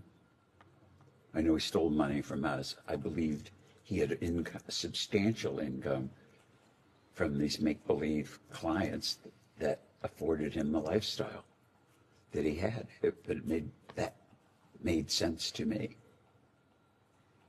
And you got engaged in 1992. Do I have that correct? September 8th, 1992. And you were married then in the following year, in 1993? 1, 2, 3. That's how I remember that one. And at any point after your engagement and your ultimate marriage, did you ever engage in any extramarital affair or sexual contact with anyone other than your wife? No one. I'm really happy you asked that question.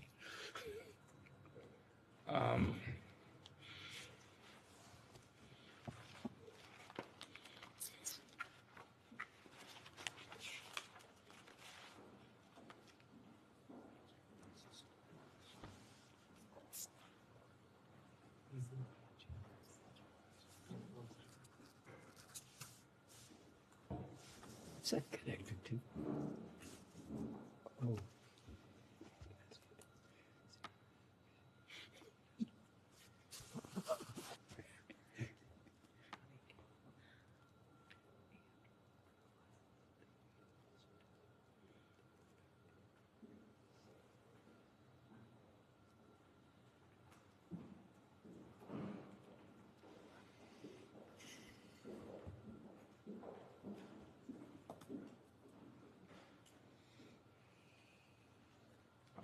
Is it, Mr. Wexner, is it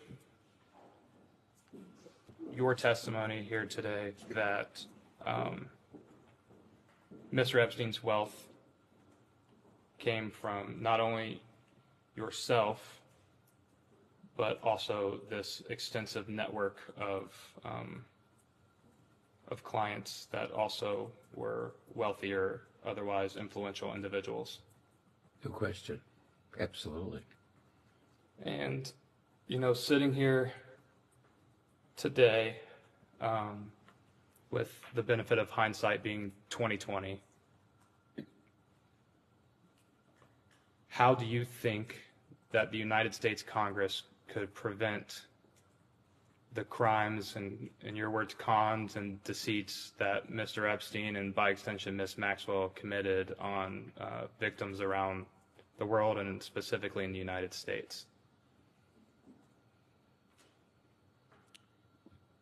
Well, I would hope that this interview or whatever it is today would help you to understand that he was a crook and a con man.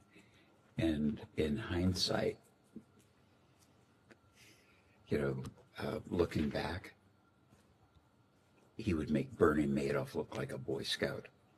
So complete, so diabolical. I mean, just incredible, sinister. If I were giving the government advice, I'd tell the IRS to look into Jeffrey. He couldn't have made all that money and spent all that money and had the lifestyle he did and be the crook that he was and pay taxes. So if he would do the things that he did to those women and do the things that he did to me, then anything is possible, I believe. And so you know, if Al Capone went to jail for being a crook in tax evasion, it would be so obvious to me today that now that I know Jeffrey's a crook and the things he did and the people he was associated with, there was a lot of money and he got it from a lot of people. I can't believe that he had time to really work because he was playing so goddamn much and I never knew it. If it's my attorney or your attorney, I don't know if I would assume you're an attorney, but if you had one, and every time you talk to him and he said, I'm in the office working on your stuff, I don't think you'd run over there to see whether he was working on your stuff or believe that he wasn't in the office. But the con was so just crazy. I mean, I've searched my memory and say, why didn't I pick up clues? And I think he could trick me all over again if I was, if I was in that position of trust with someone like that. Really bad, I think, unbelievable stuff to me now that I look back. People that he said he knew, I believe he knew them. People that he said he worked for or where he went, but you don't do what he did and just rob one bank. I think bank robbers rob a lot of banks. That's how I look at him. Are you aware, did any other individual come to you at any point and make clear to you that they felt they had been defrauded or otherwise wronged by Mr. Epstein in any way? No, and crazily enough, no one ever called for a reference. No one ever called you for a reference? No one. People would call that he said, like the chief technologist of Google. And then a guy would call up and say he was the chief technologist of Google and I want to build a boat. So somebody says that they know the chief technologist. A guy calls you up and says, hello, I'm the chief technologist. I could have been talking to an actor in hindsight. It's just, I don't think I've ever been conned before. I've seen movies about it. It's like, I think if the government really understands that, then a lot of things you'd be able to dig into that aren't he should be exposed.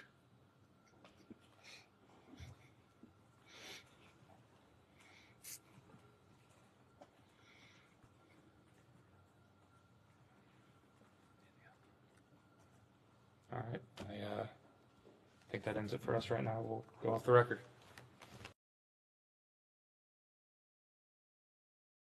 We can go back on the record.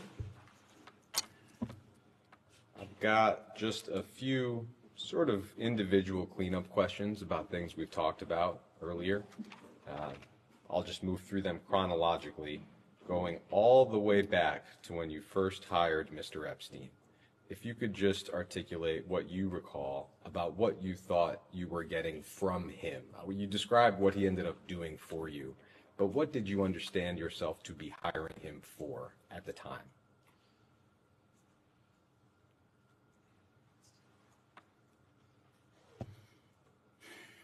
You're going to figure out. Well, when I met Jeffrey, I had somebody managing my personal stuff because there's just a lot of stuff suddenly, complexity in my personal life. And I didn't realize that I had so much complexity until one day it's there. So to me, it was my personal side of stuff was like one day it's cold and the next day it's a blizzard. And I realized I've got houses and stuff that should be inventoried and, buying a car, selling a car, with just a lot of stuff. And hired Harold, and just to make sure that I wanted somebody who had accounting, not financial sense, because I wasn't looking to make more money, just someone to kind of manage things. And so today, I guess you'd call it a family office person, because I wasn't looking for accounting and I wasn't looking for investment. I was just looking for someone to just make sure that everything was in order and nothing crazy was happening. And I had sensed that Jeffrey, or that Harold wasn't doing a good enough job, just didn't have the bandwidth for the complexity. And mentioned to Bob and Wendy that things were a mess, or I was worried they were a mess. And then coincidentally, drove down the street, as I mentioned, met him, and I asked him, I don't know, it was 6 months later or a year later, something, talking to Bob and Wendy, they said, we should call him. So I called him and said, you remember when we met? I said, I've got a guy running my stuff, personal stuff, because I wanted to keep business away from personal. And could you take a look at it? You're smart, you're financially oriented. And he said, it's not what I do, but you're Wendy's friend, you're Bob's friend. I'll come and take a look. So he started doing that and said, Harold isn't very competent. Nothing's amiss, just it's not tidied up the way you think you should, way I think a professional would think things should be tidied in your financial personal life. And I said, well, but you looked at this, what do I owe you? And again, part of the con was, I don't want to be paid. And so after 2 years of him sorting it out, cleaning it out, I thought, started to pay him for the work. And I don't remember what it was at the time, but in terms of professional fees and whatever, I thought it was fair. And that's how it happened. So I think I'm giving a long answer, but to understand in context, because if I just say yes or no, you won't understand it. And I really want this whole group to understand it. And I never would have guessed I was being conned. Never, ever. The deceit was so subtle. Yes, I know. Answer the question. Yeah, okay. I'm sure we all appreciate the stories. We're just trying to answer the questions they actually wanted the answers. Okay. That's very helpful. Thank you. I hope it is. And could I ask you, I think you said in the last hour, it was your understanding that Mr. Epstein, while he was working for you, also had other clients. Is that right? Yes. So would that mean that his work for you, you understood it to be part-time?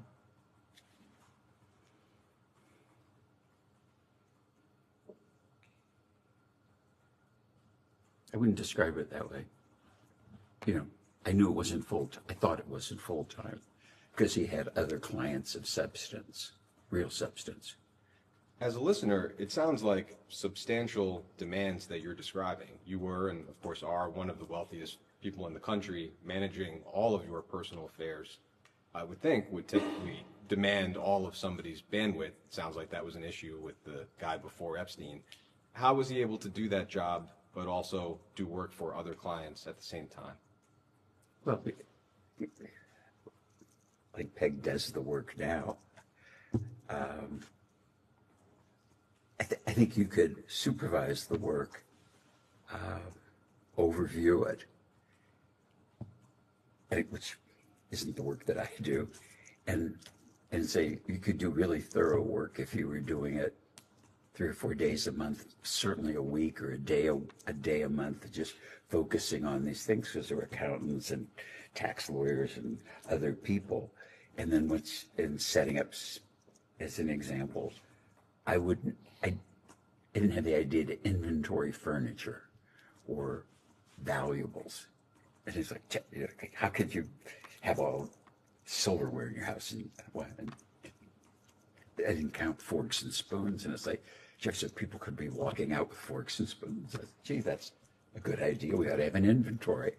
But then there was, I hired a lady to be like the house manager who had run the U.S. Embassy in Rome. And said, yeah, I know how to do this. And I said, well, why don't we keep inventories of stuff? And she said, well, yeah, I could do that. So she did that as kind of a puny example, but I wouldn't have had the idea. But then all the things were inventoried. That wasn't work for me or Jeffrey. It was just regularly done.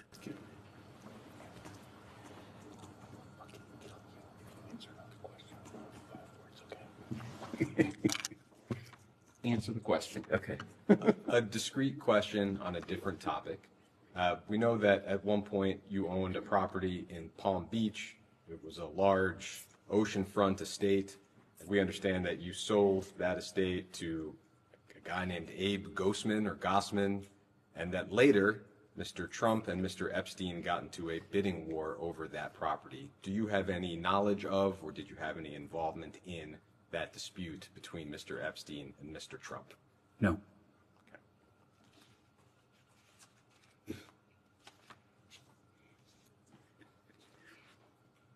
I'd like to touch on a few specific allegations that have been made with respect to Mr. Epstein's crimes. Maria Farmer has been discussed several times today. I'll try not to repeat that too much, but there are a few aspects of her story that I did want to touch on with you. Ms. Farmer has said that the home that we've discussed, you said Mr. Kessler sold it to Mr. Epstein, it's adjacent to your property. Ms. Farmer has said that that home at the time was guarded by your security staff. And at least one member of your security staff told the Washington Post that that was accurate, at least at the time, which I think was 1996.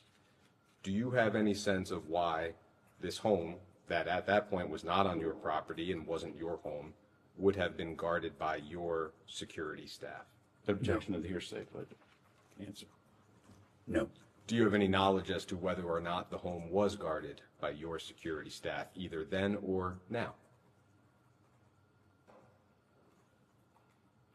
Then for sure not. My daughter lives there now with her husband, so I'm sure they pay attention to it, but I don't know for sure that, because it's part of the family, that they pay attention to it, but that's as close as I can get.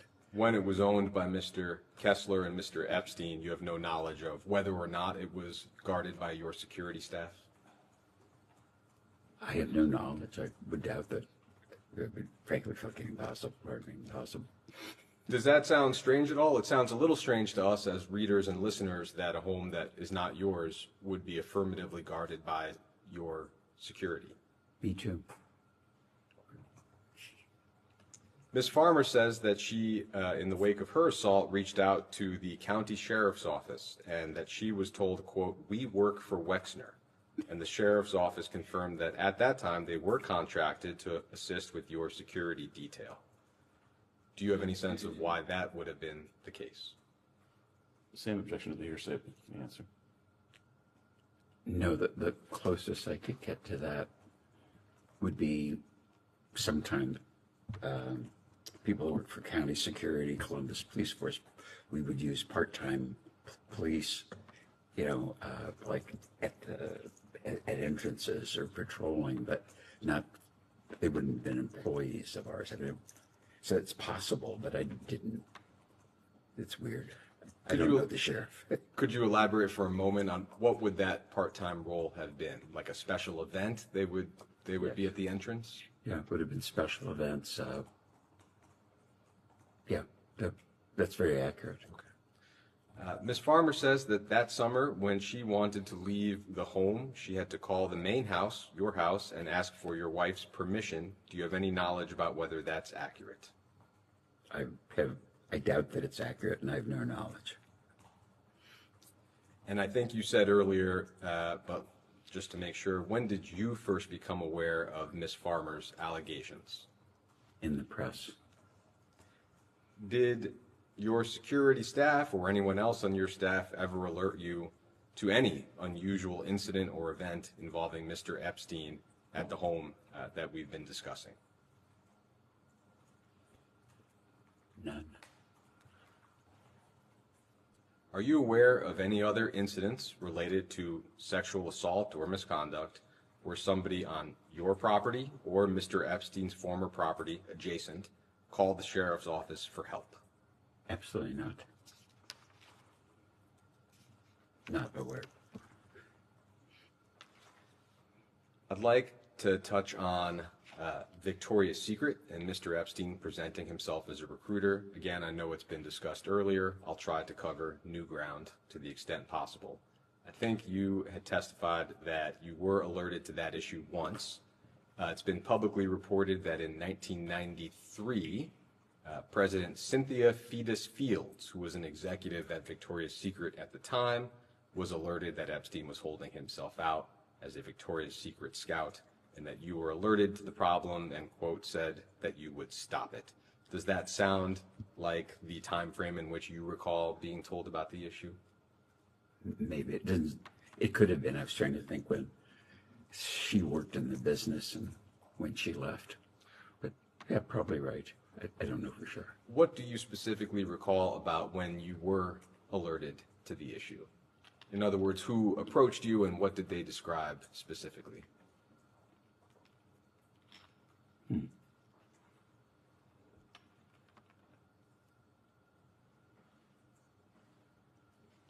Something like Jeffrey's trying to pick up women, and he says he's a Victoria's Secret talent scout. And I said, that's terrible, or nonsense, or I'll put a stop to it. Something like that, because it could be possible, I think, in my memory, but I didn't believe it. But I know I called him up and said, are you Jeffrey, what is going on? He said, do you think I'm stupid? I said, because I hope not, because if not, you'll be dead. There was a very brief conversation.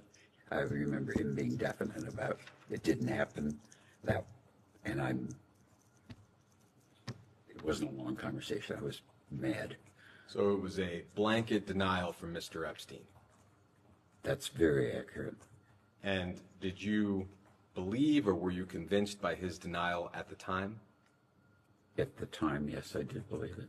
So is it right that you were no longer upset following that conversation because you believed that he had not, in fact, held himself out as a scout? That's accurate, yes. That's how I felt.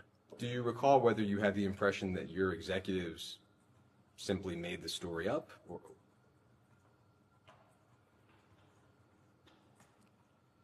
I don't recall. Just knowing how I think about things, I probably would have said this is just Jeffrey single. It's a thing to say. A rumor could get started. I got to chase it down because God forbid that anybody was in the business, let alone outside the business, was dating people in the business or dating models or recruiting them or any of the stuff that we now know is true. I would have fired them on the spot. In May 1997, a young woman named Alicia Arden says that she was introduced to a man who identified himself as a talent scout for Victoria's Secret. That was Jeffrey Epstein. Mr. Epstein allegedly invited Miss Arden to his hotel room in Santa Monica, California, to audition for the catalog. When she arrived, Mr. Epstein grabbed her, tried to undress her, and said he wanted to, quote, manhandle her. Miss Arden fled in tears and filed a police report. It's one of the earliest allegations that are known against Mr. Epstein. Yeah. Were you alerted to this sexual assault at the time? Same objection to hearsay, but go ahead. Kind of the same answer. I don't know how I knew about it, and called Jeffrey, like, what the hell's going on, Jeffrey? And I was like, do you think I'm stupid? Like, this was a bad girl, I was on a date, she made all this stuff up. You don't think I'd behave this way, would you? I hope not, was probably what I said, because I couldn't believe that anybody that I knew would behave like that. And what you're describing, is that the original single conversation you described earlier, or is that a separate conversation with Mr. Epstein about the issue? I'm a little confused. This question about the lady in the hotel in New York was one conversation, and the notion or the discussion about Jeffrey's interviewing models, I think, was a separate one, and they didn't happen simultaneously. I understand. It sounds like that might have been about 4 years apart from each other. You could tell me 4 years or 4 months. I don't remember. So it sounds like at that point there would have been at least 2 conversations with Mr. Epstein about the broader Victoria's Secret issue. In 2004, a woman named Elizabetta Ty had a similar experience. She was invited to Mr. Epstein's New York home under the impression that he would be able to get her a job as a Victoria's Secret model. Mr. Epstein apparently, allegedly, undressed and handed her a vibrator. Ms. Tai threw the vibrator at his head and ran out of the room. Were you made aware of this allegation at the time? I never heard the story before.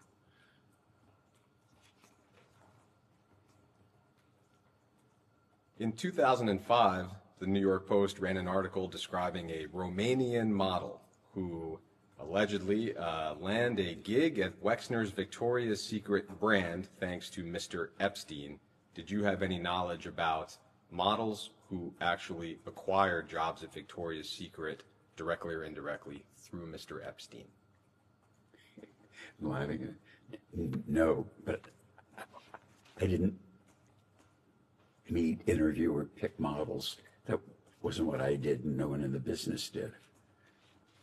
But just to phrase it clearly, to your knowledge, did Victoria's Secret ever hire or contract with a model at the recommendation of Jeffrey Epstein? No, I can't imagine they did. No, I wouldn't know if they did, but the way that we handled our marketing, it couldn't have happened. I think I would have known because it just wasn't the practice.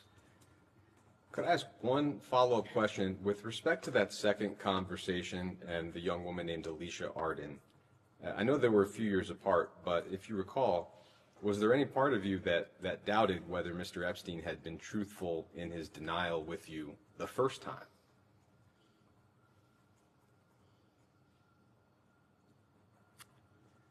At the time, I don't think I connected them. You can't imagine how busy I was. I was engaged, I was married, I'm running 20 businesses. I never made the connection. And as far as you recall, those are the only two times that you were alerted to Mr. Epstein holding himself out as affiliated with Victoria's Secret. Those stories, yeah. It's been reported that following Mr. Epstein's arrest in 2019, the limited company, L Brands, retained two different law firms were retained to investigate Epstein's affiliation with the company. We're not aware of those reports ever having been made public. To your knowledge, were those investigations completed? When was it? This would be after the arrest, so in 2019 and 2020. I'm not aware that the board investigated Jeffrey. And I think the first law firm investigation was for the board, broadly speaking, and then some individual board members engaged a law firm to perform a second investigation. But it sounds like you have no knowledge of either investigation. I found out about 2 weeks ago that from one of our ex-board members that he'd hired Kroll to investigate Jeffrey, and I never knew it. Could you elaborate on that just a moment? In other words, a board member described what exactly? Well, this was 2 weeks ago. That he was worried about Jeffrey, and he asked Jules Kroll to investigate him. Is Jules Kroll an investigator, white-collar criminal? He was a Justice Department, FBI kind of a guy. He started his own, I think it's the largest international and private investigation firm in the world. And so he said, and I said, so what happened? And he said, he didn't think Jeffrey was a good guy. And I said, what else? He said, that's all he would say. He said, just not a good guy. And he said, he asked him for specifics. And Jules said, I don't have any specifics. He's just not a good guy, whatever that meant. Do you recall approximately what time frame the Kroll review was undertaken, or how was it described to you? Well, the way it was described to me is the board member asked Jules Kroll. He didn't tell me it was a board thing. And so it must have been, I don't know, about 19 or 20, because I know when I retired, I know when I think I know when COVID was and all those things that happened, but I had no knowledge of it. And I was quite frankly, it made no difference to me, but I was kind of surprised that somebody on the board would investigate somebody and not tell me, or, as the founder, principal, whatever. They didn't, which is probably a good thing. So for the two law firm investigations I described and this separate Kroll inquiry, it sounds like you had no awareness of those when they occurred. Nothing.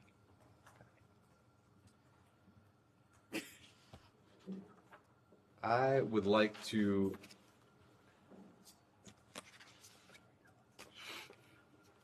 introduce Minority Exhibit J.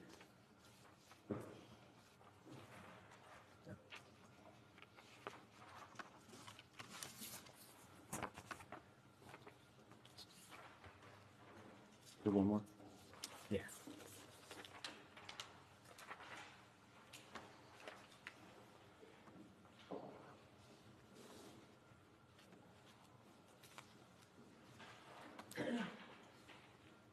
So, as you can see, this is an email from June of 2008, right around the time that Epstein pled guilty to soliciting a minor for prostitution. And you said to him, quote, "Abigail told me the result. All I can say is I feel sorry. You violated your own #1 rule, always be careful." And Epstein replied, "No excuse." So clearly, either you knew or Epstein had said to you that his #1 rule was to be careful. What, in your recollection, was he so careful about? About being honest and stealing from me, us, these criminal, terrible, horrible things that he did. And I don't know what prompted me, because when I saw this, I think I was just giving him the finger. It's something in the news, something. Maybe it was the fact that Abigail told me, and I was cooking on it, and I just wanted, like, you sold yourself as a careful, honest fiduciary, and you completely robbed us, did all these terrible things. It sounds like you, at least at the time, understood that Mr. Epstein, it sounds like Mr. Epstein would say that his #1 rule was to be careful. Is that correct? Correct. Okay. What do you recall that being in the context of when Mr. Epstein would say that? Why was that his #1 rule? I'll phrase it that way. Well, again, he alleged himself to be a fiduciary, and I'm always careful about my clients. You know, I don't do risky investments. I wasn't looking for cleverness. I was looking for accuracy, conservative, like just run things really smoothly. And Jeffrey would say, "Don't worry, I'm always very careful." And that might have meant to be not abusive to my admin or to be prompt and accurate with tax returns. He's just careful because that's what you would expect. If my personal attorney would have said, "Don't worry, I'm always careful on your account," that would ring, comfortably for me. And complete crook. And you touched on it, but in terms of what you can recall about how you felt at the time, the crimes, even the crime that he pled to, was not insignificant. It involved a minor. Do you recall? I mean, that would seem not to necessarily be the product of simply not being careful. So do you recall whether you felt anger, shock, or simply how could you have been so careless? I don't remember how I felt. Probably anger that a person in a trust position could be so mistrusted, so crooked, so bad. As far as you can recall, when was the last time you spoke with Mr. Epstein? Well, it was probably sometime before I gave him the finger. So it probably was in 07 or 08, sometimes when he got in trouble. In my mind, he died. Well, definitely at this point, you two were in communication, so that's the middle of 2008. You have someone you spoke to. Sure, I'll clarify. Any form of electronic or verbal communication. I wouldn't remember that I did this. What I remember is when I found out how bad his sexual behavior was, and he was stealing from us, dead. If you recall, I think you had said that he initially framed the investigation to you as involving a massage and an overzealous police chief. At least that was what your counsels represented to DOJ. Do you recall that? I don't recall it. I don't know that he told Abigail that, and she told me. No, not what she told Okay, you. I don't know. I don't, how I know, I don't know. Do you recall when you first became aware of his crimes involving minors? I don't recall. There is evidence that Mr. Epstein tried to get in touch with you in 2010 and 2011. We don't know whether that continued later. Do you have any recollection of having any form of contact with him after 2008? Nothing. I'm positive that I had no communication of any kind. I keep repeating that from my point of view, he died. I didn't want to even think about it. Yeah, man. Starting to wrap up, are there other individuals from Mr. Epstein's orbit at the time that you think we should talk to who might have an understanding of Mr. Epstein's crimes?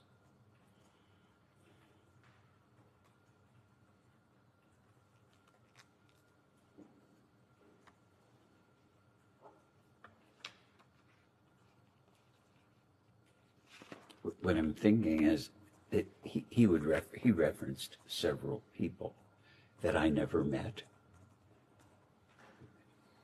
Do I think they might have information? Possibly, but I don't know whether he made it up or he really did it. Do you recall some examples of people he would reference?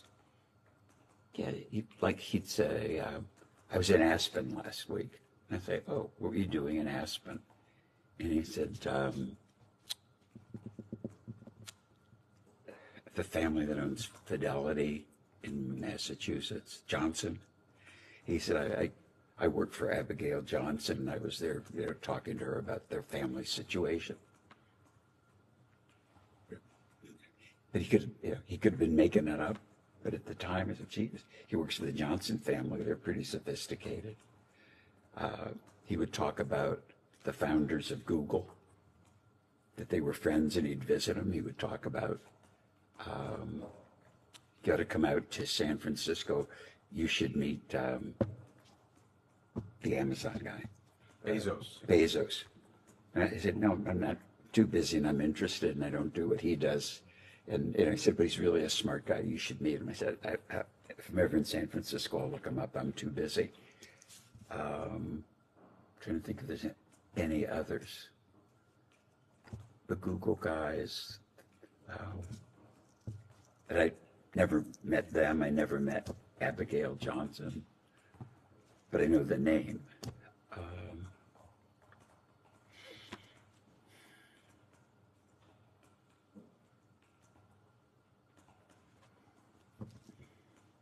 That's all I can recall. But there were so many names dropped that, and I don't know. I don't know as much interest in celebrities, political celebrities or whatever. He was just like, I know so-and-so or I know so-and-so.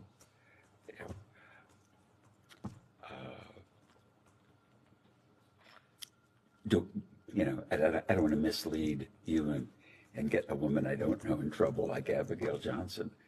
But up until the fact that I believed that he was a crook, I believed that he knew all these people. Do you recall whether he ever described anybody as his closest personal friends? Do you have an understanding of who his close friends would be?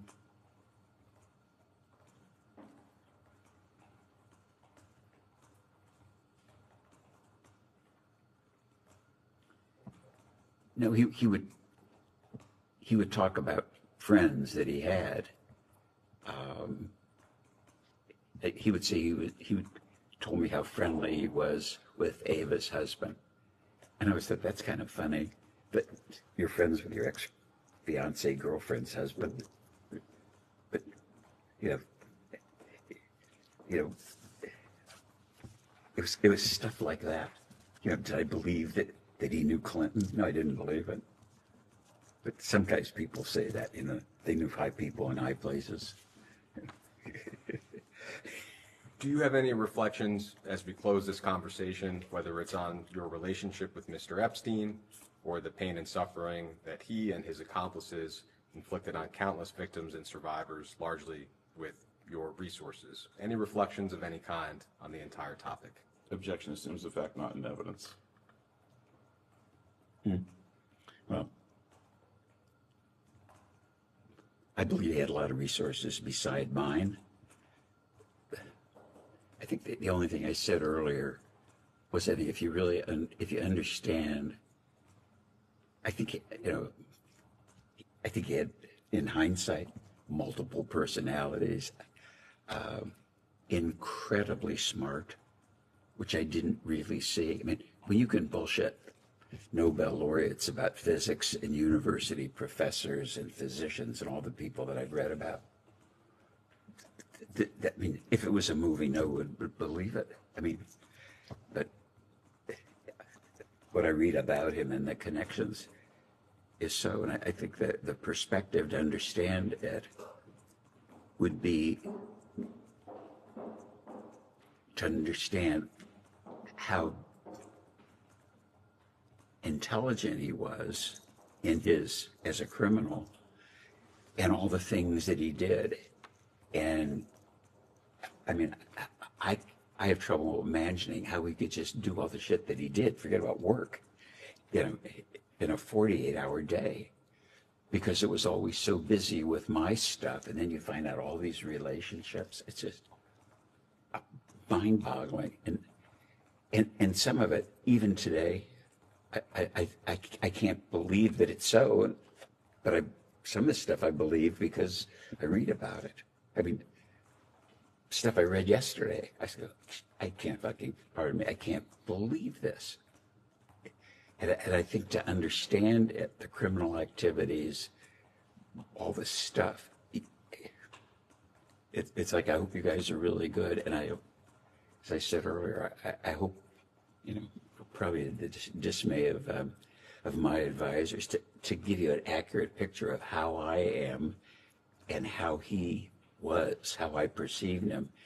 And I mean, diabolical isn't a big enough word. And I think I said early, Bernie Madoff was a Boy Scout compared to Jeffrey.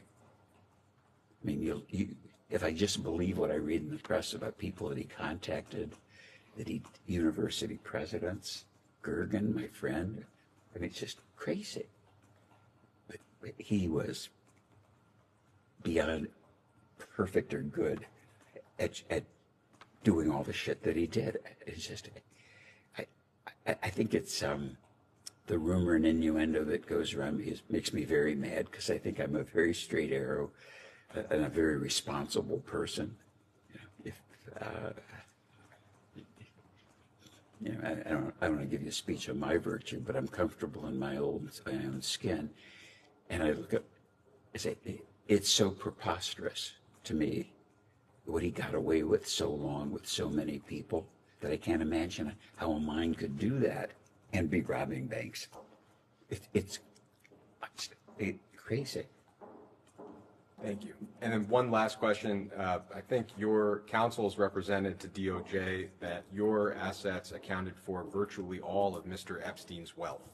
Sounds like you don't agree with that? I wouldn't know it. But I really don't know what his wealth is. But, island house, all that lifestyle, buying people's gifts, and it would seem to me that having a good sense of how much money now he probably stole from us, or more than that we don't even know about yet because it was disguised. I think it's a vast, if you said it, to do all the things he did, and now I know he was if you would, a bank robber. Bank robbers don't rob one bank. That was just, there's more there. And I can understand why people like myself who were robbed don't want to be mentioned because they don't want to talk about it. They don't want to, appear naive or dumb. I mean, when I look in the mirror, I know I see an honest person, but in this, I was completely blind. Okay. Thank you. We can go off the record.